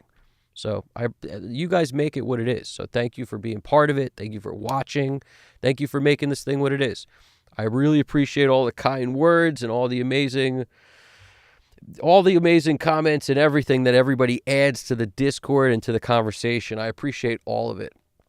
And a lot of it's stuff that I find really interesting. Like, I learn more from listening to Mr. Psychotronics build stuff than I learn doing anything else. I've never really gone into what that stuff is, and it's awesome to hear about all of it. So everybody's got their thing, and, you want to share what that is over there. If it's audio related in any way, we will be all up for it. Brian asks, do you print at -1 dB? No, I don't even know what that means. What does -1 dB mean?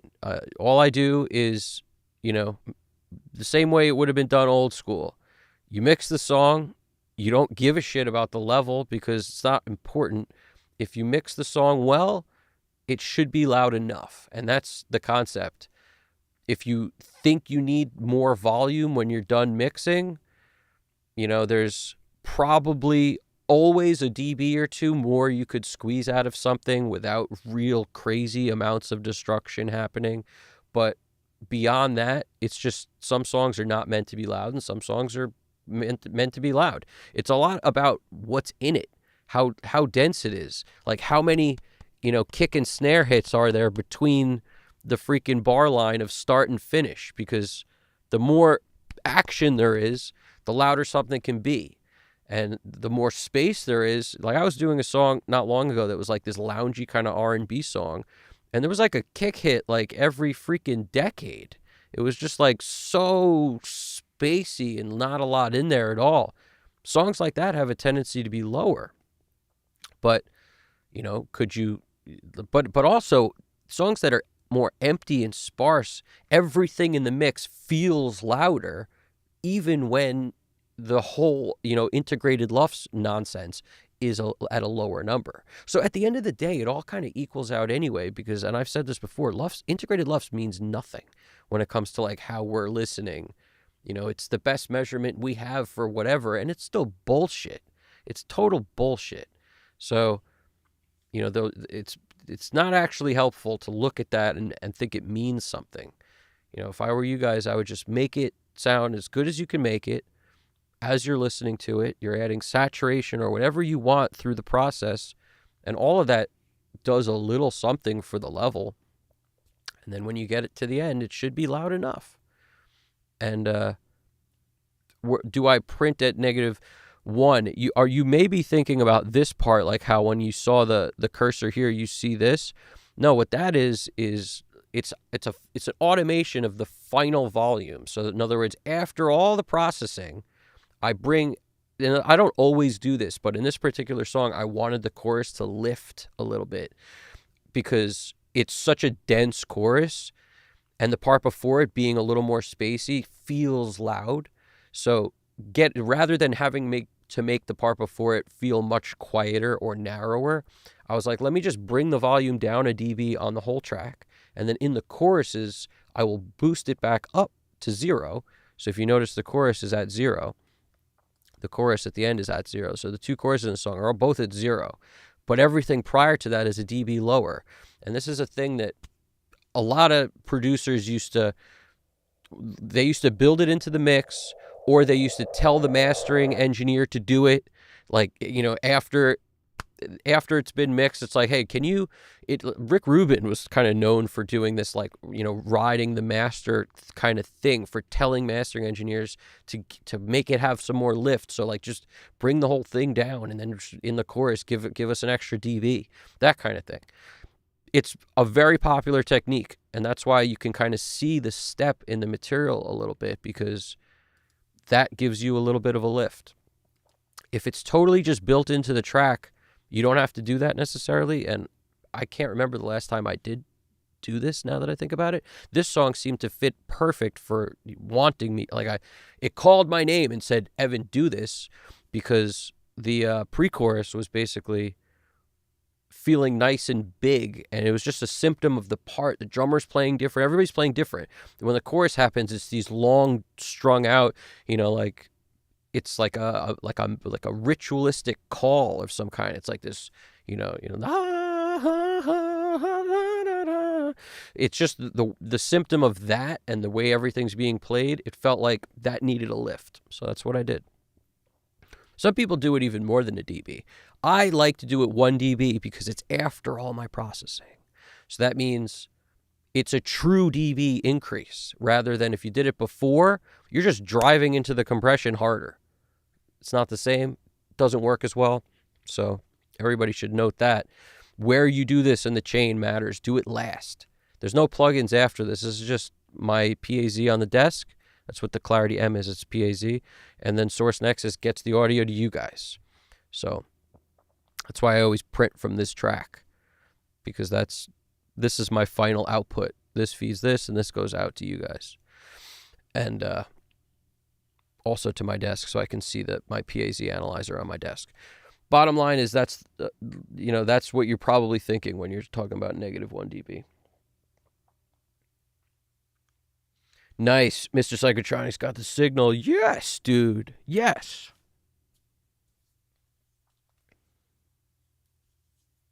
That Mackie mixer doesn't output balanced on a balanced TRS output port, dude. That's crazy.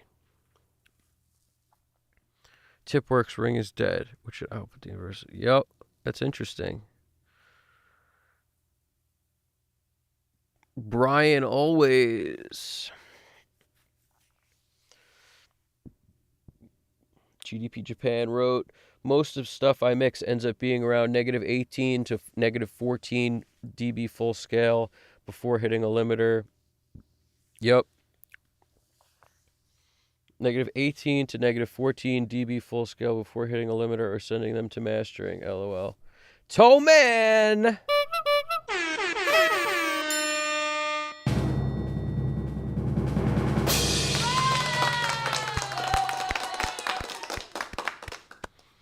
What's poppin', Toe Man? We got Toe Man 7729 in the house. Yeah, it's like I never think about where I'm at. Like, I don't know what it's usually at. I will often be conservative here, and I wasn't particularly paying attention to where it was when I got ready to print. I was just looking forward to printing. So if my master, which is like this level with no plugins on it, is super hot, up in this section at the top, I will pull things down so that I just send less level into everything, including the tape, including this, whatever's next, the whole chain. That maintains my ability to just be alert at what it is. I don't really care about the value. I just don't want to be crazy hot. That's all I care about. If it's too hot coming in here, it's all messed up. So you could just take down the master volume here and it will send less level into all these plugins. So that is a big reason why I like this in this position, because you can always do that. It's always an option. Or you do what I do where you just grab every track in the session and just pull it all down. That works also. But at this point, that was a good enough print to keep for tonight. And we will do our automation pass, which we haven't done, and final touches on the next stream. It's good to see you, Tom, man. Your waveform looks like it doesn't go all the way up like a -1 print would be. Well, yeah, I don't. The whole term -1 print is ridiculous. I don't understand what that is. But the waveform go all the way up. You mean like that? Like, what do you want? You want to see it like that? It's such bullshit. Where the waveform goes up to means absolutely nothing. It means nothing. I think this is probably like -9 LUFS or something like that, which for a rock track is totally fine. I'm not even sure. It could be a little louder, but also keep in mind, we haven't automated yet. Once we automate, things may come up a little bit, which would be okay. The key for me is always just make sure I'm not destroying the life of everything with compression. In our case, the bus comp is really the compressor in the situation. This thing is a new toy up my sleeve, which is also doing a bit of compression. I tried to keep it relatively conservative, but it definitely adds a thing this crazy looking, it's like a tube and a lightning in a bottle thing. It reminds me of one of the Jack White pedals. That's what it reminds me of, like the Third Man plasma pedal craziness. That's what that reminds me of. But yeah, so definitely, yeah, don't waste your time analyzing stuff, dude. Like I've analyzed, as Brian's saying, I've analyzed Knock Loose and other super loud masters, and they're at -5 LUFS, which my low end degrades by then. -6.1 seems to be the sweet spot for hardcore. Dude, none of this shit matters. It's such bullshit. Don't get caught up in that bullshit, dude.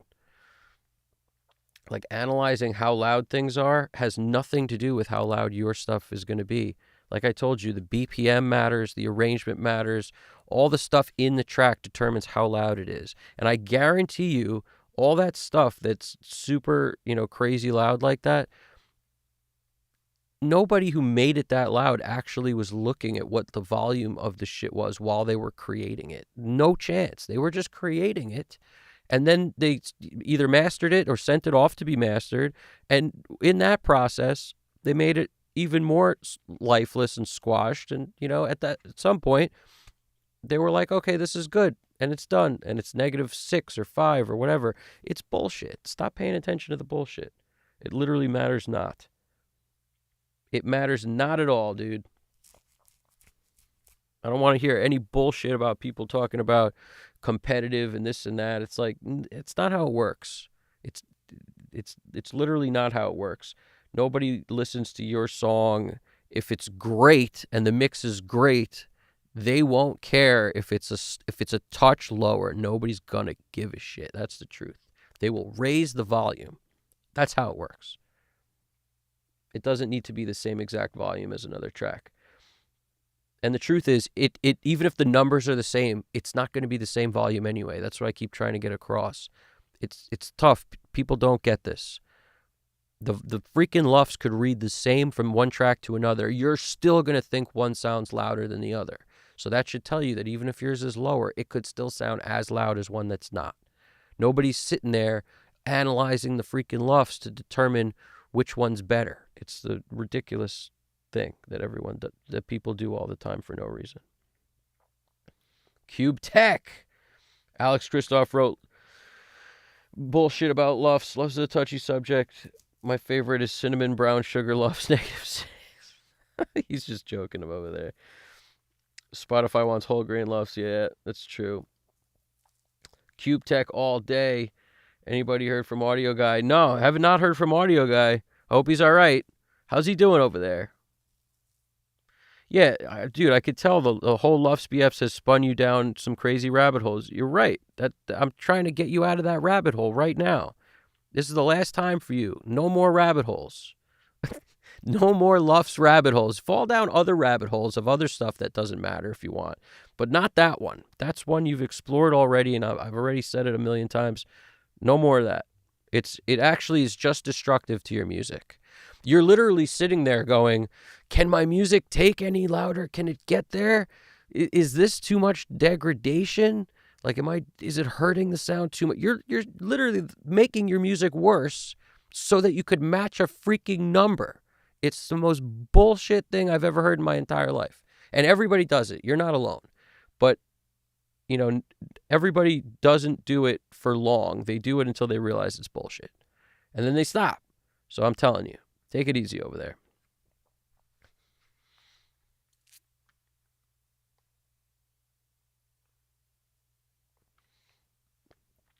Pongmaster123 saying it's typical for beginners to be looking for analytical procedures. With experience, you realize you're actually dealing with art, and to bring the stuff up a notch, you have to bring your own art. Yup. Well, the gist of what you just said, Pongmaster, is exactly right. You're dealing with stuff that's not the same from person to person. So you cannot apply anything and say, this is how this was, so this is how mine is. The art is completely different. It's a life form, and it's totally organic, completely different. Every bit of the DNA of one song to another is different. Therefore, nothing will be the same. especially not the freaking integrated LUFS number, and it shouldn't be the same. And yours could sound louder and be a lower number. Like, realize that. That integrated LUFS tells you nothing. That was a bunch of people in a room creating the best way by committee that something could be judged on volume. It's not ordained from the freaking sky. It's a bunch of freaking people sitting in a room coming up with the worst case scenario. Perfect. Thank you for that. We appreciate it. No, we don't. It wasn't actually helpful. And if you don't believe me, why is it that every movie I listen to, I can't hear the freaking words and then the music blasts me out? Because they're using integrated LUFS. Ridiculous. The whole thing's ridiculous. Set your TV to stereo, not to surround if you're just using the built-in whatever.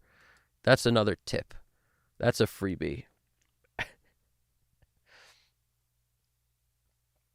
But Pongmaster, you're on to it. You got it. You nailed it, brother. Alex Christoph Strungs wrote, wow, good words, Evan. Nobody's listening to comparing. It's more of a mixed nerd thing. Yeah, it's totally ridiculous. No, what it is people analyzing things that they think matter, and they don't. They're analyzing things that don't matter at all, thinking they matter. It's like two designers that design clothing, and they're both doing fashion shows, and one of them is analyzing what one designer's doing and trying to apply that. Ooh, that pants leg that they created is this many inches wide at the bottom. I should make my pant leg that many inches wide. You think they would do that? If the designer was any good, they might look at it and be like, that's a cool take on that. And then they would do their own thing. But they're definitely not freaking measuring how wide exactly is the pant and making it the same. It's like, what are you, crazy? You're out of your mind. In terms of loud, the balance signal works, and I'm going up to... Okay, here we go. Mr. Psychotronics giving us an update. The balance signal works, and he's going up to 20 volt of a peak to clear signal. No clipping. I needed to rip a XLR to TRS from my... Dude, he's going through all the stuff. The worst part is when you do tests like that and you find out that your jack that says balanced is not out actually exporting. I mean, it's not sending a balanced signal. As soon as that happens, like, come on. I got you. It's like stuff that should work doesn't work. Tell me about it.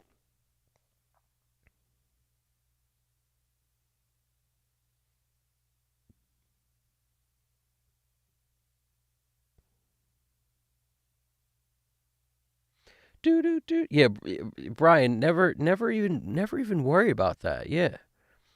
Everybody get on board here. Don't be doing any nonsense like to -1. And don't be doing any nonsense like leaving 6 or 8 dB of headroom either, even if you're sending it off to mastering. Just make it sound as good as you can and make sure you're not clipping, and don't put on a limiter to avoid clipping. Like, if you can help it, make the mix sound great. This is if you're going to send it off to be mastered. Just don't have it clip. And, if you record at 32-bit float, then things can be recovered kind of anyway.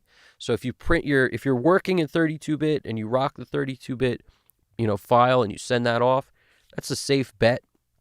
But ultimately, you just want to make sure that if you're sending it to someone, for them to master it for you, that you do things where you leave a little bit of juice there, but you're not like -6 or none of that nonsense that's been thrown around for years.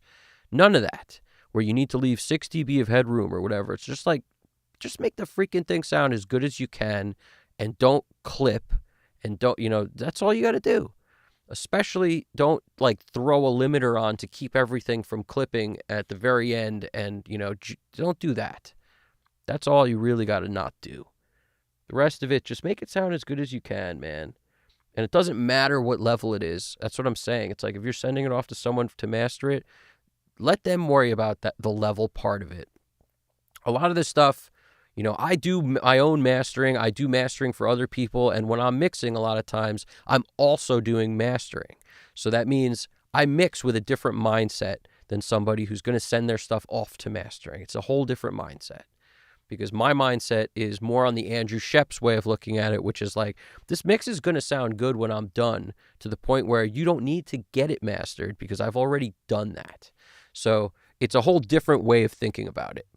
And that's generally how I look at it. Even if I do take a day to go in and do some mastering, to me, it's a whole different process. I'm working from the print of the mix. I'm not working from the session. It's the way it's supposed to be done as far as I'm concerned. But sometimes when things go out to be mastered, the mastering engineer does nothing. So you can do that too with your own stuff. Keep in mind, you don't always have to do that. It's just, if you want to worry about level and you're very concerned with where it is and stuff, that leads me down the path of thinking you should probably just mix it and let somebody else master it. But if you're past that stage where you understand what you're hearing, so you know when you're crushing something too hard to make it sound like crap and it's too loud and you need to pull back, like if you're on that page, you could deliver a mix that sounds really good, that in mastering almost nothing needs to be done. That's the truth. So you don't always have to think about it like, leave it up to the mastering engineer. Depends where you're at in your journey.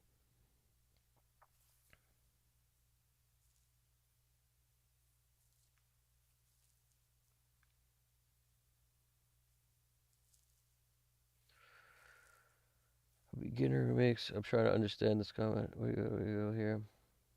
Yeah, no, a lot of stuff in the schools is not actually helpful. Some stuff is, some stuff isn't. It's very dependent on the teacher you have. It's very dependent on whoever, wrote up the lesson plan. Some schools have really great people who really know how to mix teaching, and some don't. So the bottom line is, it's luck of the draw. Seriously. Evan, try also to understand a beginner who makes a metal/HXC mix and it gets smoked by Dave Matthews or Celine Dion. As far as volume, I get the annoyance. Well, that's the thing. There's other things at play. It's not volume.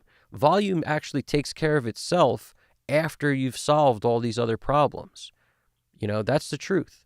If your mix is totally missing, saturation, whether that's while you record it or while you're mixing, or if it's missing some key elements, you're going to have less sound, less information there for the ear to listen to and say, this sounds big and full. It just won't be there, and a lot of times if it's done while recording, you don't need to really do much of it while you're mixing. If it's not done while recording, like, I hate to say, I like to point stuff out though. This mix that I just worked on, every track on here was recorded through an MBox 2 Pro around the same lines of like when the Digio 2 came out. Like, we're talking really close to ancient, relatively ancient technology was used to record this. The drums, went through an Allen and Heath console. The guitars, those mics, like everything went through this Allen and Heath console. That was not an expensive console. It was like a live console. It was the SR416, if you want to look up what it is. That console, it's a 16 channel to 4 groups to 2. And, it had a vibe. It had a sound. It has really interesting, cool sounding, I want to call it vintagey sounding preamps, and a very usable EQ. Not an SSL EQ, wasn't a world beat or anything, and I had a very limited mic collection at the time. But you can get a lot out of that stuff. You don't need like crazy amounts of stuff. But the reason I'm mentioning this, there wasn't a whole lot of saturation available to me in awesome gear that I could drive and it would come out amazing. So therefore, when I mix this stuff, I do have to do maybe more than I would do if I got a track that was just, swimming in thick, warm, gooey, amazing, sounds. And I think if you record stuff today and you have pretty decent gear, and you run your bass through a couple, a nice preamp into something, maybe a Pultec or something, into, whatever you got, into a 76, 1176, and you can do something to the bass. Well, you wouldn't need to probably do as much to the bass as was done here, where this went nothing. It went mic into the, Allen Heath console into the interface. There's no compression on that. There's no nothing. It wasn't being saturated. Like the signal wasn't being loved. It was just, as raw as it gets, pretty much. And that's just part of it. So you have to do more to give it what it's missing. The better it gets to you, the less you have to do. So in a thing like that where a mix gets beat by Dave Matthews or Celine Dion, it's because the Dave Matthews mixer knew what he was doing, and the Celine Dion mixer knew what he was doing, and the other guy doesn't. It's got nothing to do with the volumes at all. It's not the volume that's making the difference. Lower the volume of that stuff to match yours, and then listen to the difference. It's all in the mix. It's got, the volume is, that's what I'm saying. The volume means nothing. It's the last part. It's absolutely nothing. The mix sounds great. It's going to stand up to those other mixes. It's going to sound full. But also, you'll have to know how to do a ton more stuff if it was recorded on something that, less amazing stuff. A lot of those Dave Matthews records, a lot of them were done to tape, if I'm not mistaken, because the playing was so amazing. So how would you not take advantage of that? I'm fairly sure they did. Now it's making me want to check it out. I gotta find out if they did or not.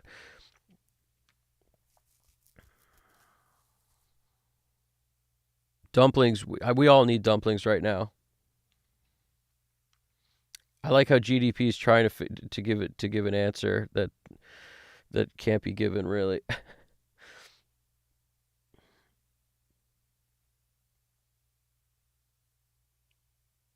Pants all day.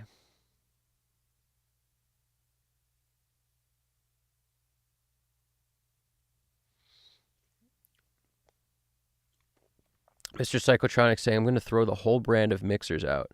I'm feeling cheated on. How many do you have? The whole brand of mixers out. Mastering for vinyl today is very different than it used to be. They completely changed the process of how they cut vinyl. And as a result, it's more of a dynamic process now than it used to be. Everything used to need to live on its own little line, and nowadays things can kind of they maximize the amount of space that's there, because some stuff that has more of a low end bump or whatever can kind of live next to something that has less, and it's this interesting stacked kind of process. It's actually really cool if you think about it. A lot of people don't know exactly how it works. There's some cool videos on it. I could post one on Discord that really kind of explains it very well. But there's a lot less to worry about today than there used to be for vinyl mastering, just so everyone's aware. It's still kind of like it used to be really a scary thing. You couldn't put too much, low end on, or the needle would jump and this and that. And today it's very different. It's still a more delicate process, but it's very, very different. It's like supremely different and much, I would say today it's definitely easier to make it not screw up than it used to be. It's also the fidelity of it is significantly better in terms of duplication, like duplications of the like from one to the next from the master. It's just the quality is supreme now.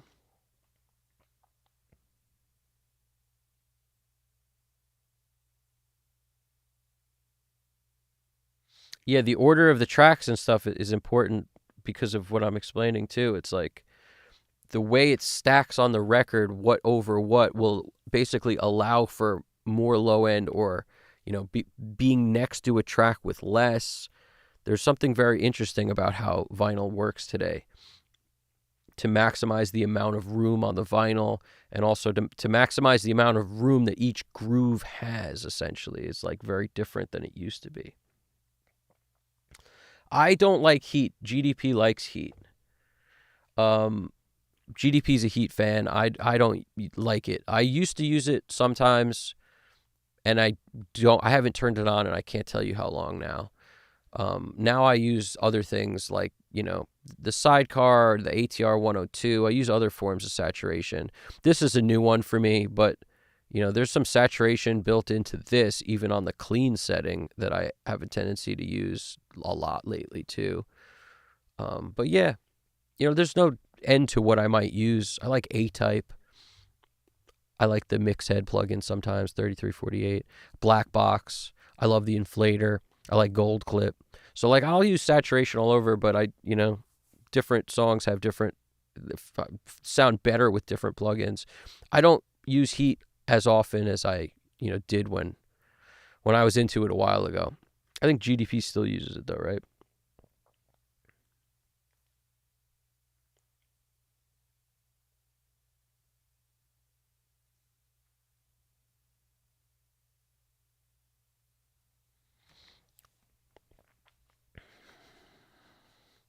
You have 3 Mackie mixers, dude?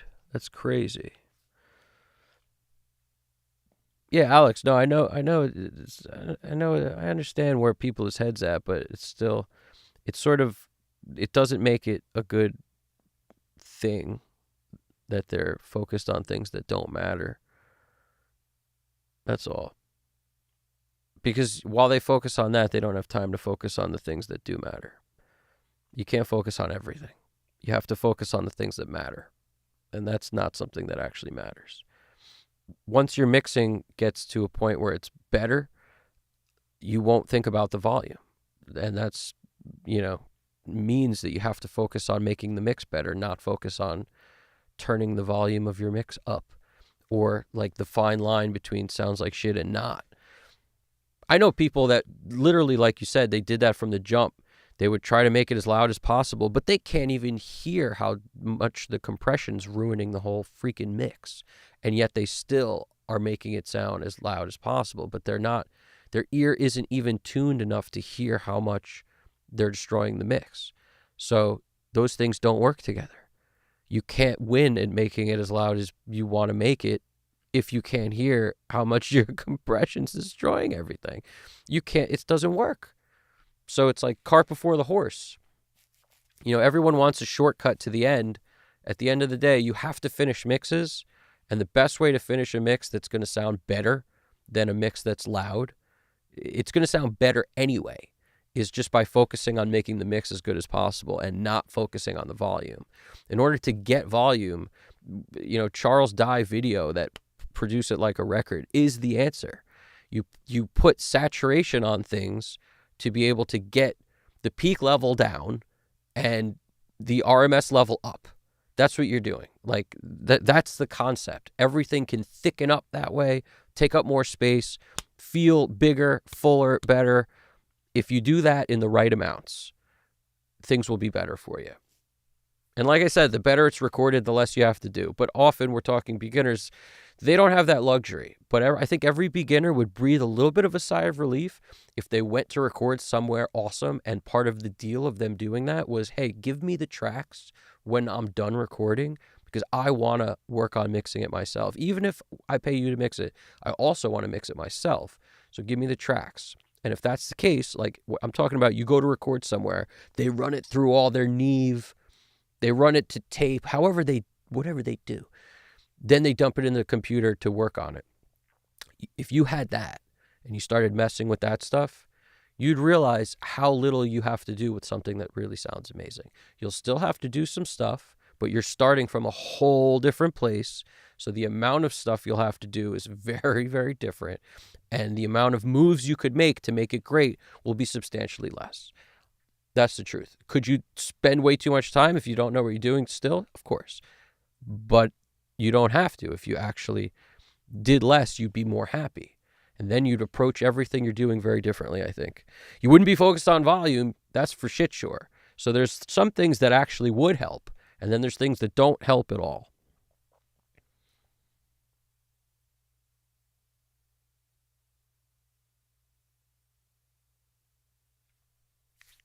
Like part of learning how to be a mixer is actually making things that are too low until you figure out how not to.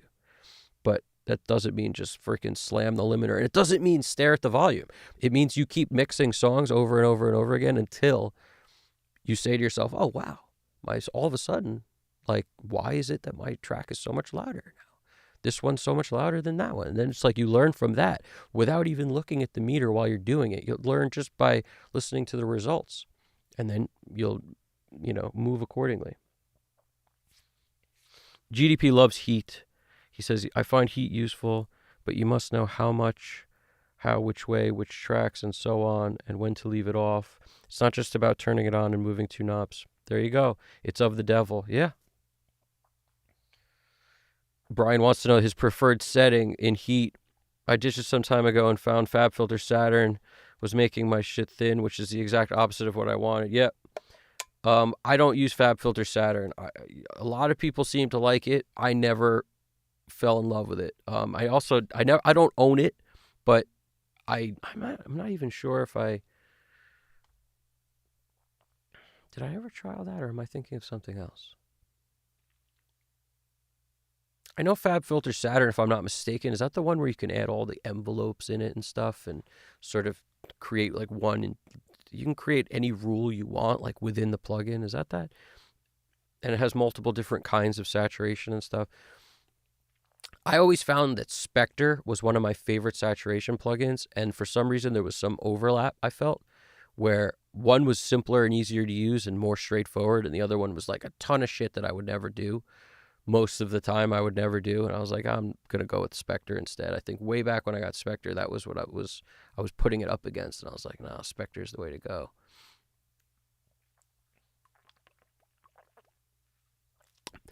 Spectre's additive only EQ, but it's additive only saturation, but I call it EQ because it's volume, and I say EQ is volume, and it's really what it is. You're saturating a section to get more volume out of it. It thickens it up, and now you have more volume. So the perceived volume is what I'm talking about. Spectre's great because you can dial in tube, diode, rectify, solid state. You really dial in what you want on any given band. And the fact that it's additive only makes it super easy. Input and output controls, so you can level match super easy. There's even a mix knob on it. There's also like a gentle or a medium or hard, like for how much it hits. The entirety of everything you're doing can be set that way. So it's really cool. One of my favorite plugins ever, Spectre. I really like it. And I've had it for a while and it still holds up. It's one of those that always holds up. My heat settings. I used to turn the heat knob to the left. I preferred to the left. I felt like one was tube and one was tape, and the left setting I think was tape when you would click it to the left. If 12 o'clock's down the center is like, whatever, nothing. The right one was tube, more tube. Left was tape, if I'm not mistaken. I think I was a left almost always type of person. And if you feel it's too dark, you turn the tone up. It's like very, very basic in terms of the settings, but also, what you put it on. A lot of people don't like to saturate their vocals. I do sometimes. I actually like my vocal to sound a bit gritty. I'm also a big fan of the way the vocals sounded on the Strokes album. So it's like to each his own, but I like a little grit in the vocal. If you think about the Charles Dye produce it like a record, he didn't put saturation on keyboards and vocals. Everything else got saturation. So keyboards are one of those things that sometimes sound weirdly unnatural when you throw just saturation on like a already saturated like Rhodes type sound, or a clean like electric piano type sound. You throw saturated, it could sound weird.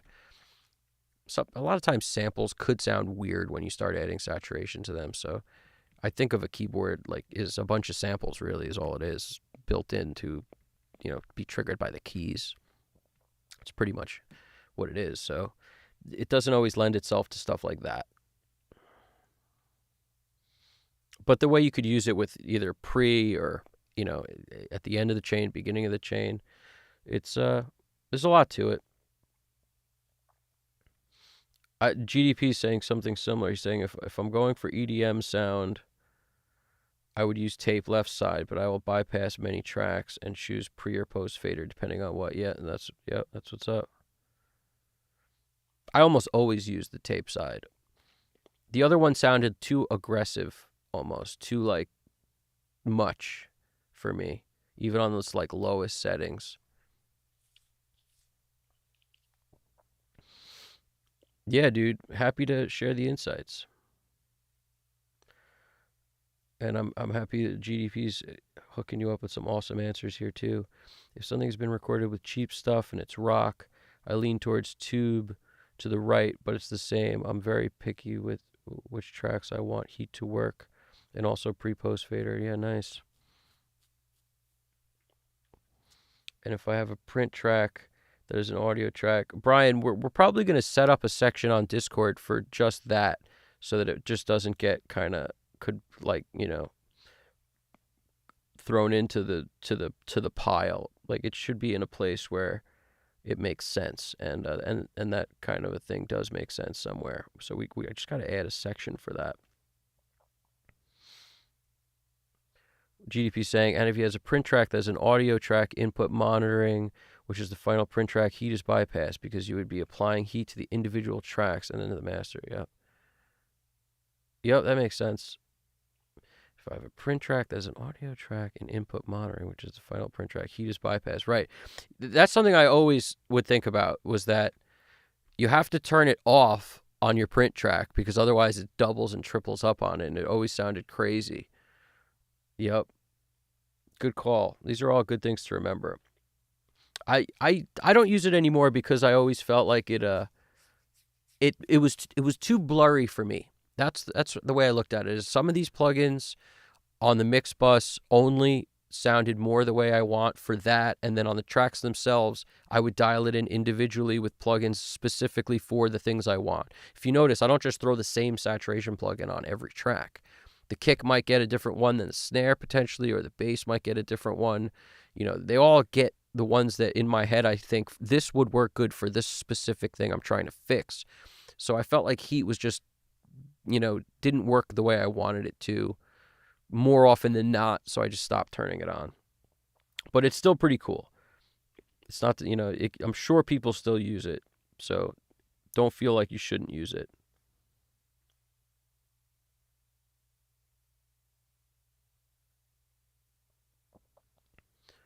Choosing when not to use it's the most important step. Yep. Well, for now, you could post it in general if you want, but we're gonna definitely create a section for that so we can put it somewhere else. But I gotta go eat something, that's for sure. Let's do some thank yous real quick, and then we'll bust out of this joint. More stuff to come.